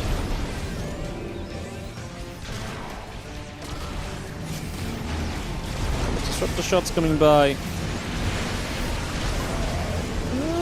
Turning around, hitting a couple of those Marauders. Just gonna see the Liberator still sieging again here. The Disruptors push back for a moment. Bioforce still trying to fight a few more of these Stalkers getting cleaned up. Disruptor's gonna be good for a couple of units in the Ghosts. Planetary is gonna keep going after that Zealot. So Zealot taking a bit more damage, a few of the Mules dropping in. Force back over on the right side again. Disruptor, shields, 8 Stalkers all coming about. Just going to see those Stalkers getting underneath. Factory. Takes them down. Just a couple of Disruptors will come around here. And again, those Libs are sieged. The Stalker's going to be there. And that Factory getting chased away for a few moments. Well, ByuN loses a lot of supply. And now it's his turn to try and bounce back a little as Geralt steps back into this game. An action-packed one here on 10,000 feet so far. Gonna have that Factory lifting up and peeling away again, trying to see what else we're doing. Extra Libs, Marine Marauder, Ghost continues to produce also. So Disruptor Force back over this side. The ByuN going to get rid of these Stalkers. They are all going to go down. Nice set of pickoffs as we work our way around the left. The Liberators siege up en masse. So the medevacs join together. Top right side, a couple of Zealots need to figure out what they maybe want to do. We're going to scan it once again. Still getting ourselves the Caduceus reactor as well, so medevac upgrade deep into this game. 2 more Nexus building left and right side of the map. Gives us obviously the full base control from Garrett that he's looking for. And just puts the pressure on ByuN that if he wants to ever move forward, like those are the bases you hit first, and it gives you a bit more warning about defending your other bases. Garrett's going to dive top right side. ByuN's going to have a Liberator on the Planetary here, and he's got a bunch of ByuN that's going to be kind of clumped up and caught in. Again, Disruptors killing more Zealots than they do ByuN units. The second set of Disruptors a little bit better. Now we drop the Storms. We'll kill a High Templar on the tail end of this.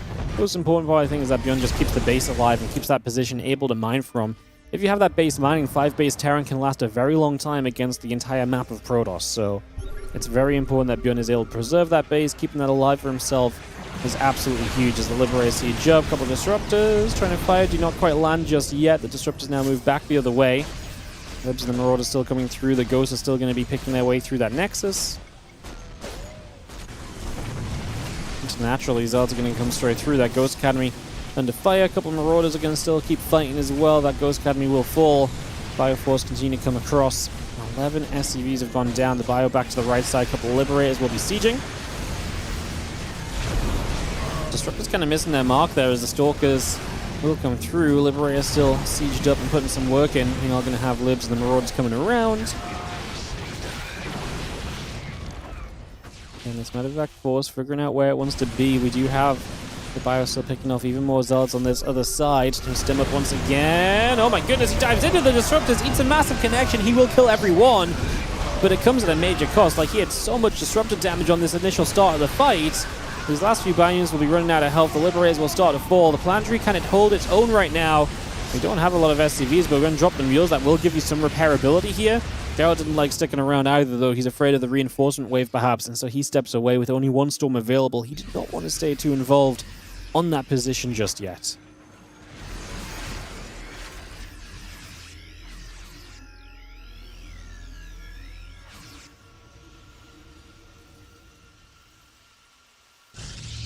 Ghost still coming through. We are going to see the Ghost Academy is having a rebuild. Did we lose it, or are we just setting up for nukes? We lost the Ghost Academy. We lost the Ghost Academy, okay. The break count continues to build. Would be nice to see the +2 ship weapons on production, although ByuN is a little poor, so I can understand he's maybe prioritizing other things. The +2 air weapons, I think, long term is going to be very valuable for you, so it'd be a really nice addition. Gives those liberators a lot of very meaningful interactions compared to where they're at otherwise.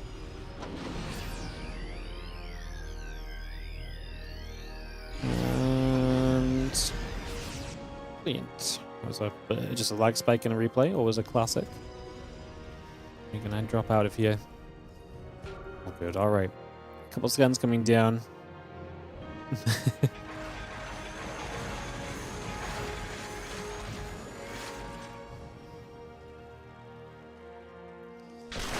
Gonna see a couple libs gonna shoot, a couple stalkers gonna take some shots. Disruptor stepping over, the Zelda looking to charge down as well, so trying to come straight over here. On the left side, this Bioforce gonna get over as well. It's gonna jump onto this Nexus, so this Nexus is gonna get picked off.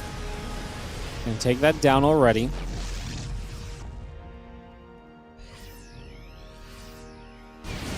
This force gonna come back through, a couple disruptors are gonna fire.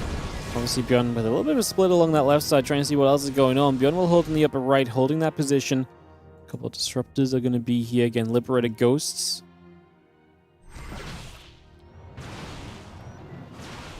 Geralt has the money. I'd love to see some Colossus come back into play. I think we're at the point where like couple Colossus could actually be very effective. Force ByuN into some Vikings, force some of that army supply to be spent somewhere else. Could actually maybe really kind of re-efficient, kind of give you more efficiency towards the rest of your army as well. Geralt could also, this is always the question mark, right? Like, do you have enough control?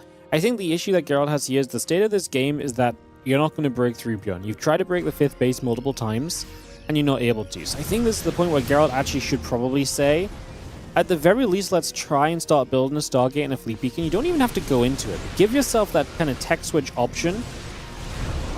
Because I don't think that you're going to, especially as this Liberator count is growing, I think you are going to need Tempest at some point. And like I say, it's not like he's on the verge of breaking through this base. He has been, maybe early in the game, he had a chance or two to break through this top right side. You're not close to breaking through this top right side right now. So spend some of this bank account on some infrastructure and get ready for the next stage of the game. Because we're at a point now, like I say, it's not like the Terran is clinging on for dear life, and maybe if you let up the pressure, that's it, the Terran stabilizes. The Terran has already stabilized, and I think identifying that and recognizing that it's time to move into the next stage is just what Geralt's not quite able to find just yet. Disruptors dying before they really land. These fights are just never going to go well for you as Geralt, right? Like, you're just attacking in. I mean, you're going to clear a bit of ByuN supply, but this is not exactly cheap for you. Like, you gave up a lot of expensive units. Your Disruptor count is massacred once again. Current resource loss tab is 9,000 resources in favor of ByuN. And ByuN obviously getting up to a 6th base is a massive deal. You know, usually we have so much talk and discussion about the 5th base. Through again, a couple of Stalkers going to fight, disrupt a shot, going to land a little short. A couple of those Liberators continue to siege. So Stalkers, the high tempo is going to push up this left side. You can see one of the CCs going down. Another couple of SCVs falling as well. Stalkers will just blink underneath. A couple of the Liberators going to get picked off too.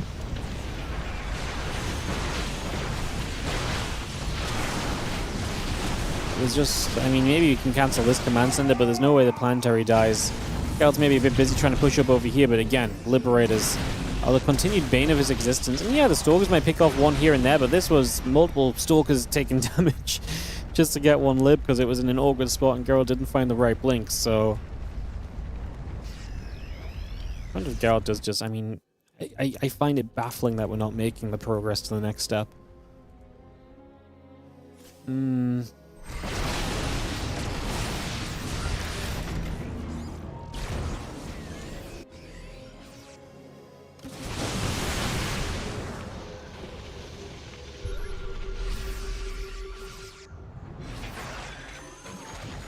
Well, Siege now starting to push aggressively forward. Now you're going to see as Geralt, this army is not just impossible for you to attack into, it's going to become impossible for you to defend your bases against because you've not been able to keep up the pressure that you've had earlier in this game because, well, the Liberator count got too high. So now the Terran feels way more comfortable in terms of being able to push forward and to do things, and that's exactly what's starting to happen. So you can see the New High Temple has a bunch of energy, but we completely missed the storm. I was gonna say, does ByuN have anything he could send around the left at the same time? Gal's gonna get a bit of a jump towards some bases here. He's actually gonna force ByuN to attack up into the disruptors, but like this is the issue. These liberators are so commanding. The moment they start to siege, Geralt instantly just walks away. Like that's how, and I don't disagree with him either. Like that's how powerful those liberators are, even if they'd be more powerful with +2. But if that's how powerful they are, and you're respecting them that much, then this should have come down a long time ago. And I have no idea why we're building the Stargate and one of the bases that's the most likely to die in the near future either. It's the only Stargate, right? So I would hope we build the rest elsewhere, but I don't love that because eventually ByuN might just get a drop over there that just, wipes out that base, especially if you keep putting attention on the right side. So unless you're going to start camping out the left, I really don't love that. The EMPs continue to be good for ByuN, softening up a lot of these units and giving you a lot more chances. Here goes the base on the right side. Like I say, the Stargate being in the forward base on the left is something I don't love. We have so much space in the main and the natural anywhere that you could build it. Even like back here, like anywhere else feels safer. Maybe not here. It doesn't feel great either, but there's so many places you could build that Stargate. He's going to build is he just build? Oh, he's just building. That's why. He's building a lone Void Ray to deal with the libs. I see. Because he doesn't want to blink the Stalkers in to deal with this, so he's going to build a Void Ray. So it's not even the Stargate to go into Tempest, it's the Stargate to build a Void Ray against the libs. Oh no. Okay, well that explains why it's here, but then I still don't love it because it's still not a Stargate that's intending to deal or to move into the tech that you maybe want to actually deal with this Terran army at this point.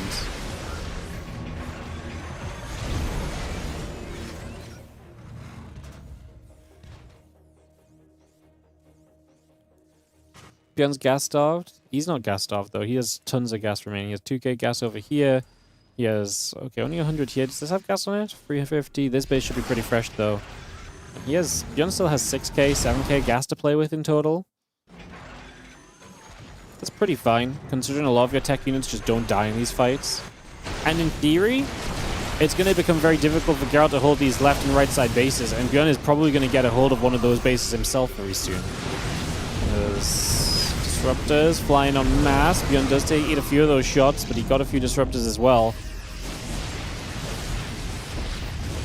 Well, the resources, let's just show them. 43 to 53k.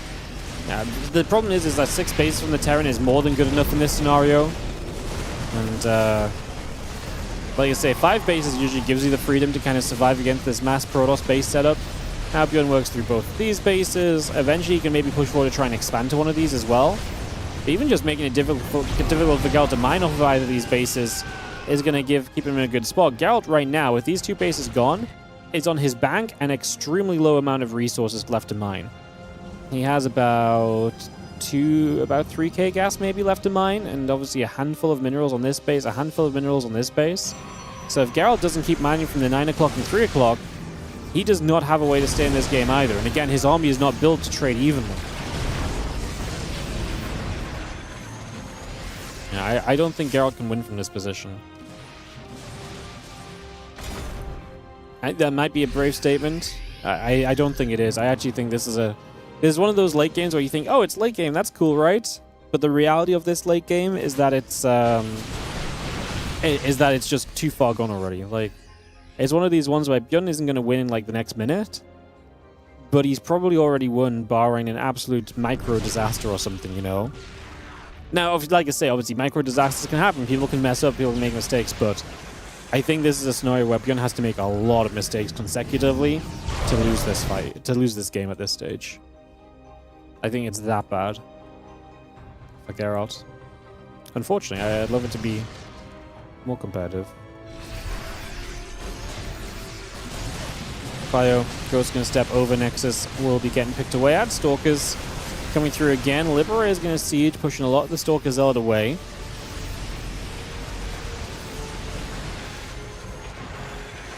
Again, just deny this base, make Geralt long distance mine at best. What's kind of sad for Geralt is that even if he loses like a bunch of workers now because he can't mine these bases, even if he trades the workers out, he's not even going to be able to max out. Holy goodness, he's building a fleet beacon and a Stargate. Oh my god.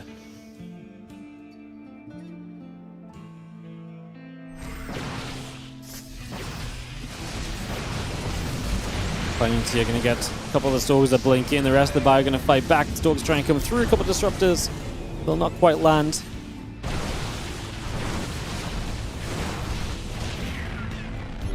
BioForce wants to maybe take a bit of a stim down. A couple of EMPs already covering. One of the High Templars is a bit of energy left. A couple of Storms remaining. ByuN's army on the bottom side looking to wrap around this Protoss force. It's funny because it's not even that Zealot heavy. Like, there's a good amount of Zealots here, but it's actually so Stalker heavy that ByuN is not as afraid of this army as he might usually be. That gives him a bit more of ability to split up against it.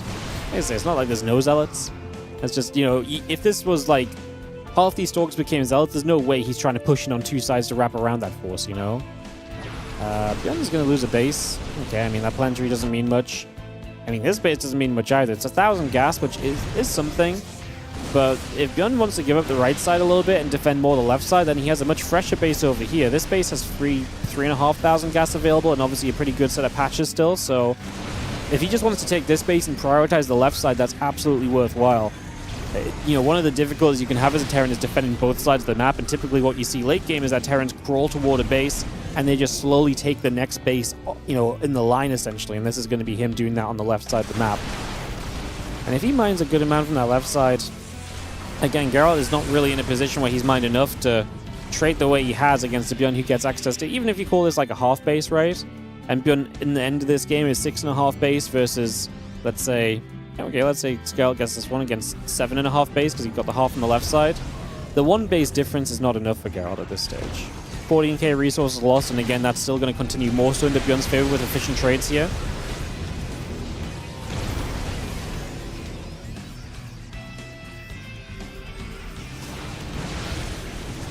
So the SCVs are pulling in, a couple of disruptor shots fire. Planetary Fortress is going to go down, so Geralt denies this base. I think that's super important. Like I said, I think getting this base online is one of the final nails in the coffin that ByuN could place at this point.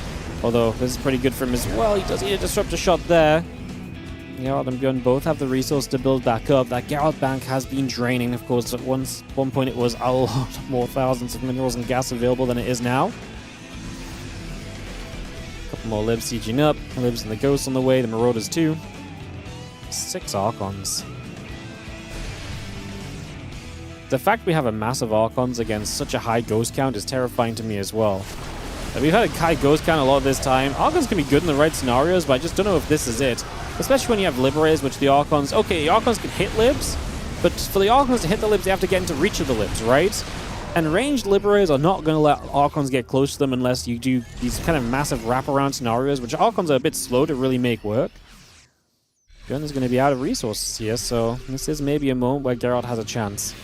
Geralt's also out of resources. Like, this next fight is super important, and again, that would be great if Geralt hadn't been on a track record of losing every single fight we've been in. 14,000 resources lost is now 16,500, so yeah, every fight goes against Geralt. So with similar army sizes and values, in theory, if this fight goes like the rest, Geralt's in trouble because he does not have the money to necessarily rebuild like ByuN does. That's a good disruptor shot to start, hitting some of the Ghosts. Especially when we're talking about the Archon count and how good those Ghosts are going to be against that Archon count.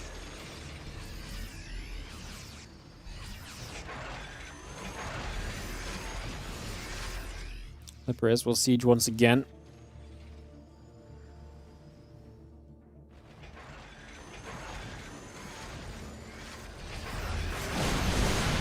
We're going to step through. A couple of disruptors going to fire. Just going to see the Ghosts going down. ByuN getting some of the EMPs off. A couple of Storms come in, which is nice. The Liberators cover both of these access points. You can see that Geralt knows this is the important location, right? ByuN is not even... ByuN should probably set up the refineries here and get the gas mining. He's mining out of gas in the top right. So yeah, he should set up the refineries here because he actually has very limited amount of gas and not a lot of gas income right now.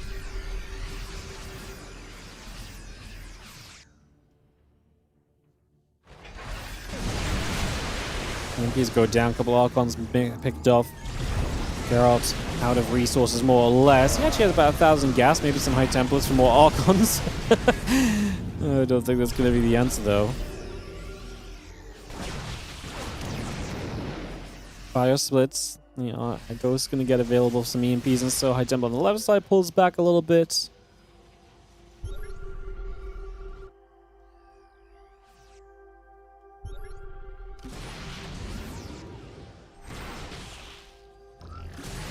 Disruptor fires. Just gonna see the Marine, the Marauder. You're gonna be caught. More Disruptors coming through.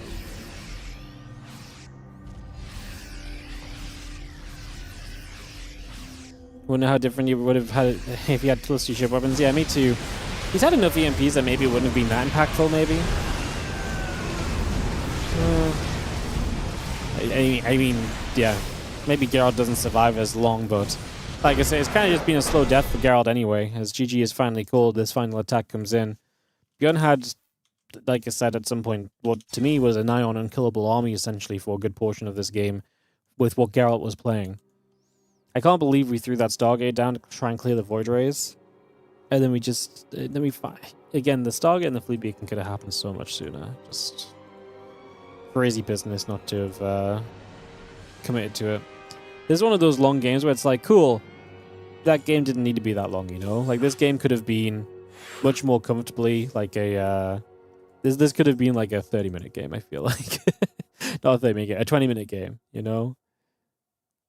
It could have been a very different game after 20 minutes if Geralt took a different route. I get it as well. It's like, it's very easy to get caught up in the moment and be like, oh yeah, I think I'm going to break through with this. But I just think there was such a long period where it was very clear he was not going to break through with that he should have maybe teched up a bit already.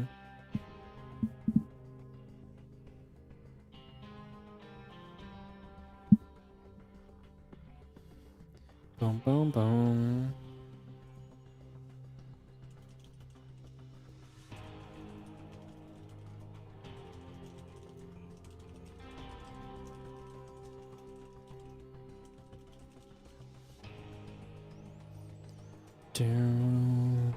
Just gonna have 30 seconds for ads, guys. We're gonna jump into game 2.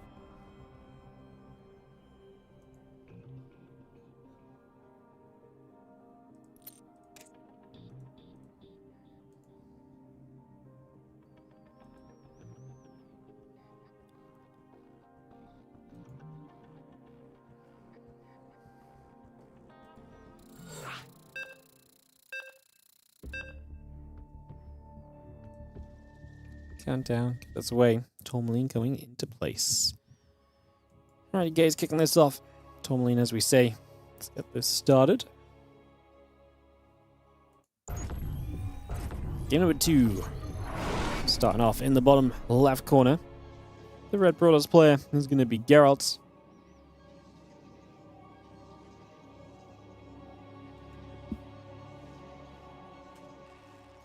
As in the top right, our blue Terran gonna be ByuN.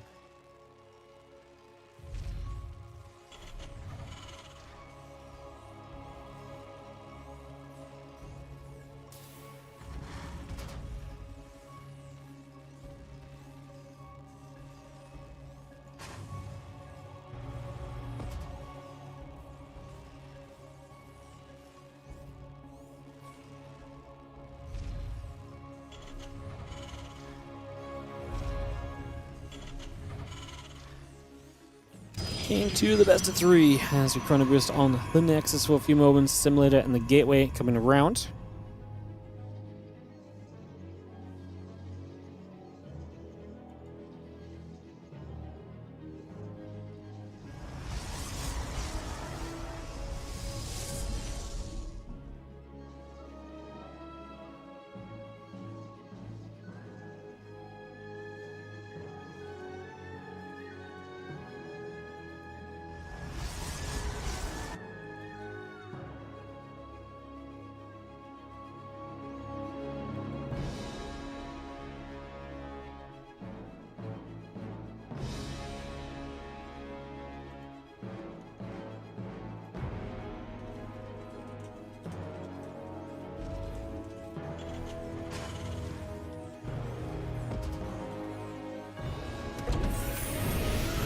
Table coming up.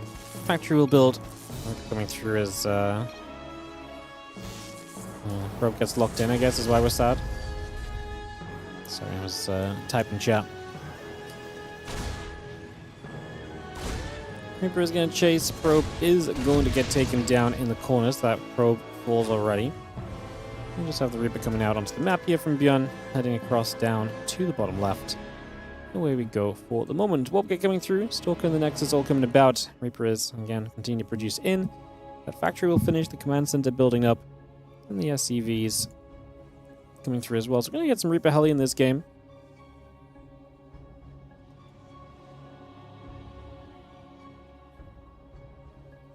Second Reaper comes through.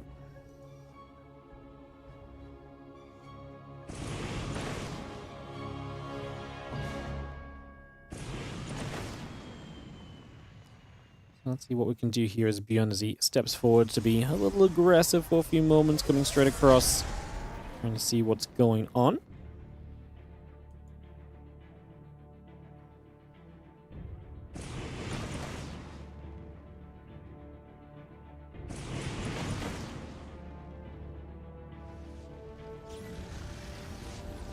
Reaper's coming about, as we are going to see the Stalker over here cause a bit of distraction. We actually lose the SCV on the command center for a little while. We get back to it.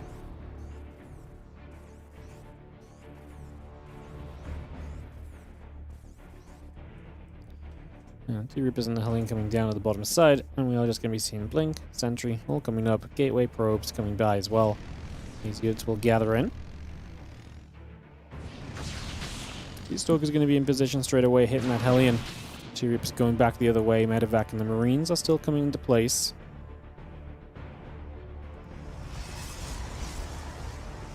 Again, Orbital and the Tech Lab coming through on that starport, bringing that straight into position right now. So just getting that up and running. Going to drop this barracks down as well, so again, bringing this through, getting this on the go. Couple of Marines, Siege Tank, all coming about. The barracks and the SCVs are still building also. And we do have this Medevac heading to the bottom side of the map. Our Nexus dropping into position here from Geralt as well.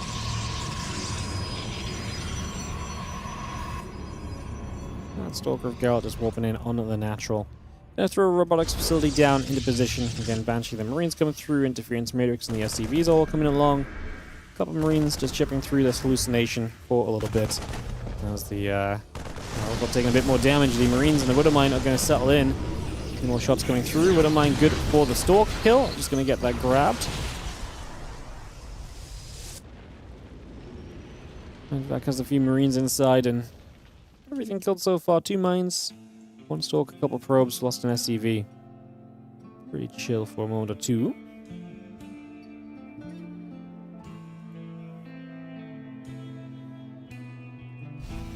Tank Marines and Stim coming about. Gonna have our other units going around. Engineering Bay, the racks, the refinery and the reactor all coming around. The factory swaps over to the reactor at the moment. Bringing that straight across, drop that into place. And again, next is about to be done. Observer and company coming up. Stalk settling.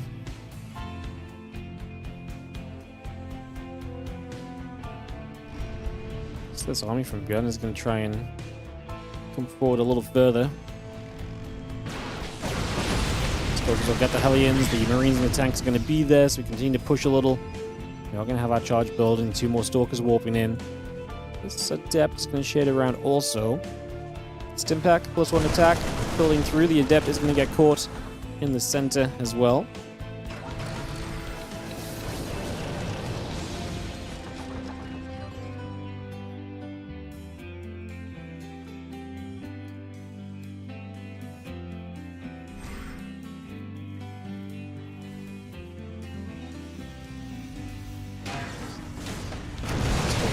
Not going to find anything too out of position here. They're just going to try and get some value with their blink.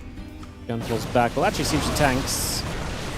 And Geralt still actually loses a Stalker, so a little unfortunate, but otherwise getting away from that one. Stimpack, combat, and +1 continue to build through. And we're going to have ourselves the Forge Temple Archives and a couple extra gates still building by.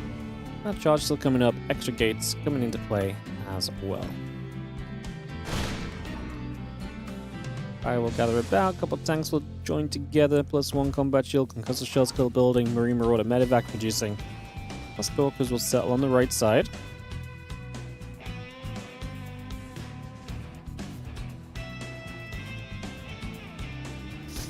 And pull the blink up into the high ground. Combat shield in some trouble. That's going to be a denial, so that's nice. Concussive shells 2 for 1. Okay, we're going to get concussive shells. The Stalkers are going to recall home.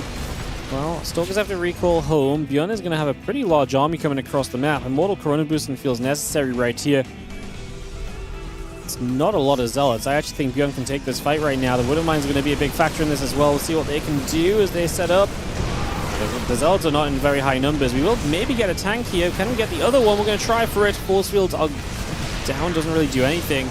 Robo's going to get depowered before the Immortal is out as well, which is not ideal. The extra Zealots that just warped in will try and come through. There's a lot of units. We might get the Siege tank, but the Bioforce is looking to be way too powerful. GG. ByuN punches a 2-0 into the scorecards and is going to have himself a 2-0 victory. That is going to be that. GG.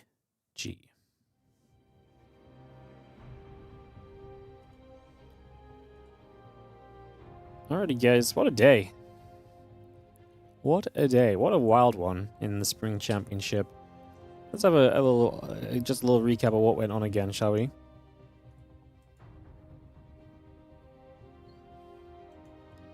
Let's have a little peek.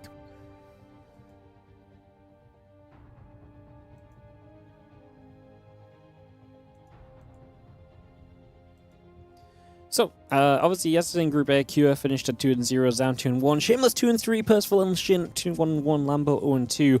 That will resume on Tuesday again with our next round of matches, Tuesday the 9th of June. And then there's Group B today. This is what we've been watching. SKillous, the 4-1. He was 8-0, 4-0.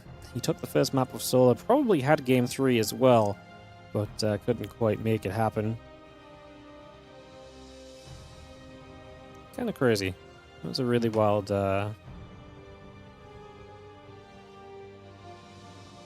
It was a really wild day from SKillous. Solar obviously takes down SKillous, then he takes down Trigger to go 2-0. Trigger unfortunately 0-3 on the day.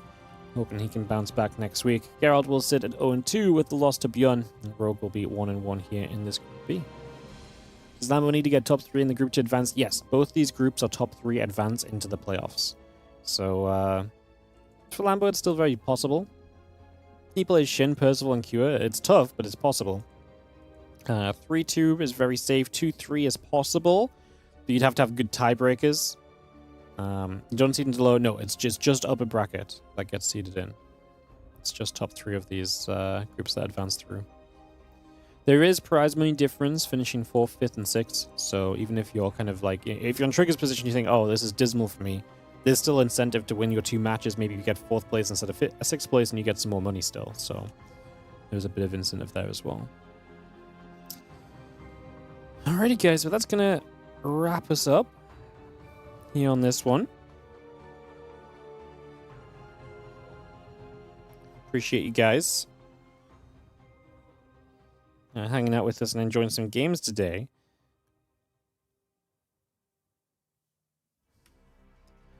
We'll be back. What is it today? Thursday. Yeah, I don't know what I'm doing tomorrow. I think I might try and get some replays and cast a couple of replays, maybe. I'm thinking about that, but I'm not 100% sure just yet. It was Group A yesterday, 2 days ago. Yeah, if you want to check the VODs, you can check the YouTube channel. YouTube on the... Do I not have a VOD command anymore? Wow, that's weird. The YouTube channel has all the VODs on the live archives if you want to check them out. We stream everything on YouTube, so everything is archived there. Thanks for the viewership today, guys. We had great viewership.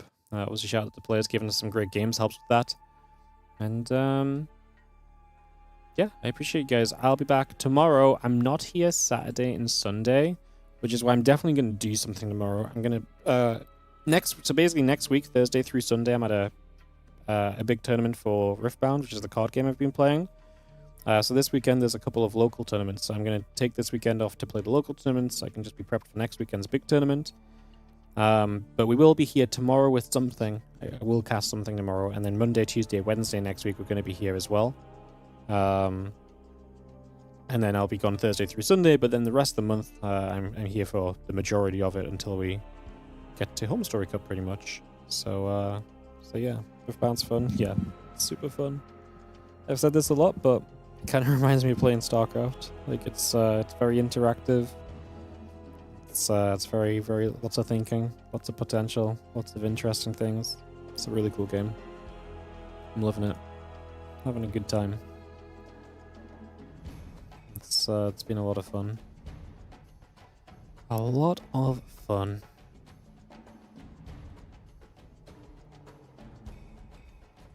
Cool.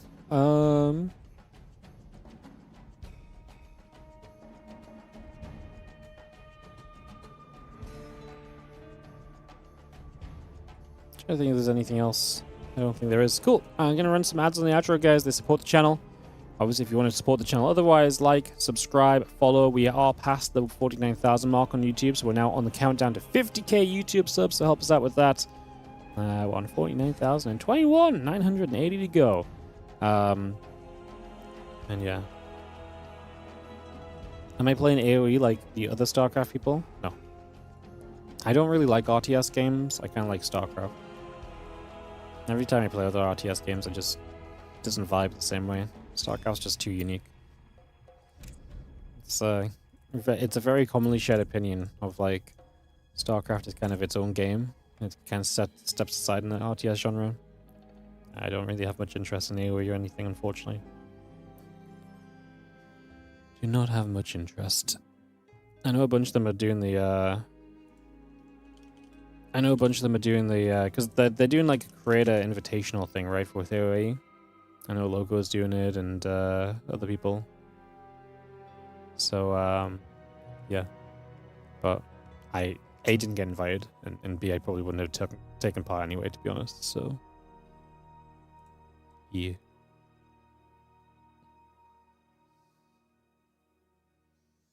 Anyways, sad ads, guys. The stream will go off. I'll raid somebody. See you guys later. Have a good one. Thanks for watching. Bye.